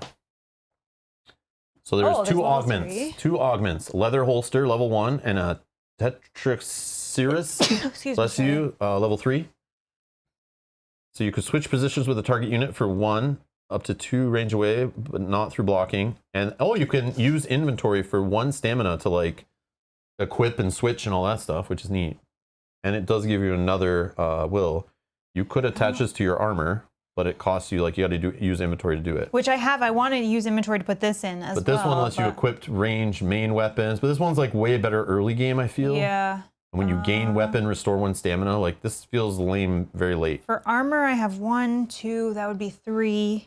Or sorry, 3, 4, 5. Obviously you're taking this one, right? Yeah. It's like the better one. Yeah, I don't want either of them, but hey. I know. So this is the problem. We're late games, still we gotta digging. dig. Yep. Okay, that's level 3. Okay, and then I have 3. I mean, there are more chests right here. You could just like go diagonal and boom, 2 more, you're in there, and then be ready for that. I could work my way up here maybe, or run by these things. But then I know, I thought about possibly getting 1. And then, but yeah, I don't know. It's your call. If you think you're ready, just go towards the chapter thing, but the enemy spawn is right here. No, I think before I do anything else, I'm going to spend the 3 to equip these. So that I'm ready in case things do spawn and I get put up there. So okay, so we'll roll for spawning this way.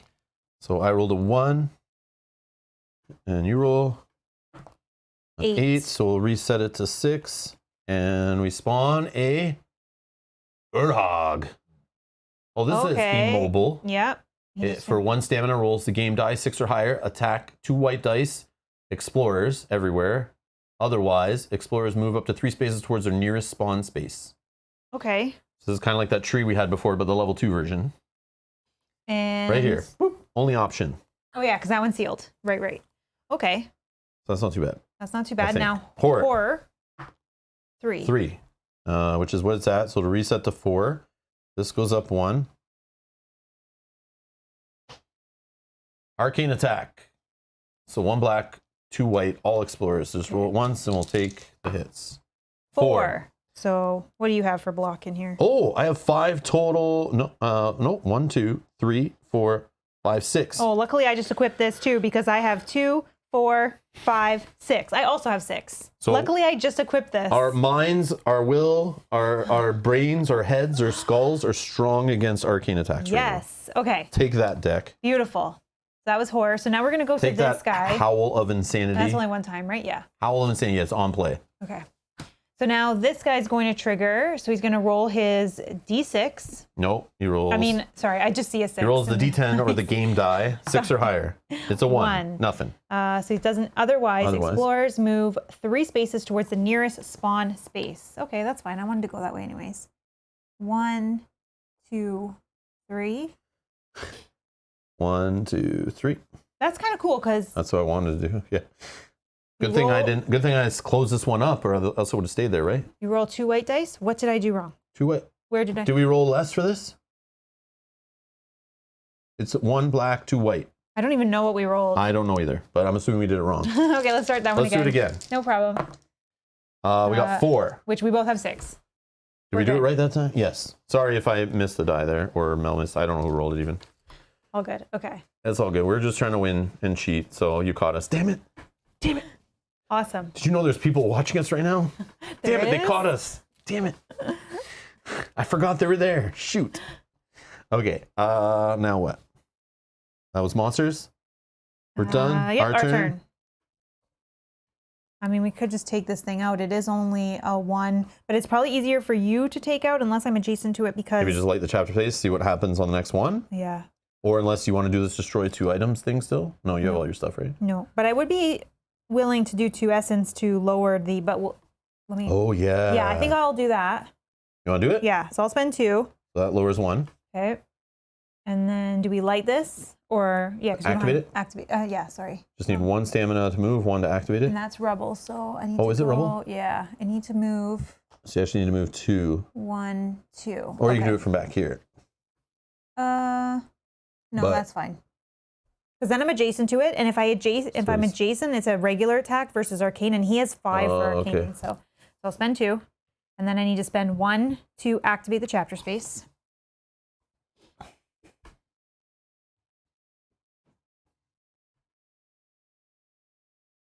Oh, creepy.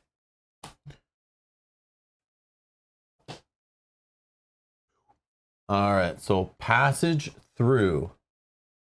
The vast echoing halls welcomed us again. They beguiled, I don't know what that word is, us once more to explore their murky corridors and dead ends, to embrace the cavernous rooms and fear the monstrosities prowling in the shadows. The mountain had become a desolate colossus, croning a funeral hymn. Assisted by the illustrations and scribbled directions in the journal, they were quickly able to locate our destination. In the middle of the wall, there gaped an enormous passage spiraling down into oblivion. A faint breeze caressed my face from below, carrying with it a hint of something disturbing. We glanced at each other nervously, and stepped forward, our hearts pounding. So 7 and 3, we're resetting our monster. 7 and 3. Oh, those horror events horror are going to events happen like every Yeah, turn. so it's speeding up this. It'll speed up our level 3 monsters. Okay. So we can spend 1 essence to move up to 3 spaces, and we have to spend 4 essence to go to the next chapter. Oh, I wish I didn't do that. So you shouldn't have spent. I have 2. I have 2 still. I have 0. So we gotta get some event spaces or kill some monsters. Okay. Which luckily on our tile we are covered for that. Yeah. So we're good. to go to the next chapter. We could light a thing to do it, but it's probably just better for that. But I don't know. Okay. So there's these 3 event spaces right here, which we can get stamina from, plus killing monsters. We right can in front of farm me. a little So I bit, think, kind of idea. Okay. Well, I still have 3 stamina. He does have, so he has 3 armor for physical, 5 for arcane. So I want to hit him with physical. Well, we do have to remember that our currently monsters' attacks rolls are reduced by 1. Which I don't know if that's come up, but we got to try to remember. No, that. I feel like we haven't attacked a monster for a while. No, they attack us. Oh, they attack us. Sorry. Okay, so I am going to do... Beguiled? Beguiled! Okay, that word sounds more familiar. I was like, man, I don't know what this word is. Beguiled, I've heard that word before. 4 essence, but not at once. Yes. Yeah, so we track it. We track it with these tokens. So on the other side of damage tokens, there is like a counter token. So we would just track it. Each time we spend on your turn, you spend 1. You track it until we get 4 on there. Then we go to the next chapter. Okay, so we don't need it all at once. If I said that, I didn't mean it, because that's not how it works. Thank you for the clarification. All right. Okay, I'm going to use my circular saw for 2 stamina. 1, 2. That attacks with 2 black die. And he's trying to get 3 or higher. And yeah. You got, and I got 4. So he's dead, so we don't need to put the counter. Any on death effects? No on death effects. I actually probably still can do this in case something happens for later. I reduce the armor by 1 for I think he's 1 gone. turn. Because then that still doesn't happen if he's gone. I don't know. Because then later I can remove this to attack I'm if not something sure. spawns there. Yeah, maybe we'll get a clarification. Yeah, so can I... So yeah, so you put the token on to show that you reduce armor by 1. But I don't know if he's dead. Does that token leave? I don't know. Yeah. We'll find out. We'll find out. And then I still have 1. So I think I want to move. Just Chris Jane says, 1. Rob, didn't know if you caught my previous comment. I missed it. Sorry. In the expansion, you have chapter cards, which when flipped, turn into mini rooms, which you can attach to mail tiles. And there's there is lots of loot in there. Oh, I didn't know that. We haven't looked at the expansion we stuff. don't have any expansion content. I don't know if we'll ever get any expansion content. It's not like available in retail, and we're in Canada, so it's like hard to get that stuff. And I don't know if I don't know if there'll be another Kickstarter chance or something. But I still want to play the 3 scenarios in the box before I decide whether I care to get expansion stuff. So, so far we're having fun though. Yeah. But that is cool for anyone that doesn't know about the expansion stuff. Yeah. Yeah, that's neat. There is expansions for this game. I just haven't really looked into what they are. I like that too, that it kind of varies so it's not all the same. So yeah. Okay. So then there is clarification that I can do that no matter, Mel gets to place the explorer marker. That's good. Oh, Even if okay. she didn't hit the monster. Oh, okay, that's cool. Perfect. Okay. So then later, because if something spawns here, I can then do this. Yeah, yeah, So yeah. I want to make sure I do that correctly. Cool. Okay. Then I have. It reduces the monster armor. It's whatever the target of it is. So Mel could target herself and reduce her own armor with it, but she obviously attacked the monster. So it's whatever the target is. Okay. And then I use my last movement point just to move diagonal to this event space in case I want to trigger that to get more. And sorry, I will get an essence for killing that monster, going to 3. And then right now I will spend 2. I might spend another one, but I just want to keep. I would be careful. Yeah, I still Especially have one being more. so close to a spawn gate. Yeah. With level 2 monsters hiding there. I know. Okay, so we got 2 out of 4 we need to advance the chapter. Okay. My turn? Yeah. I'm going to move for 2. Actually, 3. 4. Oh, man, it's going to take a while. It's okay. Yeah, I'll just go whatever here. And then with 2 of them, there's nothing I can do. At least you could do this twice, right? Do what? The roll. Oh, Nope, that's gone. That's I got rid of that a long time gone? ago. You know what? I should maybe instead. No, I will wait. I'm done. Done. Done?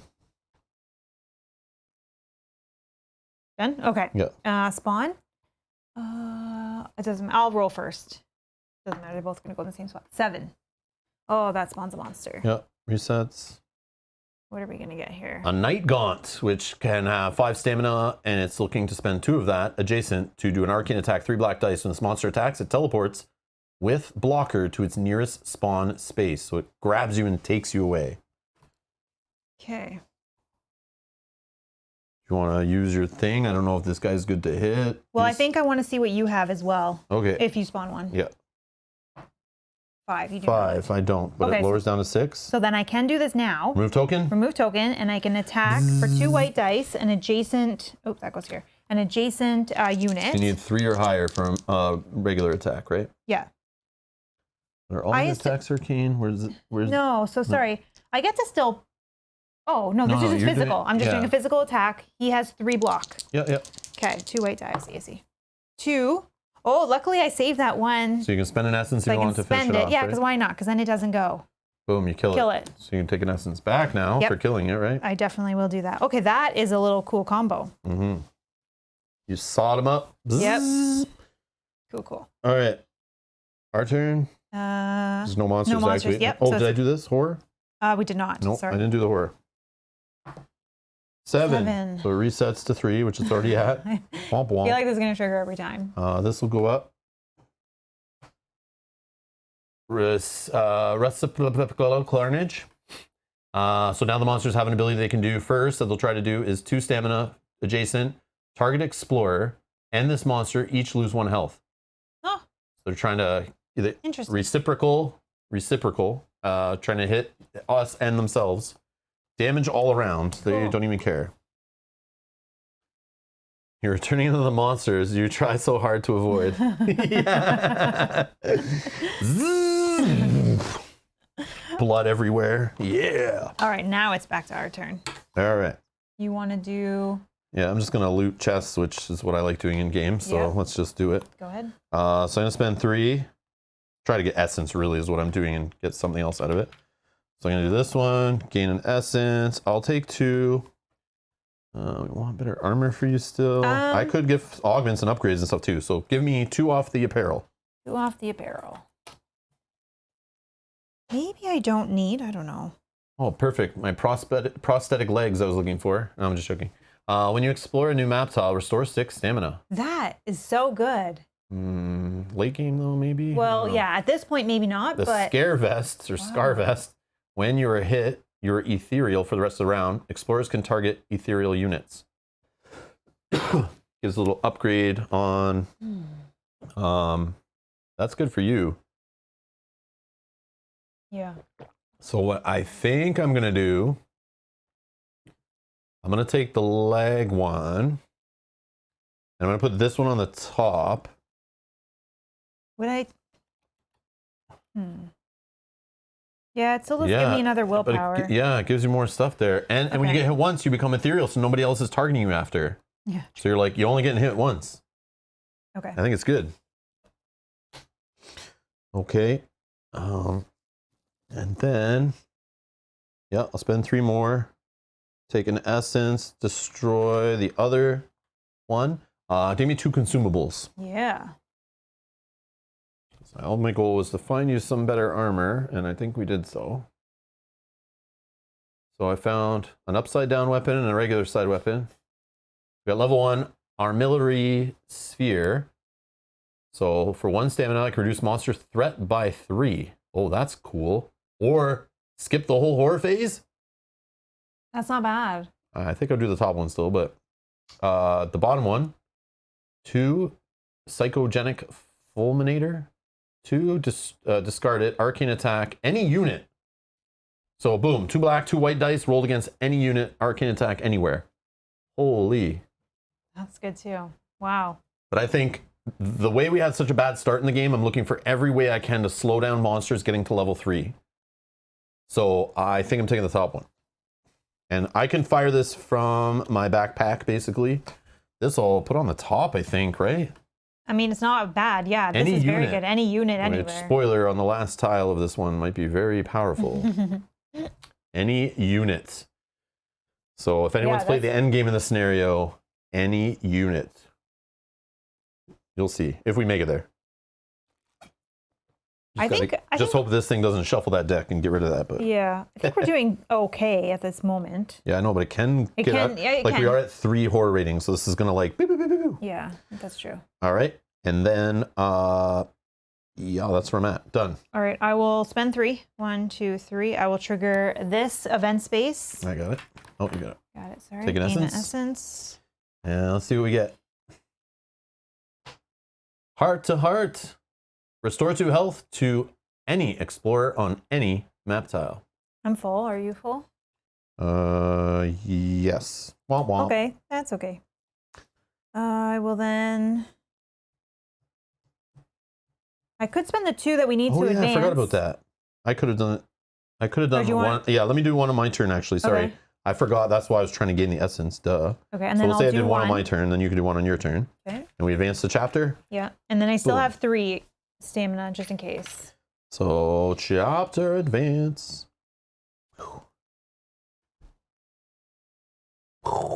That's cool. Dark and disturbing. All right. I think I see some cultists chanting around something over there. All right. 8 underground crypts. Again, we're playing the slightly shorter game, so we removed chapter 7. That's where we're going right to number 8. We stood in awe and fear while staring at the source of the eerie melody. The remarkable craftsmanship of the stone was only rivaled by the unaccountable sense of threat and torment that seemed to emanate from this strange entryway. The stairs plunging down into the catacombs glowed with a weak crimson light that radiated from within. Our stupefied gazes were torn from this sight, but yet another tremor that ran the length of the room. It reverberated across the spacious chambers and rumbled into its dusty corners. There was no time to lose, or was it too late already? So we're going to set this at 6. It's already there. On this one, we're setting to 4. Reduce explorers' attack rolls by 2 is a passive thing that's happening. So our attack rolls just suck. Is a thing right now. So we need to get through this chapter as fast as possible. On entry, we're placing an exit token. So that's how we're going to advance this one. And explorers unequip their items. Oh, Serenity now. That is lame.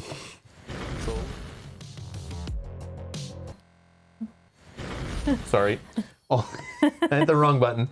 All the items we spent equipping at workbenches and all this jazz down here, I just lost them all. So now we gotta... Oh, Vincent, thank you so much for becoming a Patreon. Thank you for pledging. Thank you so much for the support. Thank you, thank you. Thank you. Thank you, thank you. Yeah, so now we got to spend the action or the stamina of 3 to like use inventory to re-equip ourselves completely. Luckily, I still have 3 stamina. Scumbag chapter card right there. Scumbag chapter card. So we're in the underground crypt. All right, so we got to place an exit token. Oh, yeah. Where do we want to put that? Actually.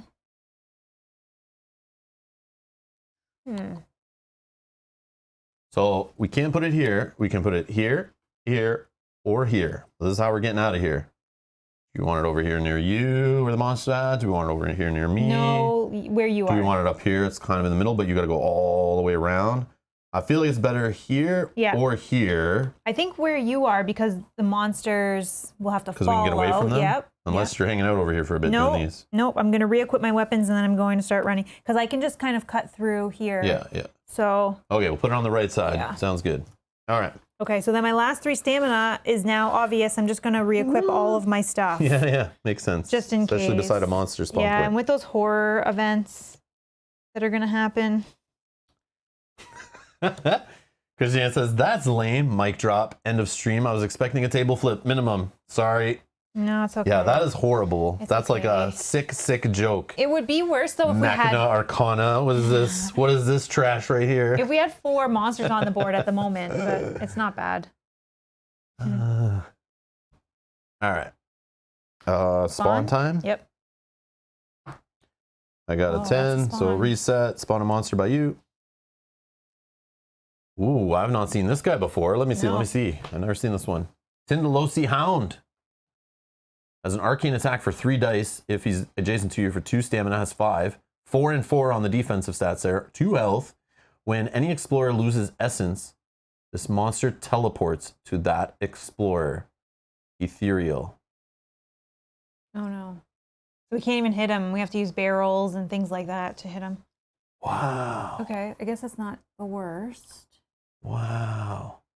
Well, we're about to exit, so we'll just drop off if we just. Oh, true. If we just run. We got to get away from this guy. That's true. Crazy. That's actually not the worst. All right, this one's you. Yeah. 2. 2. So I'll drop this down. No monster. Horror. 9. So reset. Horror event. And I got to put this up 1. All right. At the start of wounded monster's turn, it restores 1 health and loses 3 stamina. Mending Slumber. Okay. Monsters. Oh, we got a new subscriber. David, thank you so much for subscribing. Thank you. Welcome, David. Here's the hound. I hate that dog. I know. Christiane. Nice. We're just going to, well, he's going to go. He has 5 stamina. Oh. He's already adjacent to me, so he's going to use 2 stamina to do an arcane attack with 3 black die. 6. 6. I have 2, 3, 4, 5, 6. So that's a hit of 1. He's going to spend 2 more to do that again. 1. Yes, block it. Okay. Our turn? Our turn. Well, I know what I'm doing. You're just exiting? Yeah. Yeah, go ahead. 1, 2, 3, and then 2 more to get out. I'm off the tile. Oh, I forgot to equip, actually. Maybe I don't leave yet, actually. Yeah, that's probably... I'll just spend 3 to get on the exit tile, and then 3 more to equip. Totally forgot about that. Okay. And then I'm just going to run for my 6. So let's see. 1, 2, 3, 4, 5, 6. And I'm right here beside you. Let's do it like this for now. Oh, you know what? Sorry. I have an ability here that when I'm hit, I can move up to 1 space. So I would have been 1 more way. So then I would have been here. Actually, he hit me twice. No, he missed on the next one. Okay, yeah. So I can be right beside you. Okay, cool. Okay. From that ability. Spawn. Yeah. 8. 8 is the spawn. So resets to 6. Spawn a monster. What are we getting? All right, this Yidithian. Yep, I've seen him already. And a 4, so that'll just drop down. It's going here. Sure. And then horror. 8, so this goes up. Oh, man. Oh, yeah, I forgot to do this, too. Oh, well, I'll do that in a minute. And then this resets. New horror event. Increase monsters' range by 2, reaching evil. Okay. All right, new round. Oh no, monsters need to go. Sorry, monsters need to go. That's okay. So this guy has 5. He now has range of 2, but I think he's just going to spend all of his 5 to get to us. So like 1, 2, 3, 4, 5. Yep. And this guy has 5 as well. He already has range of 3, so his range is 5. But I think he still needs to get... Is it through things range? It is through 1, things range, yep. 2, but it's not through, is it through, not through units, right, is it? Or is it? Yeah, it is. Oh, so if he was here, 1, 2, Yeah, he can go 3, here. 4, 5. 1, 2, 3, 4. Yeah, okay, so he's in range. So sorry, he moved 2? He moved 1, 2, 3, so he can have line of sight straight to me. So he still has 2 more So what's he doing? stamina. He's doing an arcane attack for 3 white dice. Okay. And he rolled a 5. My arcane blockage power is 2, 3, 4, 5, 6, 7, 8, 9, which is the max arcane willpower blockage you can have. Only stats can go up to 9 in this game. I just did that. That is crazy. Wow. So you just blocked it. Nice. Get out of my head. Get out of my head. Okay, so our turn. So, can I go first? Yeah. I'm going to spend 1 stamina and get rid of the armillary sphere. And I'm going to reduce the monster threat by 3. Destroyed pile. 1, 2, 3. Then I'm going to spend 2 to exit. Right. Mm-hmm. Before you... Actually, forgot to reset spawn range when I quit, whatever. What? No, go ahead. I was going to say thinking if you want to of skipping spawn rolls on this round. But I don't know if the next one just resets the start anyway. I'm not sure, but I'll just exit. It's fine. Whatever. I'm done. Off the board. See ya. Go ahead. Well... Yeah, I always forget about closing the doors. Always forget about closing the doors. We were just trying to outrun them anyways. But I think in the Lovecraft theme horror game is all about the running. But yes, closing doors would slow the enemy down because they have to spend 4 stamina the enemy would to try to bust the door down. So it's a great way to slow it down, but I always forget. So I'm just thinking that if I moved up 1 to this space, I could target this one, right? Because I can target through him, or no? With the one that targets through obstacles? No, I can't target through that unit, right? It is a good idea to skip the spawn roll.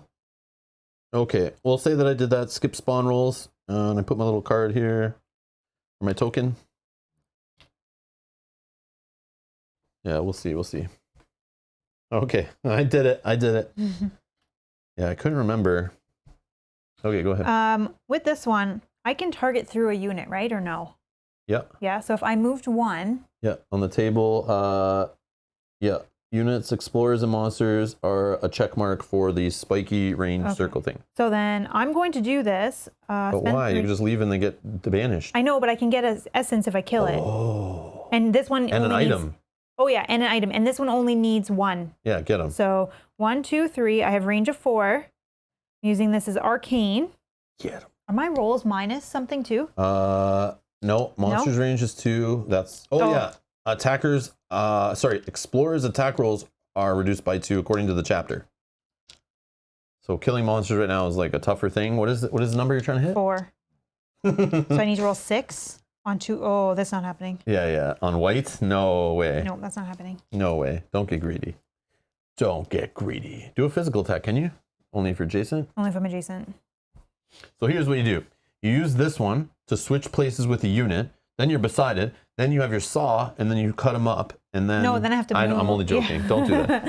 No. But you could. There's crazy stuff you can do with switching spaces. So then I'll just spend the 2 to get it. I don't think it's smart with the minus. Yeah, all right, so exit token. We know we banish the monsters, so just throw them in the pile there. Except for the level 1. Yeah, so we'll get rid of him.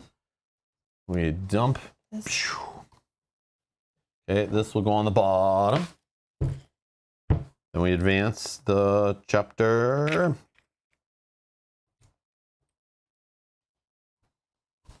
Oh no. Oh no. Cultist, man. Every friggin' Lovecraft game starts off with the dirty cultists.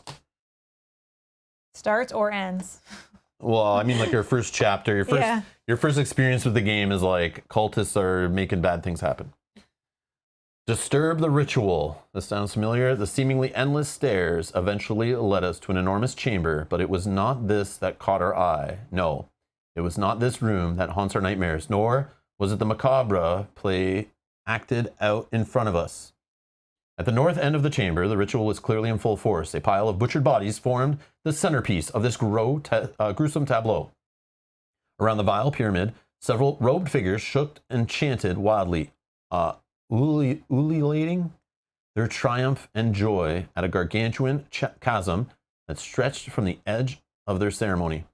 There was never an ocean more abyssal or black, more impenetrable than that which lay before our eyes. I feared for my sanity as I fought to master both nausea and terror. The darkness seemed to grow by the second, feeding itself on every scream and shriek. Older than time, stronger than death, its name is madness. Enter endgame. Dun dun dun. So, endgame. I think this just sits here on top, but I don't know. So endgame, there is an endgame card, just like those other chapter cards, which we will set up the endgame, and there's a special tile. So let's go through. So the tiles, we don't need these anymore. And like I showed you at the start of the stream, there's a special tile for the endgame here. And as you see here, just like the art on that card, there are units here that are chanting around a pile of bodies. So this pile of bodies here is like an obstacle space, which we'll see on the rules in a sec. But there's like tons of stuff on here. We're going to start here. It has a pre-printed like entry side of the tile. And we'll put it like so. All right. So setup, set aside 15 destroyed tokens. Actually, if you want to lay those out in like kind of for the above can see, you know, like 5 rows of 5 or something. Mm-hmm. Kind of like we're keeping score. So Mel is setting aside 15 destroyed tokens. The ritual space is a unit that can only be attacked. So the ritual space, which shows down here in the art, it's one of these cultists that's like chanting, is a ritual space. So in an endgame, it has like rules for the final tile. So the ritual spaces have 5 armor, 6 will, and health equal to explorer count. So they have 2 health because we have 2 explorers. The victory is we win if we destroy all ritual spaces. We lose if there is no destroyed token set aside. So that is these 15 tokens here. Okay. I'm going to set the horror or the enemy at 6 and the horror at 4, which it is. This is a blocking chapter, so it usually will explain how you advance on here. Obviously, it's not lighting the chapter space. There's the pile of bodies. It says, treat pile of bodies, map space, as rubble. Okay. On horror phase, remove destroyed tokens that were set aside equal to half the number of remaining ritual spaces rounded up. So there are 5, I think, right? 1, 2, 3, 4, 5 ritual spaces. They're super hard to see on this map, except for like these 2 that are here on gray background. But the 2 that are over here beside dark little pits, there's 1 here, 1 here, and 1 here. And we'll put damage tokens on them as we damage them. So you'll kind of see where they are. But this body of pile of bodies space, this 1 space right here, blocks line of sight because it's like rubble. So you can't like stand here and shoot this guy and then also shoot this guy because it's blocking line of sight. So this kind of makes it a little tougher, so we have to go around and try to hit them. And then there's like pit spaces back here that you have to like hopefully have range or just you get in there and move adjacent. And once we destroy a unit, we'll put a destroy token on it and we can step on that space. They are passable after that, which it says here, treat destroyed ritual space as passable. Okay, so we're basically trying to stop a ritual. Classic Lovecraft. Mm-hmm. Now, one question that we had, and I was looking it up last night, is does this technically start a new round? And maybe... Yeah, I wanted to wait till we had it set up because... so this is where a Machina Arcana said it was good to use the spawn roll, skip the spawn roll for the round. And nowhere on here does it say start a new round. So yeah, so I still have. So are we just in the middle of a round still? Or does it reset? Because it kind of sucks if we both just ended the chapter both at low stamina. And we're not even able, because we're starting all the way over here, right? Mm-hmm. Let's say I start here or something, you start here or whatever. I don't know. It depends who's going first and stuff. No new round? Okay, so this is not a new round. So I still have remaining stamina. Unfortunately, it's kind of weird, but because we have no way of dealing with these guys yet, well, you do have some stamina. I do have some stamina, but I have Do to you have get a consumable or some way of hitting them over there? No. Like most likely you're going to enter this tile then. If it doesn't start a new round, you're going to enter the tile since everyone would have had to escape from the last one. And we're going to lose tokens right away and we can't even stop that. That's crazy. Okay, so I guess it's just, so can I, actually, I can start like this. And then I still have 4, so I can move 1. Well, no, you start in a better spot then, because like Here? I want you to be able to use your stamina to actually get somewhere. 2, 3, 4. Beside the spawn thing, you Yeah, okay I with think that? that's fine. But you said we're skipping the spawn anyways. I'm skipping you're skipping my your spawn spawn. rolls. Whoa, get out of here. You're still spawning. Yeah, well, hopefully not. Hopefully not. You're still rolling a spawn roll. Don't That's look at true. me. That's true. You can't save me here. All right, spawn roll, go ahead. It's 6 is the level. 3. I do not spawn. Okay, that's good. And then horror is 4. I got 2, so we don't do either of them. So this is just going to go down, and this is going to go down. Sorry. I got 3 and 2.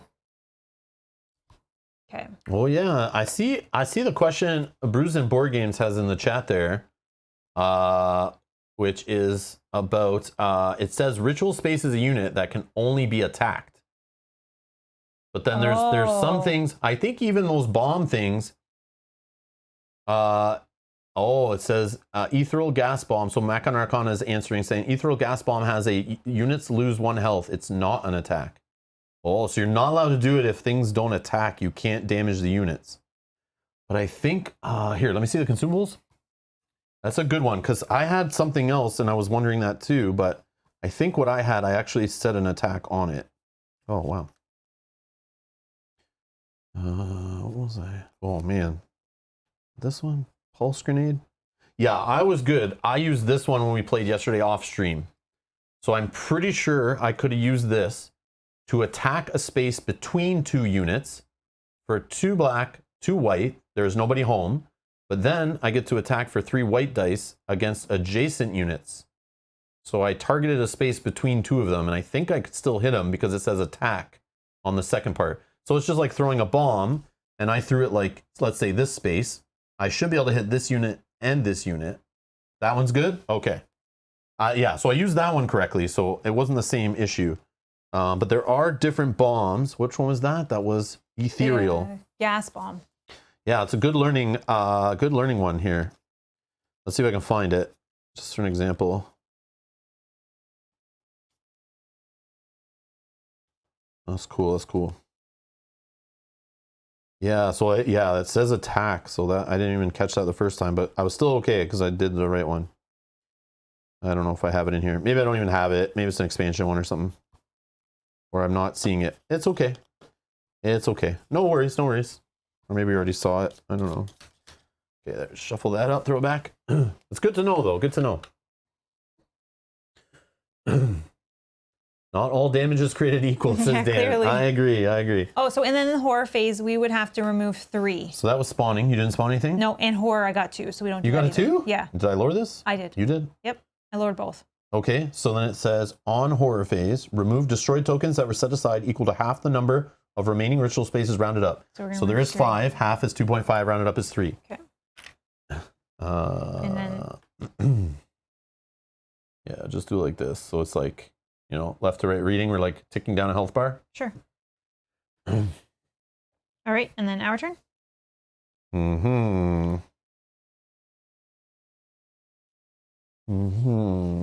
Am I in your way? Because I can move. I don't know if it matters. Okay. Like I can go like this way. I can go this way. You know. I would like to have more essence because, like, obviously hitting these things, they have 5 armor or 6 will. I roll. Where am I at even? Arcane attack of 2 black, 2 white. I mean, Oh yeah, arcane is worse for them, arcane is right? harder, yeah.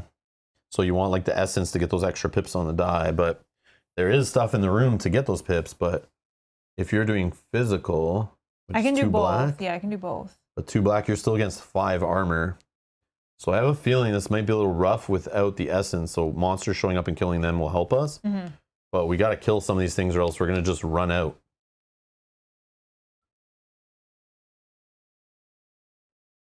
Yeah, now I regret getting rid of that rifle that had the 3 black dice, the one that I had before. But yeah, that's okay. All right. So All right, do you want me to go yeah, you go first, first? absolutely. All right, I am going to, if I'm here, I have range through things, so I do have range to this one. Oh yeah, token's gone. So let's spend round, one to move there. Let's spend 2 to do a physical attack on this one. Oh, and you can 2 black. reduce its armor. I can reduce its armor, and then I can give myself the token to then use it again for free. So we'll see. What's the physical is 5, but then I'm reducing it to 4. But once you remove the token, you lose the reduced armor effect. Then you're only rolling 2 white dice, so you're very not likely going to hit something with 5 armor with 2 white dice. I know, that only goes to but 2. we'll just see what happens. No, you'd use that on a monster if it shows up. Oh, 4. So I reduced its armor, so 4 is Unless good. you have essence to spend. Nope. So that does So 1. armor for you, armor for the till the end of the round is down to 4 on them. Okay. So physical attacks are way better to try to do to get through there. Okay. Then I could spend 3 and try to target this one. And when you do the same one, Because can I ask? So that we destroy one and then we lose less tokens? So we instantly I was start. hoping that I use this on it. Say what? Use this ability on it, maybe. What? Just to try to take it out. No, but Mel, again, this 2 white dice, right? The highest they can go is 2. Okay, you've reduced the armor down to 4, so getting 2 2s on, I think, 2 sides is rare, but you have essence to spend. 1. But what I'm saying is, you can still do this top attack. It can't stack, but you could attack again. This guy's armor is lower. You're rolling 2 black dice, which have 3s on them. Yeah, and then And you're more than you're more than likely to get through and kill one, which means remember half rounded down, so half of 4 is 2. So we would actually only lose 2 instead of 3 at the end of every round. I think in this case it's better to concentrate attacks and eliminate one at a time rather than get 1 damage on all of them. I know, I was just trying to spend my stuff efficiently too, but then I guess I could How is that efficient? No, because I would just spend all of it to do another attack and then still, but I can. All of it to do? Show me. This is 3 stamina, which would be all of you my. want to do this big attack? Yeah, on this one. Oh, I see. But then again, and then what? Now but then we're still ending your turn with 2 damage spread out on 2 guys? Or you have a way to still kill the one in front of you? I'm missing something. Well, it would just be possibly to do this, or you come in and hit one. Yeah, so I wouldn't take the token off is what I'm getting at. And save it But for an enemy? again, armor, I only have arcane, so I don't care about armor. I only care about willpower. Mm-hmm. So you reducing the armor is only better for your circular saw right now, right? Yeah. All right. So you might as well then I'll keep using your just circular saw, or else why did you reduce the armor, right? I just really wanted for the token. It wasn't, yeah. For a monster when they come up, right? If one, maybe, sure. Oh, okay. Or, yeah, okay. Okay. Because you're more likely for 2 white dice to actually hurt a monster than you would these guys that have 4 or 5 armor. Mm-hmm. Because once you remove the token, they go back up to 5, which makes them impossible to hit with 2 white dice. You get it? Unless you spend essence. Yeah, but then I have to have a perfect roll. So Okay. it's like very edge case is what I'm saying. Like your odds of rolling 2 2s on 2 white dice is, as we've seen, very hard, very hard. That's all. All right, so then we'll just use a circular saw I think you just again. keep drilling it with the saw. Like that's I think is the best play. But again, I might be missing something. Let me know. I have to spend. Why is one cultist wounded? Did you attack it? I did. I did with the circular saw the first time. Didn't she roll a 4? Yeah, it's reduced armor by 1. No, that's after your roll is done. So you fully resolve the first line. Oh, sorry. And then you do the next one. I'm sorry. So I could have. Oh, okay. So you could have spent an essence though to get it, right? Yeah. So let's say you did that, because then. But I can just say do it now because I didn't roll. I only rolled a 3 now. Oh, I so see. either way, I'll spend an essence. Doesn't matter which one, and then it does 1 damage. And then I have. I see. And then I will move. And I guess I just move here to be adjacent to both of them. Yeah. Okay. Done. Sorry. Okay. For 6.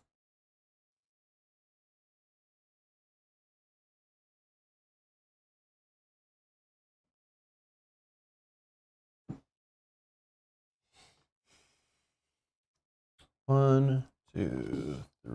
I feel like I want to do one of these just to get essence and maybe get something better up here. But then it's like a waste of time. We're losing 3 tokens a turn right now. Can I get in there and hit? 1, let's say 1, 2, 3. And I have 5 range on an arcane attack. Can I see that guy from that spot? Yeah, I think so, right? You think? I think so. You can see better than me. Yeah, I think so. Like center of this space from the doorway, this space. Oh, from the doorway. Like do one more time. Center on the door, I can see. I'm lowering it. Yeah. Yeah, it's Yeah, good. you can okay. see. Okay. So 1, 2, 3. 1, 2, 3. Then I'm going to spend on my teleportabolus 3 more for a 5 range arcane attack due to my character's buff here. Nice. 2 black, 2 white.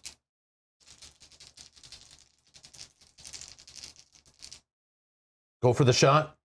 Go for the shot. I roll 2, 3, 4, 5, 6, 7. Its willpower is 6, so not too much over, but it's over, and I'll take it.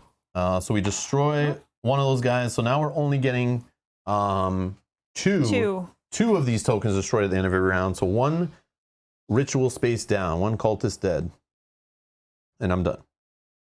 Okay. Spawning. Yeah, this is where it gets trouble. 1. No. 9. Please be a gentle flying pull-up. Let's see. Oops, sorry. This guy's level 2. He's got 4 armor, 3 willpower, 2 health, 5 stamina. 2 stamina to do a 2 range attack, but not through obstacles. Just a physical attack with 3 white dice. When this monster is hit, it pushes adjacent units 1 space. Unfortunately, this jerk face is ethereal. So we can't hit him unless we get him beside a barrel or have some kind of way of pushing or pulling him into a pit maybe, or some kind of splash damage to an adjacent space.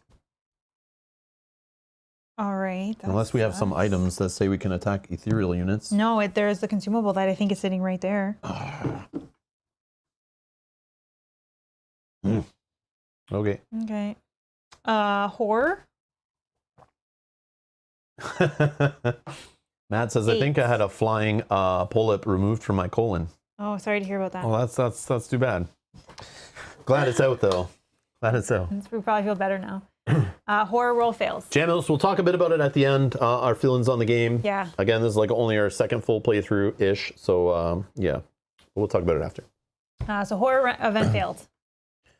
Horror event failed. So it resets to 4. And then on horror phase, you destroy the tokens. Yep.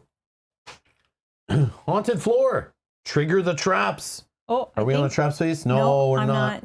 Nobody is. Oh, okay. wow. All right. So traps triggered. I'm assuming that just does the floor hits us. So if we were on a trap space, so the grates, everybody that's on a trap space, we'd roll 3 black dice. It hits everybody, every figure on there. I don't think we shut off the levers though. I don't think so. I think it just does the traps, but leaves the levers still open. I'm pretty sure, but we'll just assume. The fun of having the designer in the chat is I don't have to look up the rules as much. I'll just get an answer within like 10 seconds. It's pretty awesome. All right, monster phase. So he's going to go. He has 5 stamina. He is looking at range 2. And I think I just need to see. I am 1, 2, and you are 1, 2. So we're both 2 away from it. I have 5. You have 5. This is physical. I think I have more physical than you, right? 3, 4, 5. How much physical defense do you have? 3, 4, 5, 5. 5. So we're both the same, so I don't think it matters. But if we choose you, oh, either way, he can still do 2. What is it? It's look for lowest health remaining and then determined by player's choice. Yeah, so we're both Oh, 2 I away. see. You're looking to see who We're would take both the same health. And then I was looking to see who had the most armor to block, because it's a physical attack of 3 white dice. If it's hit. Oh, it pushes. Jason units 1 space. Yeah, just have him attack me. Okay. I am closest, so what are you checking? No, because I'm 1, 2, and you are 1. Oh, what you're are 5. you doing? You're doing what I was doing earlier. He's like adjacent to me, no? No, there's a wall there. Oh, there's a wall. Yeah, I yeah. see. I can't see But that. no, you're actually 3 away, because he has to go 1, 2, 3. So I'm closest. I see. Okay. Gotcha. So he doesn't need to even move I can't at all. see that wall from any angle I'm looking at right now. I can't see that wall. Even with the eyes in the sky, there's no wall there. That's okay. Now I know what Krista Jam was feeling earlier looking on this 32-inch monitor. I still can't see it. Okay. So he's going to spend 2 of his stamina to attack me with 3 white dice. For 3. I have defense of 3, Defense. 4, 5. Boom, so he didn't hit you. Block Great. it. He's going to do that again. I block it again. And then he has 1 more remaining that he'll just use to try to get orthogonal. He wants to, no, he can. Wants to go Just, like yeah, this. diagonal. Yeah, sorry. Cool. Okay. Our turn? Our turn. Pressure's on. 10 destroyed tokens remaining. Will we do it? I can just do the 2 chainsaws here. Oh, sorry, this goes Try it away. again. And then. The problem is you don't have essence, so if you whiff on them again, it's like sad panda. Or you could try to Or I kill try a big attack on that one 2 times, on the farther one. Arcane is 6. I roll 3 white die. So you don't have any essence though. So again, white dice only go up to 2. Do you have a +1 to any of your rolls? No. Man, that's where we're missing this playthrough. When we played this game both times before, we both had something that increased our attack rolls by 1. Mm-hmm. This is very weird. We don't have any of that. I could just probably have better luck with a chainsaw. Oh, I have when they're on a trapped space, but that doesn't help me in this situation when no traps are out in this area. Yeah, I can try the chainsaw. I could also try to go first and do an event Oh right yeah, maybe here, it'll help with something. Maybe it'll say like gain an item. but I don't know if that's the play or if I should just run in there and start hitting. Yeah, maybe that's a waste. I should probably just start attacking too.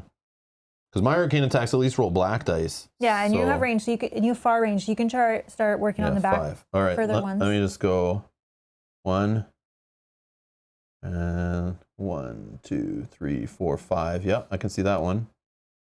That's 1 movement. Then I'll spend 3. 1, 2, 3. I'm gonna fire on this one. 2 black, 2 white. Arcane attack. Oh wow, only 2. Man, I'm the worst roller on black dice. Yeah. Yeah, that sucks. Ow. Yeah, that's terrible. Yep. Yeah. That was a waste of a turn. Okay. So then I'm going to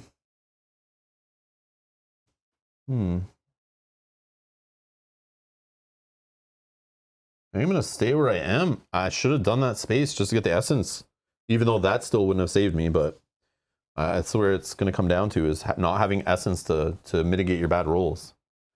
Unfortunately. Oh, I should just shot the monster, maybe.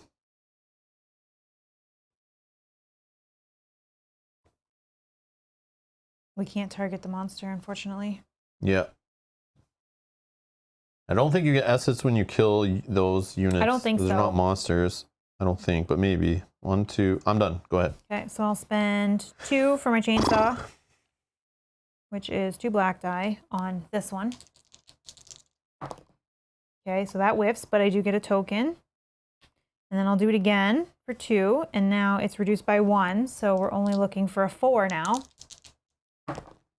We got it. Okay. So that's 1 hit, and then I can do it one more time. 1, 2. Oh, how about... I'm going to stop you because you could do that thing you're talking about. You have an adjacent monster. You could remove this. But I can't but then the attack armor's it. not reduced. Yeah, sorry. Oh, sorry. I was trying to stop it so you didn't see the roll first. No, that's okay. I didn't mean to slap them across the room, but... That's okay. Defense! It's okay. I was like, oh no, am I missing something? Yeah.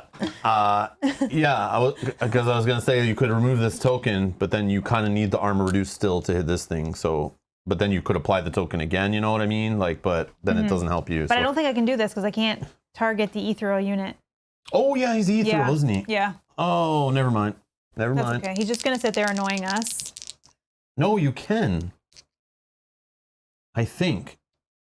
Maybe because there's no target? I think when it's attacking adjacent units, like in the sentence, I feel like you can hit ethereal or whatever, because there's no like target to it. I think, but I could be wrong. I'm probably wrong. Full contact board game. Yeah. He's a slapper.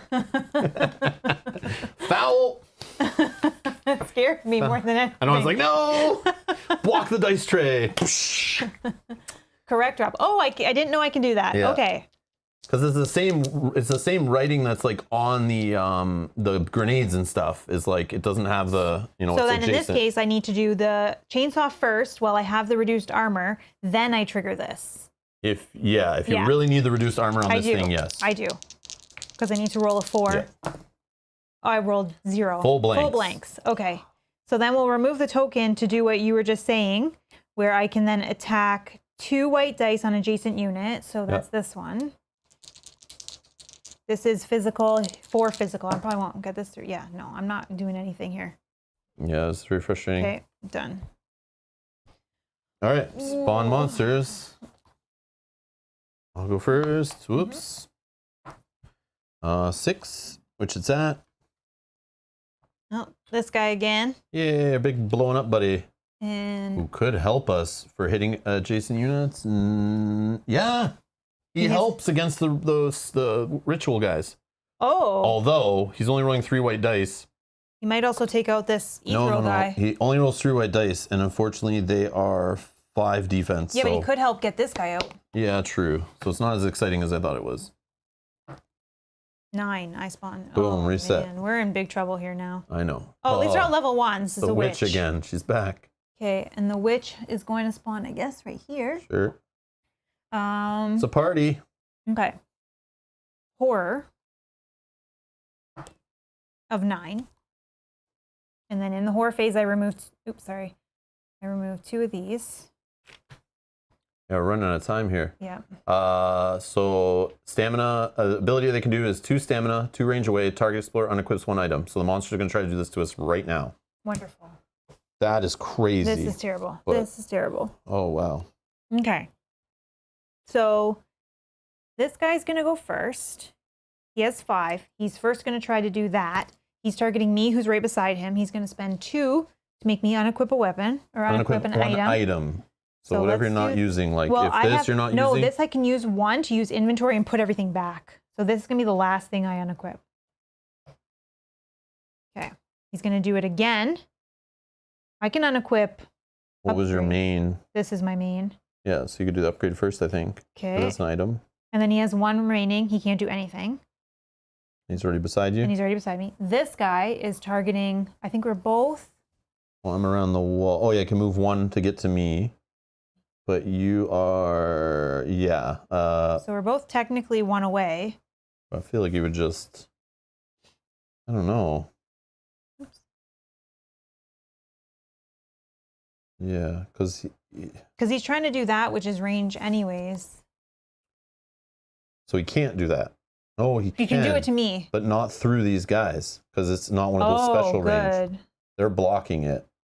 Ethereal aren't, though, but this witch is, I think. So this Sarral right here, I don't think can see you to do it. Can't see me through the wall to do it. So what's on its card? On its card is he wants to be adjacent.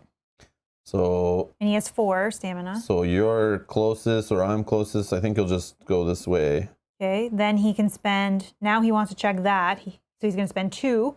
Yeah, 2 stamina on the card here to target, explore, and equip 1 item. Where I will just feel like I want to unequip the skip and spawn rolls. Oh, but then that reduced my will. They all reduce something. No, I'll get rid of this, the leg one here. Okay. Okay, and then he has 1 remaining. That's fine, he can't do anything. And then the witch. I think she's just going to do it 2 times to me. Oh, I can't even save that. That sucks. So 1, once I unequip. Yeah, correct. Sure. Well, I'm also adjacent to her, I think. But we will have the same health. So we can say she chooses me. Yeah, but then are you going to lose stuff that you need? And then we can say she chooses you, like, or for the second one? No, I'll just pick me again. I can choose 1. No, it's fine. Oh, you're gonna have to spend 3 anyways. No, no, I don't need to. I don't need any of this stuff unless I'm caring about dying, which I probably should. But I can do 1. But we literally need to kill these ritual things, or we're done in 1, 2, 3, 4 more rounds. Yeah, I've we already can slow that down by killing 1 or 2 of them. Okay. All right, that's them done. Our turn. At least I can spend 1 to equip those again. Mm-hmm. But yeah, because I need my chainsaw. All right. So where were we? What was that? That was enemies. That was the enemy's Our turn? Yeah, it's our turn.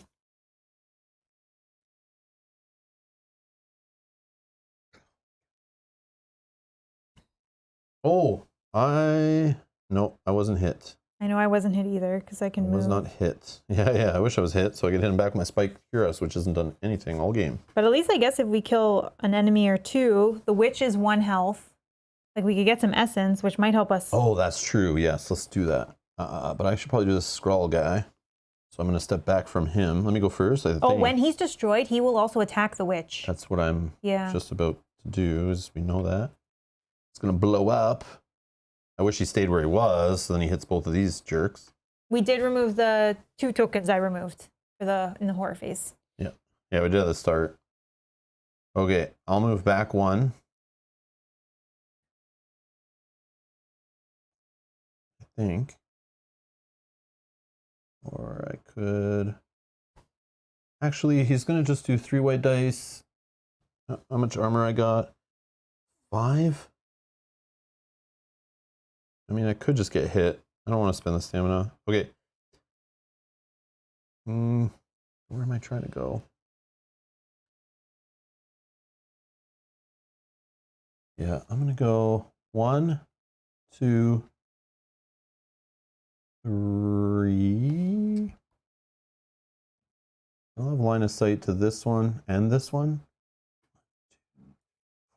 Yeah. Okay, so 1, 2, 3, and then I'll spend 3 to...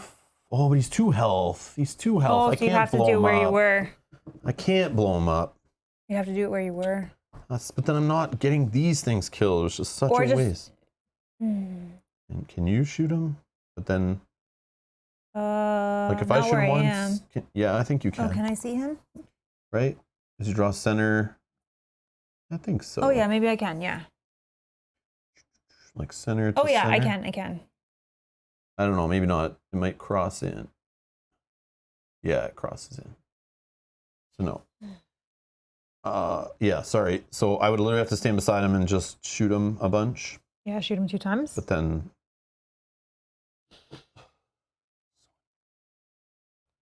So annoying, so annoying.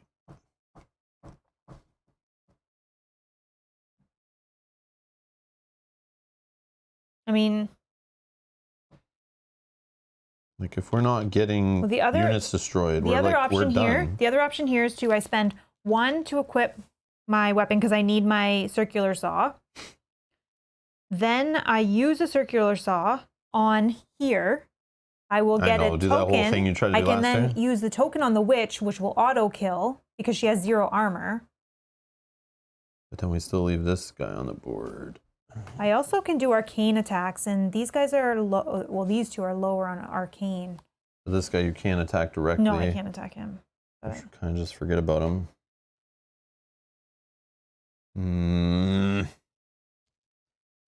I feel like just pushing hard for the scenario end, but I mean, I'll try, but again, I might miss on my rolls no matter what. So, all right, let's just spend my turn fighting this stupid thing in front of me. 1, 2, 3, the Charal. So, arcane attack. What is this thing for arcane before I do something dumb this here? one, 2. It's 2. Okay, so I'm rolling a bunch of dice. Great. Yep. All right, so I definitely got enough. I hit it once. Okay, spend 3 more. Yeah, I don't think my base ability would have been good. And boom, got it again. So it blows up.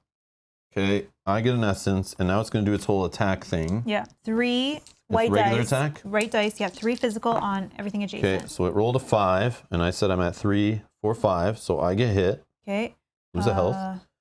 Just It's going to the hit the witch, witch, so she's which is gone. more than enough. She's dead. I don't Witch know is if I one. get the essence from the chain reaction, but in most games, probably not. Especially a Lovecraft themed game. Yeah, they don't But give it was to you. destroyed, but I don't know what happens And it when was on your turn. destroying a monster.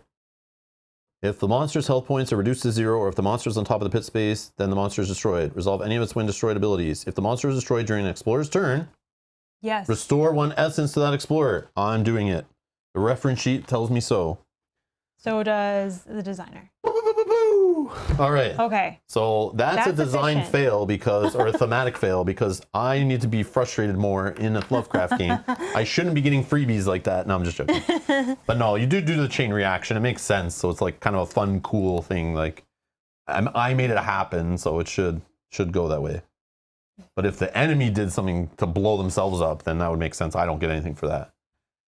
But all right, done. Done? Okay, I'm going to spend 1 from this ability that says I can use inventory. Mm-hmm. So I will put these back. Okay.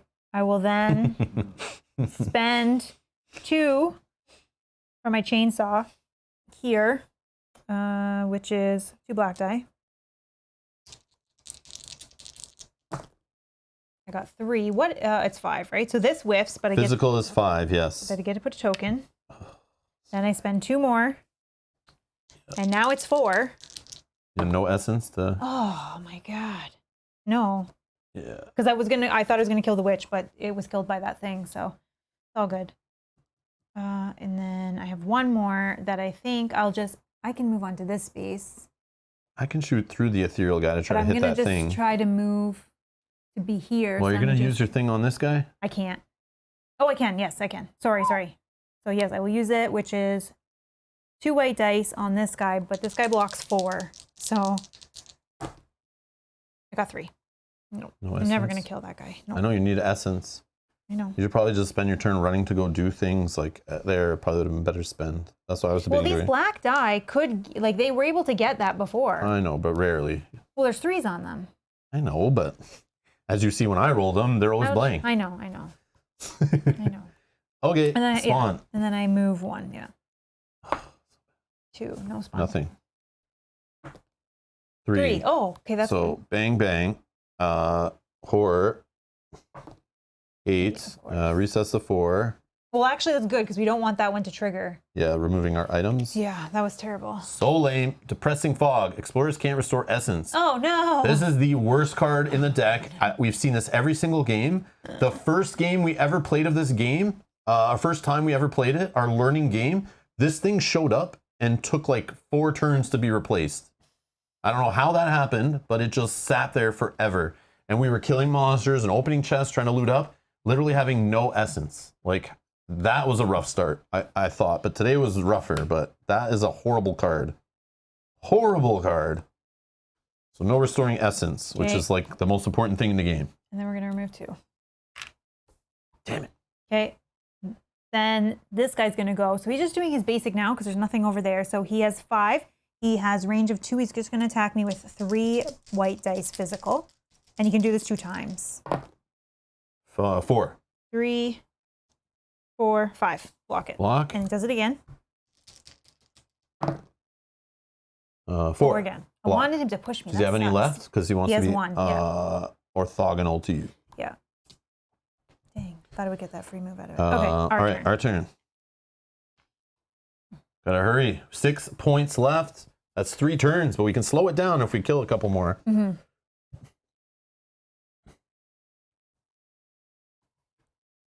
I could, damn. Sucks that I am not in line of sight to multiple right now. Like, it sucks I got so slow down there. Because, like, I can move 1 in and shoot this one and try to kill it. Taking 1 off the board is good. Or do you want to try your whole see what banging happens? your head against the wall again? Yeah, sure, why not? All right, we'll go here. Or should you be moving to try to do this one well, next? if I get here. But if you can kill him, that'd be amazing. But again, the no essence, you're probably just going to waste your whole turn again. Possibly. Maybe I'll be able to get this one because I can hit it 3 times this time. Yeah, the 0 essence is like crushing us. It's like you were just going to lose because of it. Yeah. 2, so that's the one that fails, which we knew. Usually does. And then 1, 2. So now I need to roll 4. We got 2 or 1. 3. I cannot roll 4 for the life of me. Well, now let's do this on this guy and roll 2 white. Nope. Yeah, again. Yeah, you shouldn't really. Yeah, should just have gone for the chest. Okay. All right. I'm gonna spend 1. And I'm just gonna fire on this thing for 3. 1, 2, 3. And its armor is no longer reduced. It's just I need the willpower of 6. So I need to roll 6 or higher on this thing, which probably won't happen. But I have some essence. But we need to shut one of those down, I think. Oh, you got 7. 7. Okay, so this one's destroyed. So now it's 3 divided by 2, or divided in half, like rounded up. It's still 2 a turn. We need to get rid of 1 more. Man, that sucks. Sucks. Okay. I'm sorry, I'm no help. I can try my other one, which is Arcane 3 white die. Okay, I'm just going to use my last 2 to move 2. I don't think that's good. 1 and 2. Okay, done. Spawn. 4 resets it to 6. Spawn a monster. Which is Migo. Okay. Migo is. When he's destroyed, we can do an explore event. Cool. Okay. And then me.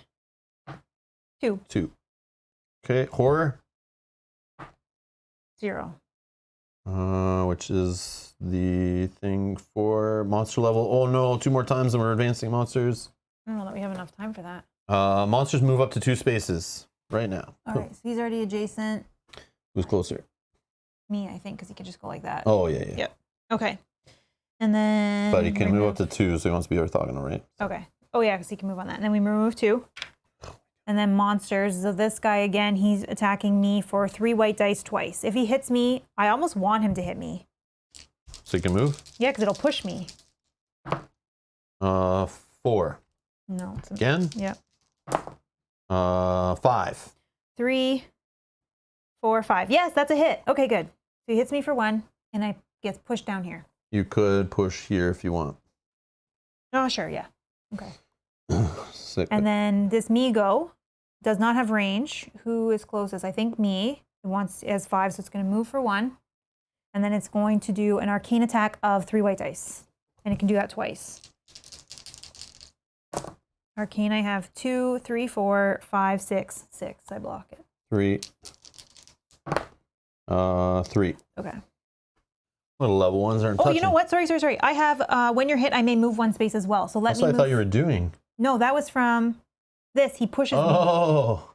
I thought you were doing that one. That's why I didn't realize. No, that was his ability, push me, and then this. But I wanted to do it so I didn't have to spend my stamina to move. Okay. All right, our turn. You go first. Sure.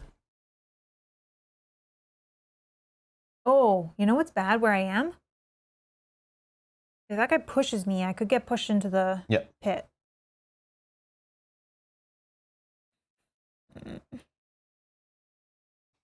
All right. I'll go 1, 2, 3. I'm just gonna fire on this one. Like, I don't think mathematically it's possible to win. Like, I think you like your turns. I'm doing. Yeah. I don't know. Okay. Yeah. Yes, more than enough. Okay. These are arcane hits, right? Yep. 3 more on the same one. We're good. 5, 6, 7, 8.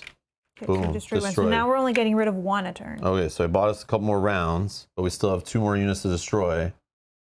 So, okay, now I think it's possible now. I just was worried about missing a roll But again, there. I'm probably gonna. Okay, I'm done. Are you done? No. Okay, go. So let's do the chainsaw. I don't know what else to do. Maybe kill the monster, get a thing, get an essence.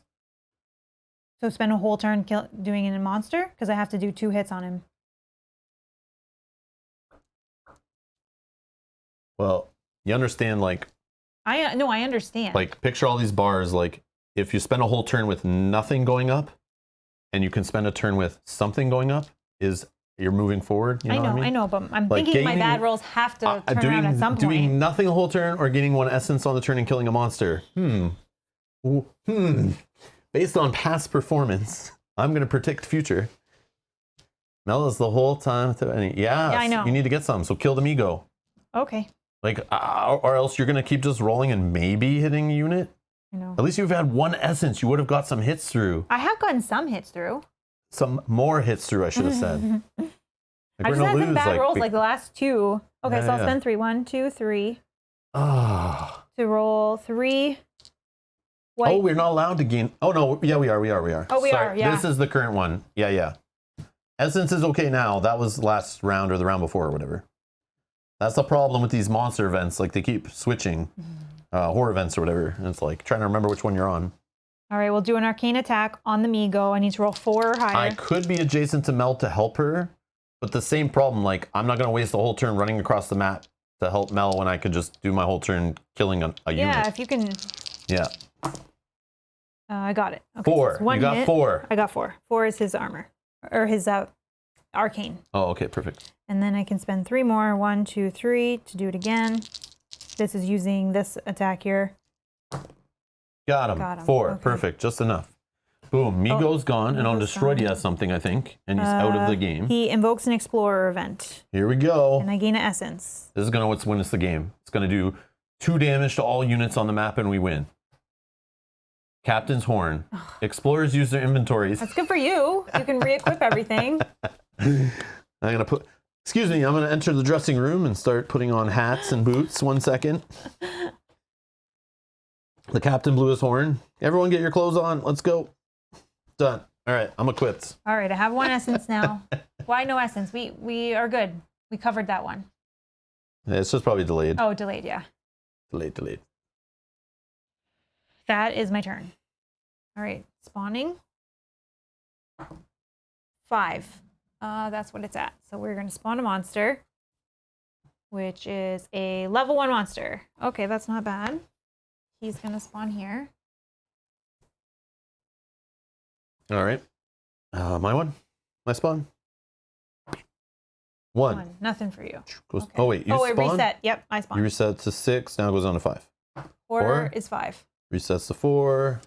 Oh, one more and we're in trouble. Oh, man. Okay. I think we're in trouble anyways. Explorers unequip 1 item. Serenity now. This is annoying. Serenity now. I'll just unequip this one. No, I'll do the boots. Wow. Holy. Just playing with your food at this point. This is They're annoying. like playing with us. Okay. Wow. I can't unequip that one. Why not? Oh, does he need the willpower? Yeah, because he might. Oh, it's physical anyways. Never mind. I'm like, he can't push me or I'm gonna die. All right. Actually, he might go for you. Yeah. Okay, good. Never mind. So yeah, we'll unequip this. Okay, so monsters. Oh, we got to remove one of these. And then monsters. He is 1, 2 away from you. Yeah, so he's going for you. He's going to spend 2 to attack with 3 white dice physical. He rolled 4, and physical I'm 3, 4, 5, so I prevent it. Okay, Does and he's again. going to do that one more time. He rolls 4, I prevent it. And then he's going to move 1 because he has 1 more. Okay, and then this guy, he has 5. He wants to be adjacent. 1, 2, 3, 4. 1, 2, 3. So he's going to you. 1, 2. And then he's going to spend 2 to do a 1 black, 1 white physical. 2. Did he move 2 when he came in on play? Like when he spawns, he should have. Sorry. Yeah, So he should already be there. So he has tons of stamina. Yeah, so 2, that was a miss. So he's going to do it again. Miss again. Okay, so that's it. And then he has 1 more, but he's already there. orthogonal to you. Yep. All right, our Cool turn. beans. Okay. Want me to go first, or Yeah. I'm just gonna shoot this thing right beside you. 1, 2, 3, 4. Yeah, I'm in range of it. Yeah. The other thing is, if I reduce its armor, Doesn't help. I'm arcane. okay, then it doesn't matter. Yeah, I wish we comboed better, but we don't. We got rid of the wrong items. Looking back in the game, we made many poor choices and gambles, and based on future card draws, like it just didn't work out. But it's definitely a weird play. Every time it's been like very different, which I got to give it that. But so I'm firing on this unit down here. Arcane attack. 6 or higher. Yeah, I hope. You got it. 7, nice. Okay. Okay, then I'm gonna spend 3 more. Try it again. 2, 4, 5. 1 shy, but I will spend an essence and hit it again. Okay. Boom. And put that. Oops, wrong side. Sorry. So we have 1 more to destroy. I'm done my turn. Go. Pressure's on. Well, we have like 3 rounds. I know. So if I can move into a better position, maybe shoot on that one. So if you can at least do 1 to it. I'm gonna try. 1, 2. We're gonna do the chainsaw. This is gonna be the attack that always misses. Yep. But we get this. 3, do you have essence? No, it has to be 5. Oh, it's 5. Next one I can. Okay, now 1, 2. We can do it again. Now we're looking for a 4. We got a 4, so oh, you I got need to 4 spend the essence. naturally. Now I can spend 2 more. 1, 2. And again. No, that's I don't cocked. know Roll what it that again. is. Roll it again. That's cock die. Cock die. 1. Oh, whiff. Okay. And then I could try, but 2 white dice. Doesn't do it. I don't have enough. With the essence, though, if you got 2 2s, you could spend 1 to do it. Do I try? But, I mean, but then the armor goes back up to 5. So you need 2 No, I 2s can't do it. and you spend it. No, you can. but I But have you to have just need the perfect roll? magical 2 2s, which is. I mean, I might as well try. It's like a 33% chance on the die to Might get as well it. try, because what On else both dice, so that's even less. What am I doing? I don't have anything. I don't know. We're going to try. Thank you, Bruce. Oh, man. Nope. Oh. I got 2. Okay, that's fine. Spawn. Is that 5? 6. 6, so it I resets to spawn. 6. Yaki! Okay. I rolled a 10, so it resets, spawn another one. When this monster's destroyed, it's going to do something, nothing yet. Yeah, when other monsters destroy it, teleports to where they are. Sorry. And then a deep one. Oh no, this guy increased the monster threat on play. Oh, So it actually goes up, goes all the way to the start. This goes up to 3, and now I'm going to grab the level 3 monsters. Deep one. Let me go here. So we're putting in the level 3 monsters in the game, which I have not seen yet in play, but I think they went in the deck before when we played. So Yeah, shuffle those in. Good. Do some good shuffling. And yeah. Well, at least we didn't see these 3 monsters yet. We are Are at these our level 4 3? max on a tile, so we're like if we leave those there, I think we're okay. Do you want to roll for horror? Horror is a 1. Oh, So it drops down. Sweet. okay. And then enemies. This guy's just going to do, he's adjacent to you, so he's going to do his 3 white die attack, physical, 2 times. He got a 5, which I am 3, 4, 5. So that is actually a hit. That's a hit. Okay, that changes things then. That is a hit. So I lose a health. But I have when you're hit, I can attack the attacker for 1 black, 1 white. Oh, it's when this monster is hit. Never mind. Sorry. which I got a lonely little one, which isn't going to do anything to that guy. So that's Okay. lame. So sorry, you don't move. I apologize. So he's going to do that again. 3 white. Mm-hmm. You rolled a 5. Oh, wow, I'm down to 2. Okay, so he's gone. This guy. But then I'm going to roll a white and a black yeah. against him, which I don't know. He's a 4 physical. Yeah. Which I got a 3. I mean, I could lose an essence to hit him back once, but it doesn't get rid of him, so whatever. Oh, sorry. I didn't remove this if you're yelling in the chat. Oh, yeah. Sorry. I don't think anyone said anything yet, but just in case you were typing it. Then this guy, he can do his 1 white, 1 black 2 times. When this monster is hit, it moves. Okay. Whoops. Shoot.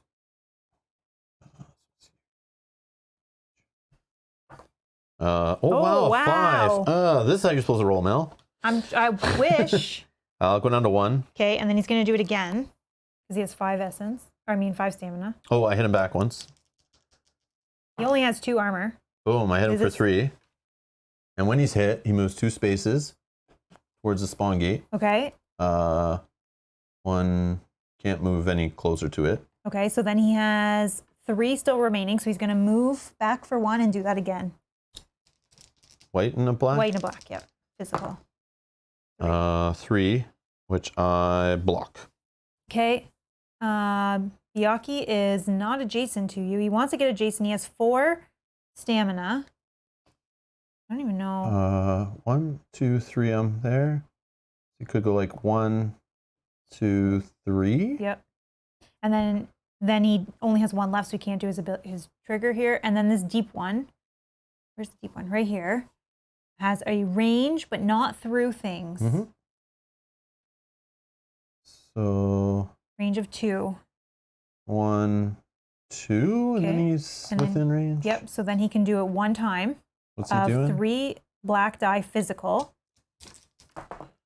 Yeah, that hit. So I lose an essence. Wow. Uh-oh. Can you hit it back? Yep. I rolled 3. Armor's 3. He's dead. Oh, it's a 1 hit. Yep. And then when this monster hit, oh, sorry. Oh, when he hits, we have to roll the game die. 3. So threat does not go up. And then you get an essence. And I hit him back. That's I get an essence. Whew, he's off the board. He's off the board. Not in the deck because he's level 1. He's out. He's out. Even level 2s are going to leave now. Okay. Then they're done. Our turn. Do I just go and see? I think you try. I just try, and then if not, then you know you have to try to get in position. But the problem is you'd be in my way if I go this way and going around monsters. I probably don't have enough. 1, 2, 3. Oh yeah, I do. I think I've line of sight. Yes, this bird has a teleport. Where did that guy die? Beside me up here. Yeah. Sorry, now he's out of my way, kind of. Yeah, because then you can see straight down. No, I can't. The body's in the way. I forgot the bodies. But I think from this space, yeah, I'm not going through the body space. So I can hit from here down to here. And with my extra range, I should be good. It's 1, 2, 3, 4. Oh, with 4, I'm good. Oh, and they're saying you don't get essence because the deep one was not destroyed on your turn. Oh, true. Yes. Thank you. Yeah, Thank you. Sorry. Thank you. Forgot. My bad. That sucks. So it's close. Okay. So I guess I just try. So I'll spend 2. We're doing the chainsaw. This is the miss. Okay, now we're going to spend 2 more. Now we're just looking for a 4 or a 3 because I have no, we'll get a 2 or 1. Okay, I can spend an essence. Oh, no. No. I fail. Whole terrible. turn wasted. Sorry, You suck. I know. I don't have the right things for this. No, you just roll bad. I don't know what There's to blanks only on one side, right? Yeah. Wow. Well, I have 1 more shot. If we lose 1 more, we'll still have 1 more shot. Unless you can get into some sort of position. Right now, I'm going to... Oh my God. Let me check.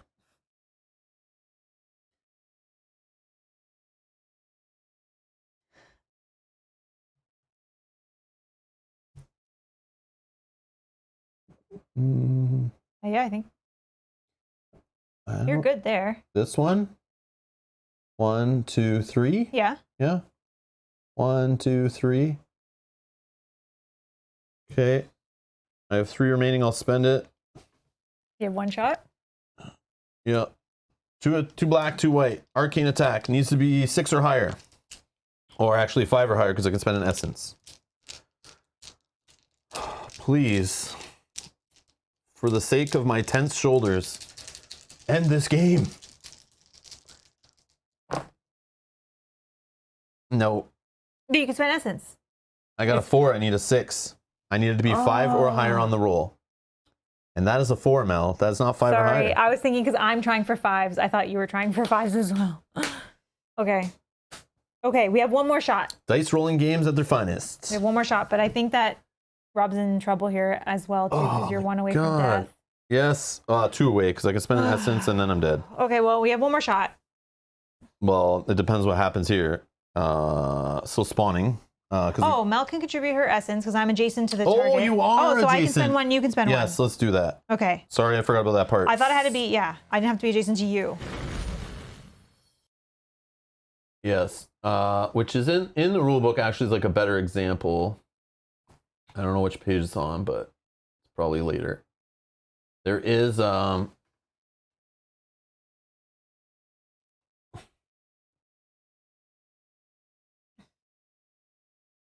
like contributing. I should be looking for, right? Yeah. Contributing. Page 12. Oh, there it was. Page 12. It's in that box right there. Yeah, here it is. This is what I was looking for. So this little image on the right can help visualize it. That's what I was trying to remember. But so adjacent to here, if this character here in the purple circle is trying to spend essence to activate this chapter space, you can have people contribute, explorers contributing essence who are adjacent to the thing you're trying to activate, adjacent to the activating character, or even in like a chain fashion, like a assembly line, if they're adjacent to someone who else is contributing, who is also adjacent to the contributor, who may be adjacent to the active location, but also may be adjacent to that. So you could even have someone adjacent to the explorer who's activating, and then someone who is adjacent contributing, then adjacent to that contributor, then adjacent to that contributor. So they could all be like in a line, which is kind of cool.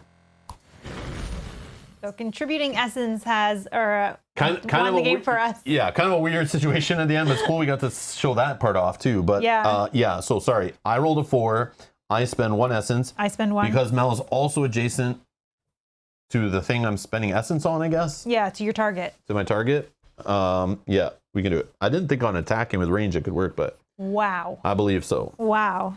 We got the designer saying that's how it works, so I'm gonna go with it. Yeah. Okay. So we had 2 tokens left. That was crazy. That was so close. Boom. So this is destroyed. And again, on our sheet here, actually I can just do this. What am I doing? Victory is when we destroy all ritual spaces. So they are all officially... No, I didn't think so either. That was a horrible display there on the finale. Holy. I wish we recorded or streamed last night's playthrough.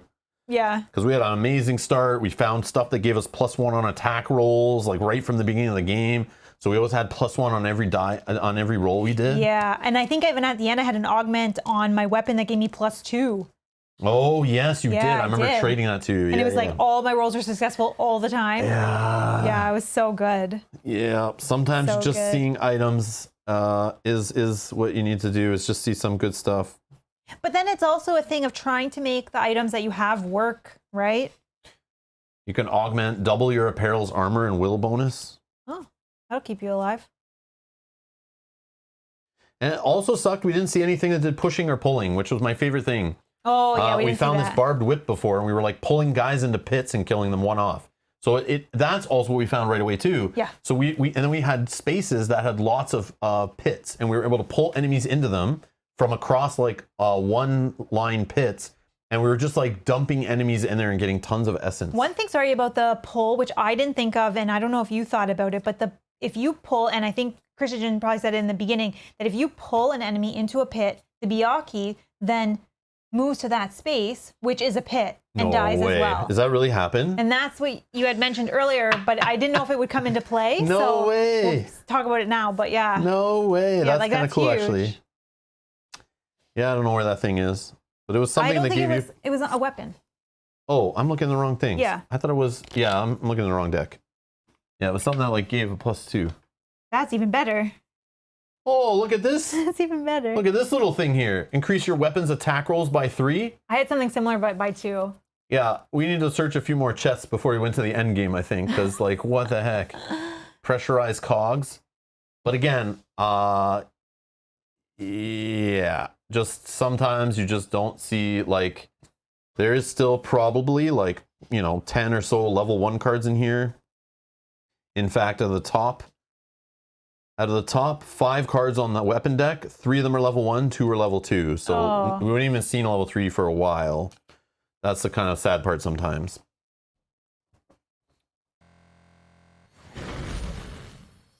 Cool, cool. So our thoughts quick on the game, because this stream went a little long, but thanks again, Dan Roberts. So full disclosure, one of our producers, Dan Roberts, sent us this game on his own dime. Thank you so much. Because he wanted us to play it for his birthday, which is in 2 days. So happy birthday again, Dan Roberts. Happy birthday, Dan. As kind of like a torture thing, kind of like forced me, like gave it to us as a gift, but it's actually a gift for him, for us to play it on the channel for him. And everyone else watching this, don't make that a habit. This is not a thing I want to do normally. So Dan, don't do it again. Don't do it again. I'm just kidding. Sort of, not really. But anyways, thanks again, Dan, for sending this to us. All right. So when I first looked into this game, like I said, I passed on it because all the red flags in all the forums and reviews I was reading was the rule book was kind of rough. And this was maybe like a year or 2 ago. And you know me, big complex games, I love them, but I get a little tired of poorly written rule books and just hard to get into games that don't have tutorial scenarios, learn to play guides, all that kind of stuff to just help the game get back to the table more often. Because the problem with these complex games is they get to the table once you finally get through the rules, you play them. And in reality, we own tons and tons of other games to play. And when you play those other games and they have completely different rules, different rule sets, different things are going on, they treat poison different, movement different, action points different, line of sight's different, spaces are different, orthogonal movement, not orthogonal movement, shaped tiles, not tiles, playing out of a book, getting experience, not getting experience, buying items, drawing randomly from decks. Every game is so different, which is cool. Yeah. But when the game is of a certain complexity level, if you go to try to pull that game out later and it takes a while to get back into it because there's no easy, like, I mean, this has a reference sheet now, which is one thing I'll give it for sure, but not having a like tutorial scenario or a learn to play guide is sometimes a little rough. So that's why I avoided it. But in this 3rd edition, there is now a reference sheet, 4 of them for everybody, which help a lot. And I love that there's 4 of them and not one that everyone has to share. Yeah, I just wish it fit in our laminators so I can laminate it because it is like a thin piece of, like it's very thin and it will easily rip, which kind of sucks. And I don't like the way it's flimsy, so if I want to hold it up to look at it with one hand, I can't. I have to actually like 2-hand it and read it, which is nice when you have thicker reference sheets, which every other game we own has thicker reference sheets. That's one bad thing. But the guide, you can pass me the guidebook. So this one, the 3rd edition now includes this guidebook. Okay. It says read this first. Now, I've read, I don't know how many rule books now. In 10 years I've been doing this, I've read a lot of rule books. Okay. I've read a lot of learn to play books or entry level, get into the game books, then read the reference manual or rules reference guide after. Yeah. Fantasy Flight Games does it the best. The learn to play guide and the rules reference guide. So when I look at this, I think of this as a learn to play guide. Read it first. The only problem is in this book, it sets up the mood. Very beautiful book. Okay, gets you going. Yeah, art's beautiful. Yeah, sets up the story, which I probably should have read at the start of the scenario. Totally forgot this was in here. But when I read this, and Mel read this, I also saw another person online when I looked it up thinking I was crazy. Is kind of like understood as this guidebook. It kind of gets you set up. The idea is you're kind of watching 2 players set up the game and play through the game. which is cool. Which is good. It's just more examples, more visual stuff.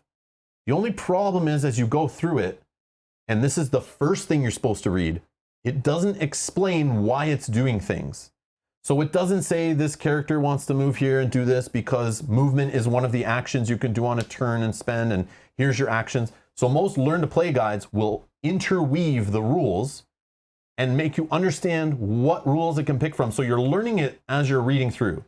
So the problem is this says read first, but there is so many moments in here where I was like, why? And then I had to read the full rule book, 30 pages, then go back to this, and this made more sense. So this should not say read this first. No. This should say read this if you want first, but read the rule book and then come back and read this again. Because this is just helps. This is it's great help to the rule book, but this read this first is like no. This doesn't do enough to get you into your first game at all. Like not even close. A learn to play guide or a read this first from Fantasy Flight Games or other company, if I read the learn to play first, I'm into the game, I'm setting up the game, I'm playing the game with it, and by the end of it, I know 70% of the rules of the first scenario, and you're good. Then you grab the rules reference guide or the reference manual, which fills in all the blanks with more detail, right? So this rules reference guide has all the stuff in here. It just does a job of like too much of this. A pit space. I read about a pit space, and then I have to go to mindless monsters to read more. So then you go to mindless monsters. There's too much of this flipping around, right? Not repeating rules. And another problem is when you're trying to look up stuff. Oh, yeah. This is not in alphabetical order, the table of contents, which is at the back of the book. So if I want to quickly look up, I'm learning the game. Remember, those who have played this game a lot, this won't be an issue. But when you're learning a game, nothing is more frustrating than trying to quickly look something up, but having to find where it is. Because none of this is in alphabetical order, it's all by sections. So if I'm learning the game, I don't know what a unit is, but I want to know about explorer markers. So I go for E, but E is not here. So then I'm like, which section are explorer markers in? What's explorer markers? Is that part of game setup? Maybe it's no. And you kind of got to just get used to like what's in here. So it's not easy to look things up like a normal reference guide would be. Like it's not intuitive at all. Yeah, it doesn't have the index, but it does have like this kind of stuff that helps, right? Yeah, which is like great. This is what I need, but I need it for like everything. All of this. Yeah. But this does help. So it does have this right here. Yeah. So most of the things we're able to find from here. So it's not too bad. But I don't know what it is. I struggled. Like I read through the rule book 3 full times, read this twice, and read this over and studied this. And still, by our second game, I was still stopping to look things up. And most other games of 4+ complexity on BGG I do that with, I usually don't need to look up as much at that time. So it's just like the rules are here, the reference is here, but you will need to look up stuff on BGG. And thankfully, the designer who is here helping us today is very active in the BGG rules forums for the game. So if you're okay to go through this and spend some time with the game on the table and play through it a few times, it's fine. But I've been through a lot more complex games that are way smoother to get into. So that's a huge notice for me. Not everyone will struggle like I did, but you could struggle. The cool part is you can look this reference up online. Go to machinaarcana.com. I think it's linked in the video description. And you can see this book, you can see this book, and you can see this, and read through it well before you buy a copy, or you back it online, or whatever. Okay? So I'm just telling you, look at this, or you've just watched us play it. By now, you probably already understand, like, you saw us ask rules questions, you saw us look stuff up, you've seen how small the print is on the reference sheet. There is a lot, and this is just a reference sheet. It's crazy. But I do like that it's small print awesome. to fit everything here, and I appreciate that. Yeah, I love that it's all here. Because everything is almost there that you need. So these are a must. Like, you need to have this beside you as you play. Yeah. Even Christijan, who said he's played hundreds of times or hundreds of hours, still was getting rules wrong in our chat, trying to tell us that we were doing things wrong. I appreciate the help, but it just shows you that even Christijan, who's hardcore into this game, played hundreds of hours, still has things wrong, right? So it's like, partially, is it that this is a 2014 game, you know, from a small publisher on Kickstarter? Those tend to not be play tested the best. No offense, because like obviously a bigger publisher would usually have more play testing. But this is a 3rd edition of the game. So you guys know me. If a game's been around for 8 years and it's on its 3rd edition, I'm going to be a little more unforgiving at like kind of not getting it right. So if your community is telling you rulebook needs work or references or this kind of stuff, so it's a good step in the right direction. But this has been around since 2nd edition. And some things were changed, but the game is still confusing. So it's a great game, but it's just you will be a little confused trying to get into it. It will take work to play it perfect. So again, you hear this from me a lot. If you need to get games 100% rules perfect, or you don't sleep at night because you're resetting the game because you're like, damn it, I was doing that monster wrong. I just figured it out. An hour into the game, I'm resetting. I can't do that. You get stressed. This might not be the game for you. So just keep that in mind. But if you're just looking to have some fun and you're okay playing this a few times, spending a couple weeks kind of like playing it, reading the rules, looking things up, learning it, you'll get there. It'll be fine. The game is fun, so it's like kind of worth it to get through that in my opinion. But just like understand that. And I'm not the only one. Go read any review for the game that I found online. This is getting better. But again, we're 8 years and 3 editions later, and it's even new reviews and my feelings. Again, I've only had the game for 3 days. This is only my 3rd time playing it. But like I said, I've gone through this process. Every week I go through this process with multiple games that are 3.5, 4 point, whatever, complexity. And I go through this with ones that have 60-page rulebooks, 80-page rulebooks. This is only 30. And I was stressing about the rules and figuring things out like I would if it was an 80-page rulebook with a 70-page FAQ. This game doesn't have that, thankfully. Thankfully, yeah. Thankfully. So the way I went through it was, when I read this book, this is like an advertisement for the game more than it is a help to learn it. So when I read through this first, and you can ask Mel, when I was reading through this, and we were going through turns, we put it up on the TV, we read through it together, we were like, this game looks awesome. Because we literally opened the box, and this was the first thing we did. It said, read me first. So I downloaded it, we brought it up on the TV, we sat on the couch, we spent time cuddled up on the couch reading rule books together, because that's what we do. That's what nerds like us do. Yeah. But we went through this, and we were like, man, this game looks awesome. It's got the Lovecraft theme. We're running around a dungeon. We're choosing how to spend action points, stamina. So many choices. Digging in chests. They're killing enemies. They're pushing enemies in pits. They're choosing which way to go and what to do. Opening chests, using workbenches, all this kind of stuff. And we were like, wow, this game is for us. But then when we sat down to play it, this didn't do enough to get us to understand it. Neither did the reference sheet. And we were looking up rules and we were struggling. It's totally understandable with a game that's this complexity. Yeah, and that's going to happen. This just needs to be more of a learn to play guide that eases you in like a warm bath.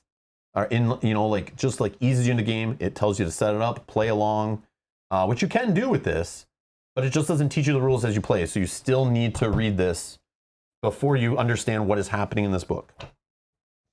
So there you go. It's a big deal because this is the only real negative I can say of the game is this aspect. So once that's out of the way, once you've made it through this and you're fine, you guys saw today, this game is freaking awesome. It's cool. And I see why there's still fans. I see why they're doing 3rd edition. I see why Dan bought this and sent it to us. This checks a lot of boxes. This checks a lot of boxes of games we love. You guys see us. We play dungeon crawlers. We play complex games. We play the Cthulhu theme, Lovecraft stuff. We love all this stuff. Everything about this game, the dual layer cardboard, the tokens, the card quality, the component quality, the tactical decisions, the strategy, the standees are great. Yep. I don't need miniatures anymore. We got to play this game. Okay, if this game had miniatures, Mel paints all our miniatures. Yeah. We wouldn't have got to play this game this weekend when Dan sent it to us a couple days ago. Yeah, we got this game on Wednesday. So I'm happy that it had standees in it. I don't know if that's normal. I don't know if that's a retail copy we're playing or something, but I like that it had standees. I like that, okay? They have nice art on them. I love the setup in this game. I love how you just literally shuffle the tiles. Boom, there's a tile. Shuffle some decks, put in your scenario cards, shuffle some decks. You're playing. we want to explore a new tile. I don't need to go to an accordion folder or grab a whole box of tiles. You guys see us play like Lord of the Rings, Journeys to Middle Earth. What else? Imperial Assault, all these games. Gloomhaven. Sword and Sorcery. We're Madara, Gloomhaven. We're setting all these tiles aside when we move to a new room, or like going back to a rule book, setting up all this stuff and like putting it on the board, finding tile M53 and H2 and, oh, is it side A or side B? No, in this you just grab a tile and you just set it down and boom, all the tokens are on it already, all the spots are there. And it's cool for replayability. Every time we played, the map has felt different. It's been easier to get chests, harder to get them, find explorer spaces. Sometimes the spawn points are trouble. Sometimes we play a game, we have tons of pit spaces. Sometimes we play a game, we have none. Yep. And it's just hard to knock guys in the pit and stuff. I love how that feels different every time you played, even though we're playing the same chapter. I like how the way the monsters come out, the items, and the board, it's like that roguelike feeling. And if you're okay with that roguelike stuff where the story is not as connected because of the randomness of decks and tiles and all that stuff, if you're okay with that, it's awesome. So you can literally play the same chapter over and over again, and it does feel different. We've played it 3 times. It feels different. Because every time we play it, it's like we're in a different spot. Like we're struggling in this aspect. We're doing good in this. Sometimes we're getting overrun by monsters. Sometimes we're not. Sometimes the monsters are comboing together. Sometimes we see the right item. Sometimes we don't. Sometimes Mel's stuck on another tile and can't get to me, and I'm over here. Sometimes I'm banging my head against the wall of this ritual site, and Rob has to come in and help me. So this is a great game, in my opinion, to us. At least I feel that way. Yeah, I agree. It's just like, I saw it in one review as like, great game, but like rough around the edges. It's like, at first I was thinking the mechanics felt a little dated, but I like how they're different. It's just the rules and the learning and getting into the game a little rough. But again, that's why we're here making the video. That's why we got, we're showing off the game. So you understand what you're getting into. You can even learn it from watching us play through it. But like I said, you can find...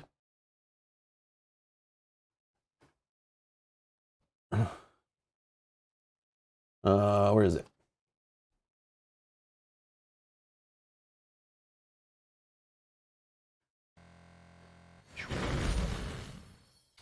So you can find right on their website, you can find right here. I don't know if I'll drop it in the chat. But right from the website, you can go before you buy it. So don't take my say for it. If you find this rule book and the player aids and all that stuff are perfect for you, I recommend reading this guidebook and just kind of see how the game flows. If you didn't watch it already, you kind of know how it goes by now if you watch this whole stream.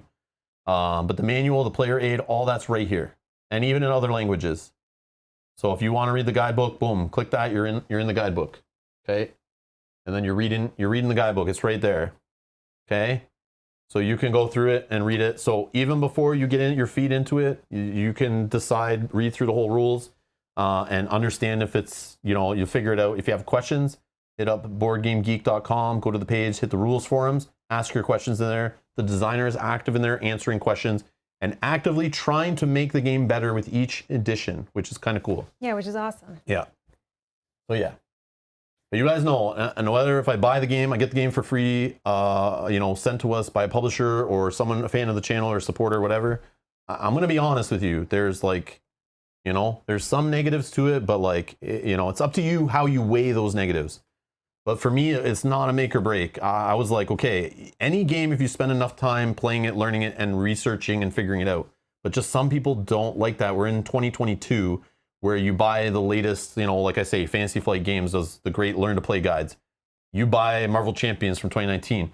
You open that Learn to Play guide, it walks you through, the cards are already in order, you set them up, you set up your scenario. You buy Aeon's End, has a sheet right in the front, you set up your scenario, and you literally just walk through the play, and it just gets you into it. Or Jaws of the Lion, boom, it's got tutorial scenarios, slowly introducing rules to you to get you into the complex system of Gloomhaven. Like, there's no excuse now in 2022 not to have a proper tutorial scenario, Learn to Play guide, great reference material. I cannot complain about it when it's not perfect, because it's like, it just takes the time and effort.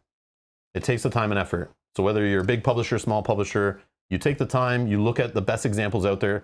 Nobody's saying you can't make a Learn to Play guide like Fantasy Flight Games. Like, it's not trademarked, copyrighted, anything like that. So And you see Chip Theory Games is doing that now. You know, they had a, what's his name? Who left Fantasy Flight Games to work at Chip Theory Games. Andrew Navarro. He went there. First thing he did when he walked in there, fix the rules to Cloudspire. Make a learn to play guide, make a reference guide. Because that was one of the issues of people getting into the game. Cloudspire from Chip Theory Games. Not a great way to get into that game. The first scenario is one of the worst first scenario experiences a player can have.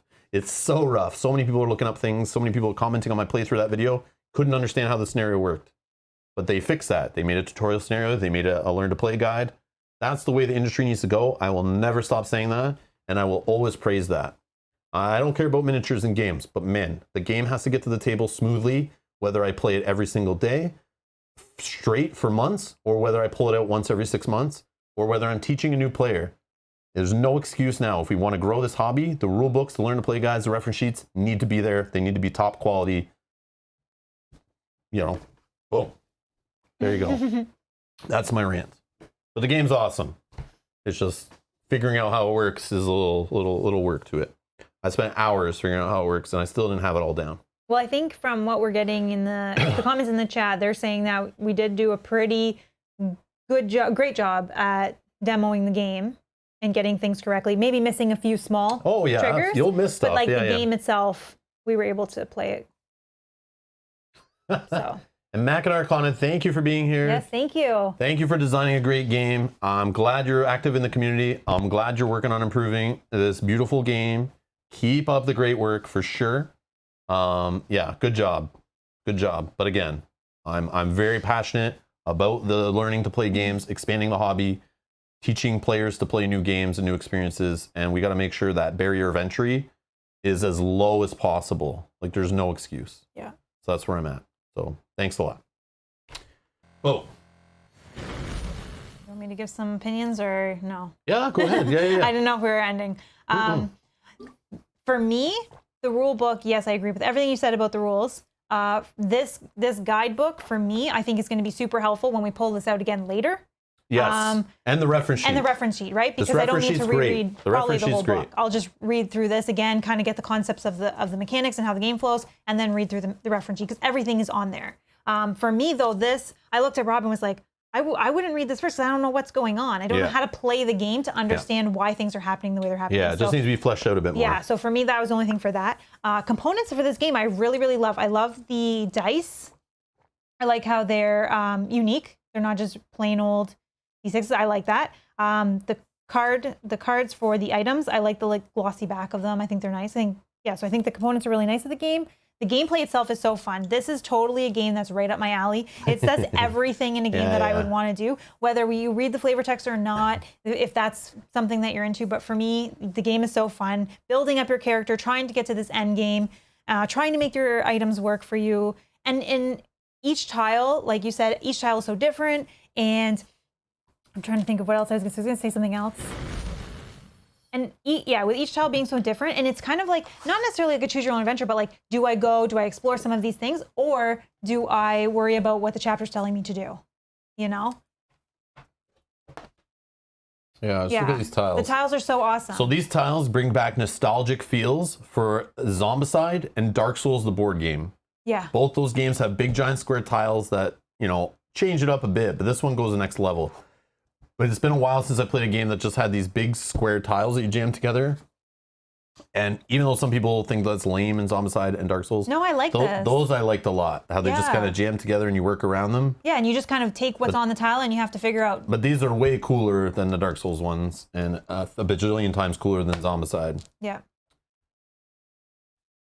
Yeah, it's just fun. You just have to you see what's there, and you just have to work around it. Yeah, right? You're like, how is this gonna work? Yeah, do I go for the chest or do I worry about the objective of the chapter? Yeah, look at that one. Holy. Oh, that's a good one for traps, likely.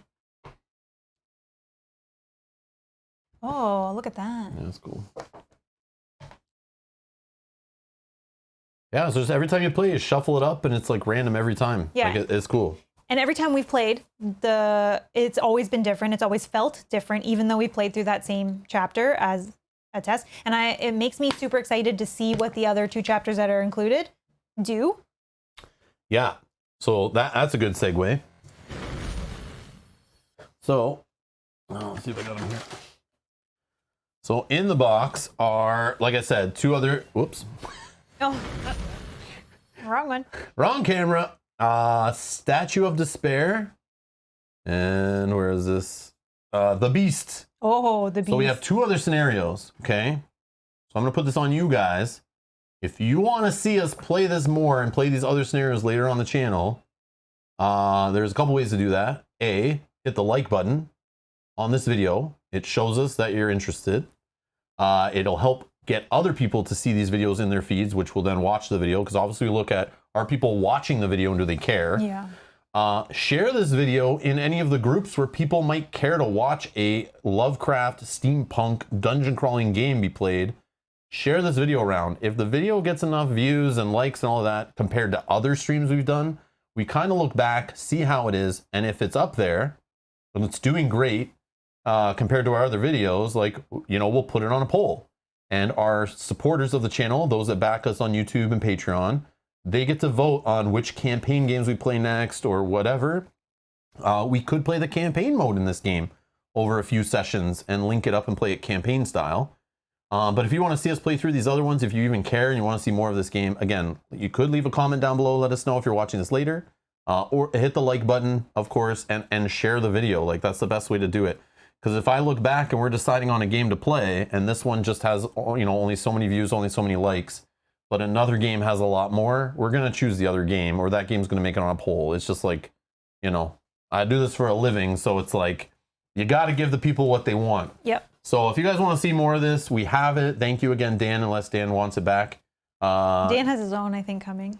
Or he's got it. Well, I don't know if he is like going to take it away because we didn't treat his gift properly or something. No, I think we did. I don't know if it was just a tease. I'm not sure what Dan's doing. This guy's, you know, who knows what's going through Dan's head. No, I'm just kidding.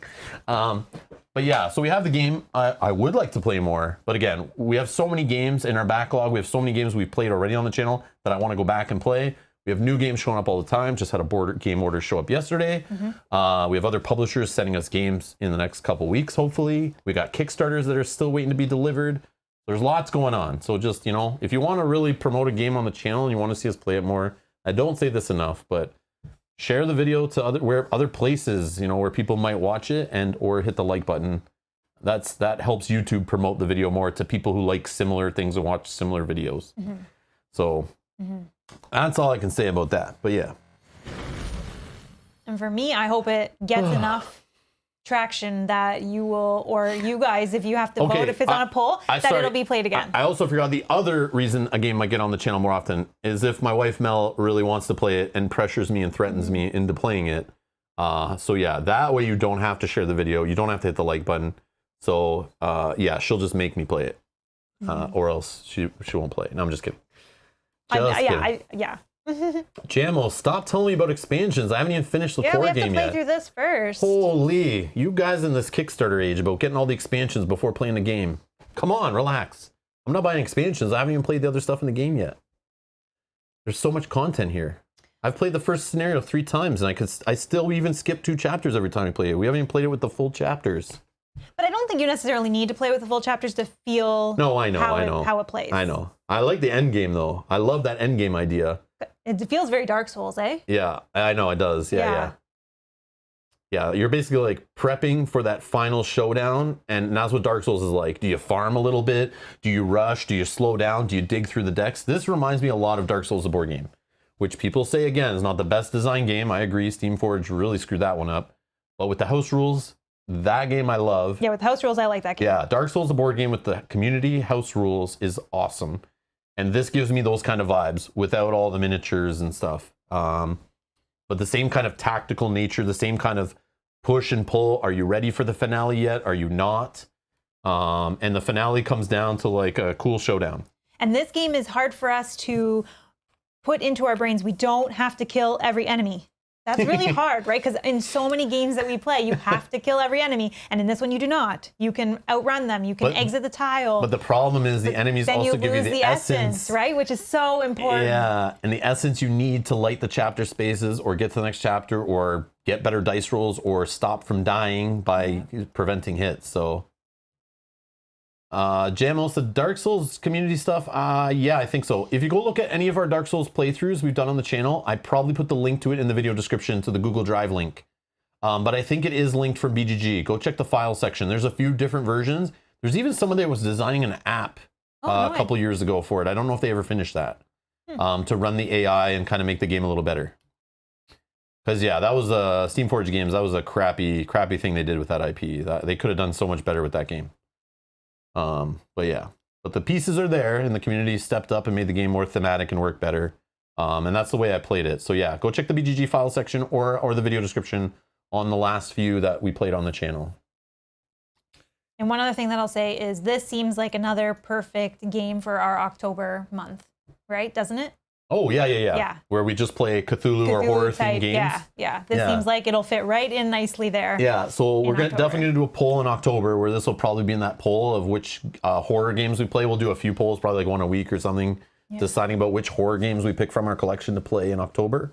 So here's another one that's on that shelf. Yeah. Definitely not getting rid of this game anytime soon. No, definitely. I really like this game. Yeah, this is cool. Definitely fun.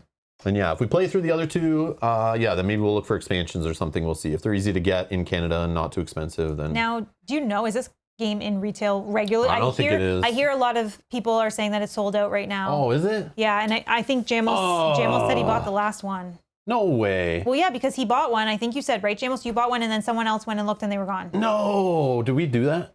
Would they have 5 in stock? I think someone said that you sold 24 copies during the stream. No, but I really? I wasn't really paying attention. Oh, it's not the first time that's happened, where I played a game that's in stock, and I'm like trying to tell people go to where to buy it, and by the end of the stream, it's all gone. We've had that, I think, one other time, but Matt called it. What's Matt called it? Like the Rob something effect or something? Yeah. Sorry, guys. Oh, Vincent, who was one of our patrons from today, says, thanks for the playthrough. You're the 5th channel I'm Patreon of now. Vincent, thank you so much for the support. Thank you. Thank you so much.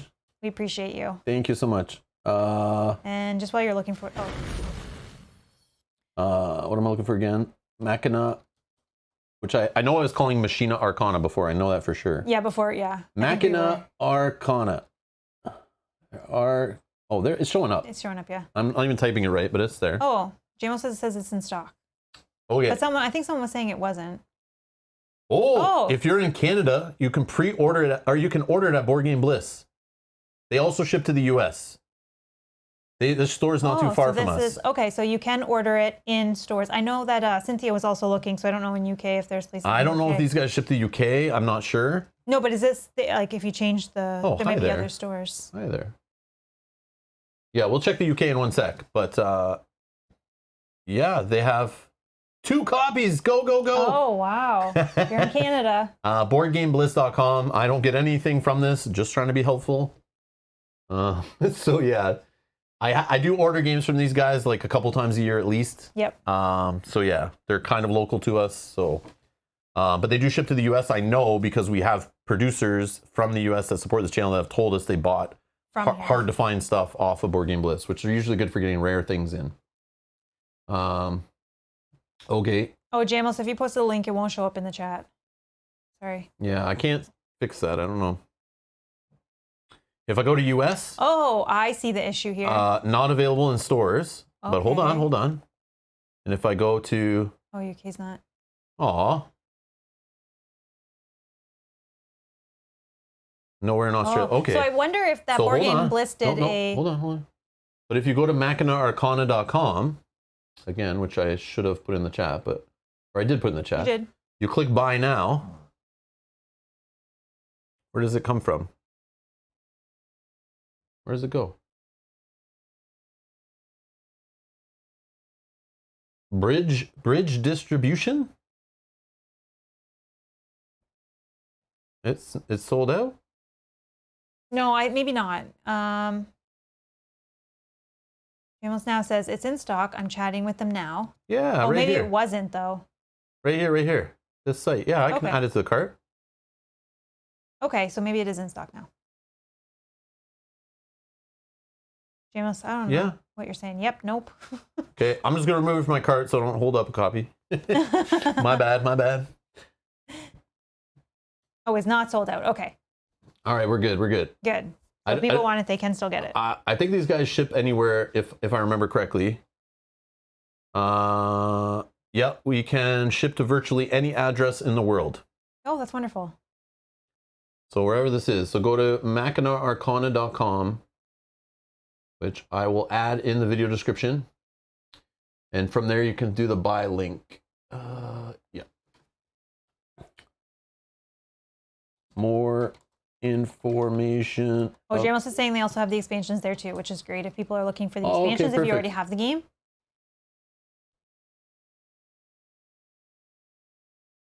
Cool, oh, cool. Okay. This is where our copy came from. Okay. Oh, nice. From that bridge. You can tell I actually read the labels. I had no idea. Okay, so I put in the video description the link to this website where you can click on the buy now thing. Oh, can you just scroll down? I just want to see what that was. Scroll down. Oh, those are the two. Oh, okay. So those are From Beyond and To Eternity? So those expansions, are they just chapter? I don't know what they are. Because that would be cool if you could just get more chapters to play, but not necessarily more tiles and tokens and cards. Like you don't need all of that. Let's find out. You're saying...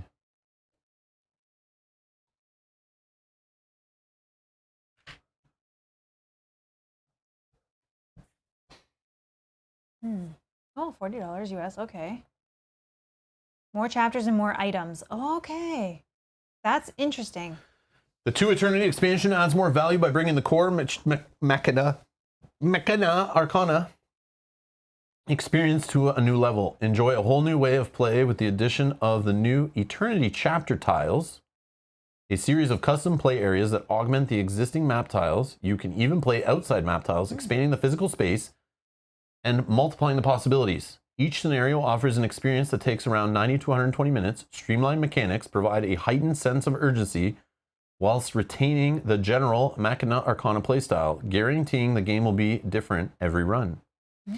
This expansion is also 100% compatible with all the previously published Machina Arcana content, the core, and From Beyond items, monsters, events, and explorers. And related products, there's a playmat, dice, all the pretty fluff. Cool. No, I just wanted to see that, but that's neat. Okay.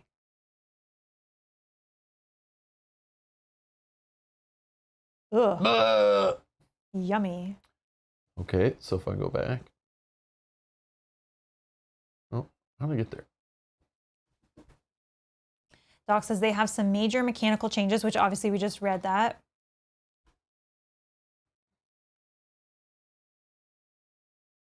Oh, this is quick view. I don't get the info.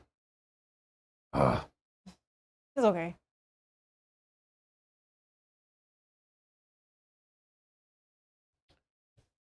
From Beyond expansion adds more value by bringing the core Machina Arcana experience to a new level. Enjoy a new way of play with the additional From Beyond chapter tiles. Oh, so this probably has some tiles inside. But the other one said the same thing. Oh, chapter. Oh, like these. Sorry. Yeah. Those. Okay, not actual tiles. Okay. It's like says pretty much the same thing. Okay. They probably do both similar. More goodies. More good stuff. Interesting. Cool. Okay. Cool. So yeah, I put the link in the video description for that website. So just refresh the page if you're watching live. If you're watching later, it'll be down below. I added it in there. So that should help some people out. Yeah. But again, do your research. Look into the rules, look into reference. You watched it played today. If it's a game for you, you can figure it out. But just so you know. It takes a little bit to understand what's going on, especially as you see different monsters show up, different chapter cards and things. You'll be a little confused. You'll have to look stuff up. But most of the questions have already been asked on BoardGameGeek.com in the rules section, so you can find answers. I didn't have to ask anything there because everything I asked, I found somebody already asking it. So I knew I wasn't crazy. Because when you see a whole like 3-page thread on the same thing I'm having an issue with, or the same tile I'm not understanding, it's there. So the info's there. You just got to spend the time to figure it out. And a lot of it's answered by the designer, which is also good because you know it's right. Yeah, you'll see the designer answering them. So you just know it's like, okay, that works. Okay, cool. But yeah. That's fun. Yeah, it was. Anyways, Dan, thank you again. Very Dan, much. thanks for the game. Happy birthday on Monday, buddy. We're back tomorrow playing Aeon's End Legacy live on the channel. We are back on, I don't know, we're playing more Lord of the Rings living card game, continuing our Hobbit campaign this week. And we're playing Nemesis. Some more dark horror themed, depressing, despair, frustrating gameplay coming up next weekend. I'm just kidding. And yeah, and other streams will appear, I'm sure. Maybe, maybe not. We'll see. Depends what I have to learn and what games I'm working on. But anyways, the game was fun. Great game. A little rough around the edges. But good stuff. Anyways, thank you all for watching. No, we're not done with Star Wars. Is the next one not scheduled? Yeah, but I think because it's not this week. Because what? This week we're working with Hold Kyle. on. If I go to... While you're looking for that, Dan says, this is by far the best birthday present I've ever given myself. Thank you, Robin. Yeah. No problem. You sicko. That's messed up, man. Mike, we have 4 players for Nemesis. So it should be good with 4. Yeah, Mike, we've owned Nemesis for like 2 years now because of COVID lockdowns and restrictions and not finding people who have children and married life and all this to all line up on the same day to play. Yep. It's taken us 2 years to get enough players together to play 4 that want to learn a game like Nemesis and figure it out and play it. So we have Kyle and Shamar, who were here in October for our Unfathomable playthrough, are returning for another hidden trader kind of mechanic game. So that's already scheduled. So here's the upcoming live streams at youtube.com/Rob's Gaming Table. If you go to the upcoming live streams, you will clearly see here, who said it? Jamos, Star Wars Imperial Assault campaign playthrough episode 2 right here. What's the problem? What's the problem? Oh, I think Sajat also asked, when is Imperial Assault happening? Sajat, what the hell, man? It's right here. Don't you guys check my YouTube page every single day? Some do. Come on. I know. I love you guys. I'm just joking. I'm totally joking. How dare you not check this every morning when you wake up? Oh, it was hidden to the right. Yeah, because you have to click the arrow. Well, I zoomed in. No, but if I zoom out, to normal, what's that say? Normal font size. Yeah, it's there. So yeah, it's coming up. It's just, we have to spend Tuesday with Kyle coming over on his weekly night. He's coming over to learn Nemesis with us. So we're going to try to get our, hopefully, second playthrough in with Kyle on Tuesday off stream. Should be off stream. Might be a members only stream, but I'm still debating that. I know, I always talk about that. I know, I do. Because it would be fun to play it like with those like members who like can also like, it's cool like, because we're learning it. Some people might want to see what it's like beforehand. It's not the same when the game has been out for a while, but sometimes when we play like new Kickstarter prototypes to do like those member only streams, so they see the game before like the Kickstarter happens, so they know when they want to jump into the like the limited, first 24 hours, get some kind of limited prototype thing or pre-order promo or whatever. Yeah. But this game's been around for a while, but it could help if we have other eyeballs more than just you, me, and Kyle. Yeah, because people point things out that we didn't notice or whatever. Yeah, it could help where we just have some fun figuring out the rules also, and then if we don't get something wrong, like in the actual first stream when everyone's there watching, So it could help. I don't know how hard that game is to learn and stuff. Well, there's 2 things. So Kanji says Nemesis is easy to learn and a lot of fun. Oh, okay. So maybe we don't need to do that. And then Keith says, wait, what? Members only? But I think when you say members, you mean producers, right? Well, Keith would be there because he's a member. You mean members like only on YouTube, or do you mean? It would be members/producers if I can figure out how to get everyone in on the stream, because we haven't done one since we started doing YouTube members. But we have done like private streams with just learning. Like they're not something I would like to promote publicly. Yeah, they don't ever get posted. Yeah, because it's just us like learning, rule book out, trying to figure things out, just playing the game. And we might try. But sometimes that just adds extra work if I don't have the scene set up and stuff yet. But I'll try to get them set up and we'll see. So you'll know. I'll definitely send out a message to members and our producers on Patreon if we're going to do that. So it's something I always want to do, but sometimes it's just like, if it's a long game, the problem is if we're also streaming it, sometimes that adds the extra time of trying to get, like, especially if we're trying to get 2 playthroughs of the game done in a night. It just sometimes takes longer for streaming it. Even if it's only streaming to like 10 people, it just sometimes makes it longer. Anyways, thank you all for watching. Enjoy the rest of your weekend. We'll be back tomorrow playing some Aeon's End Legacy, and we'll see you guys in the next stream. Don't forget to hit that subscribe button. If you're looking to find your way back, hit the alarm bell so you get notifications. Make sure they're turned on. Anyways, thank you all for watching. We appreciate your time, and we'll see you in the next stream. Bye-bye. Bye.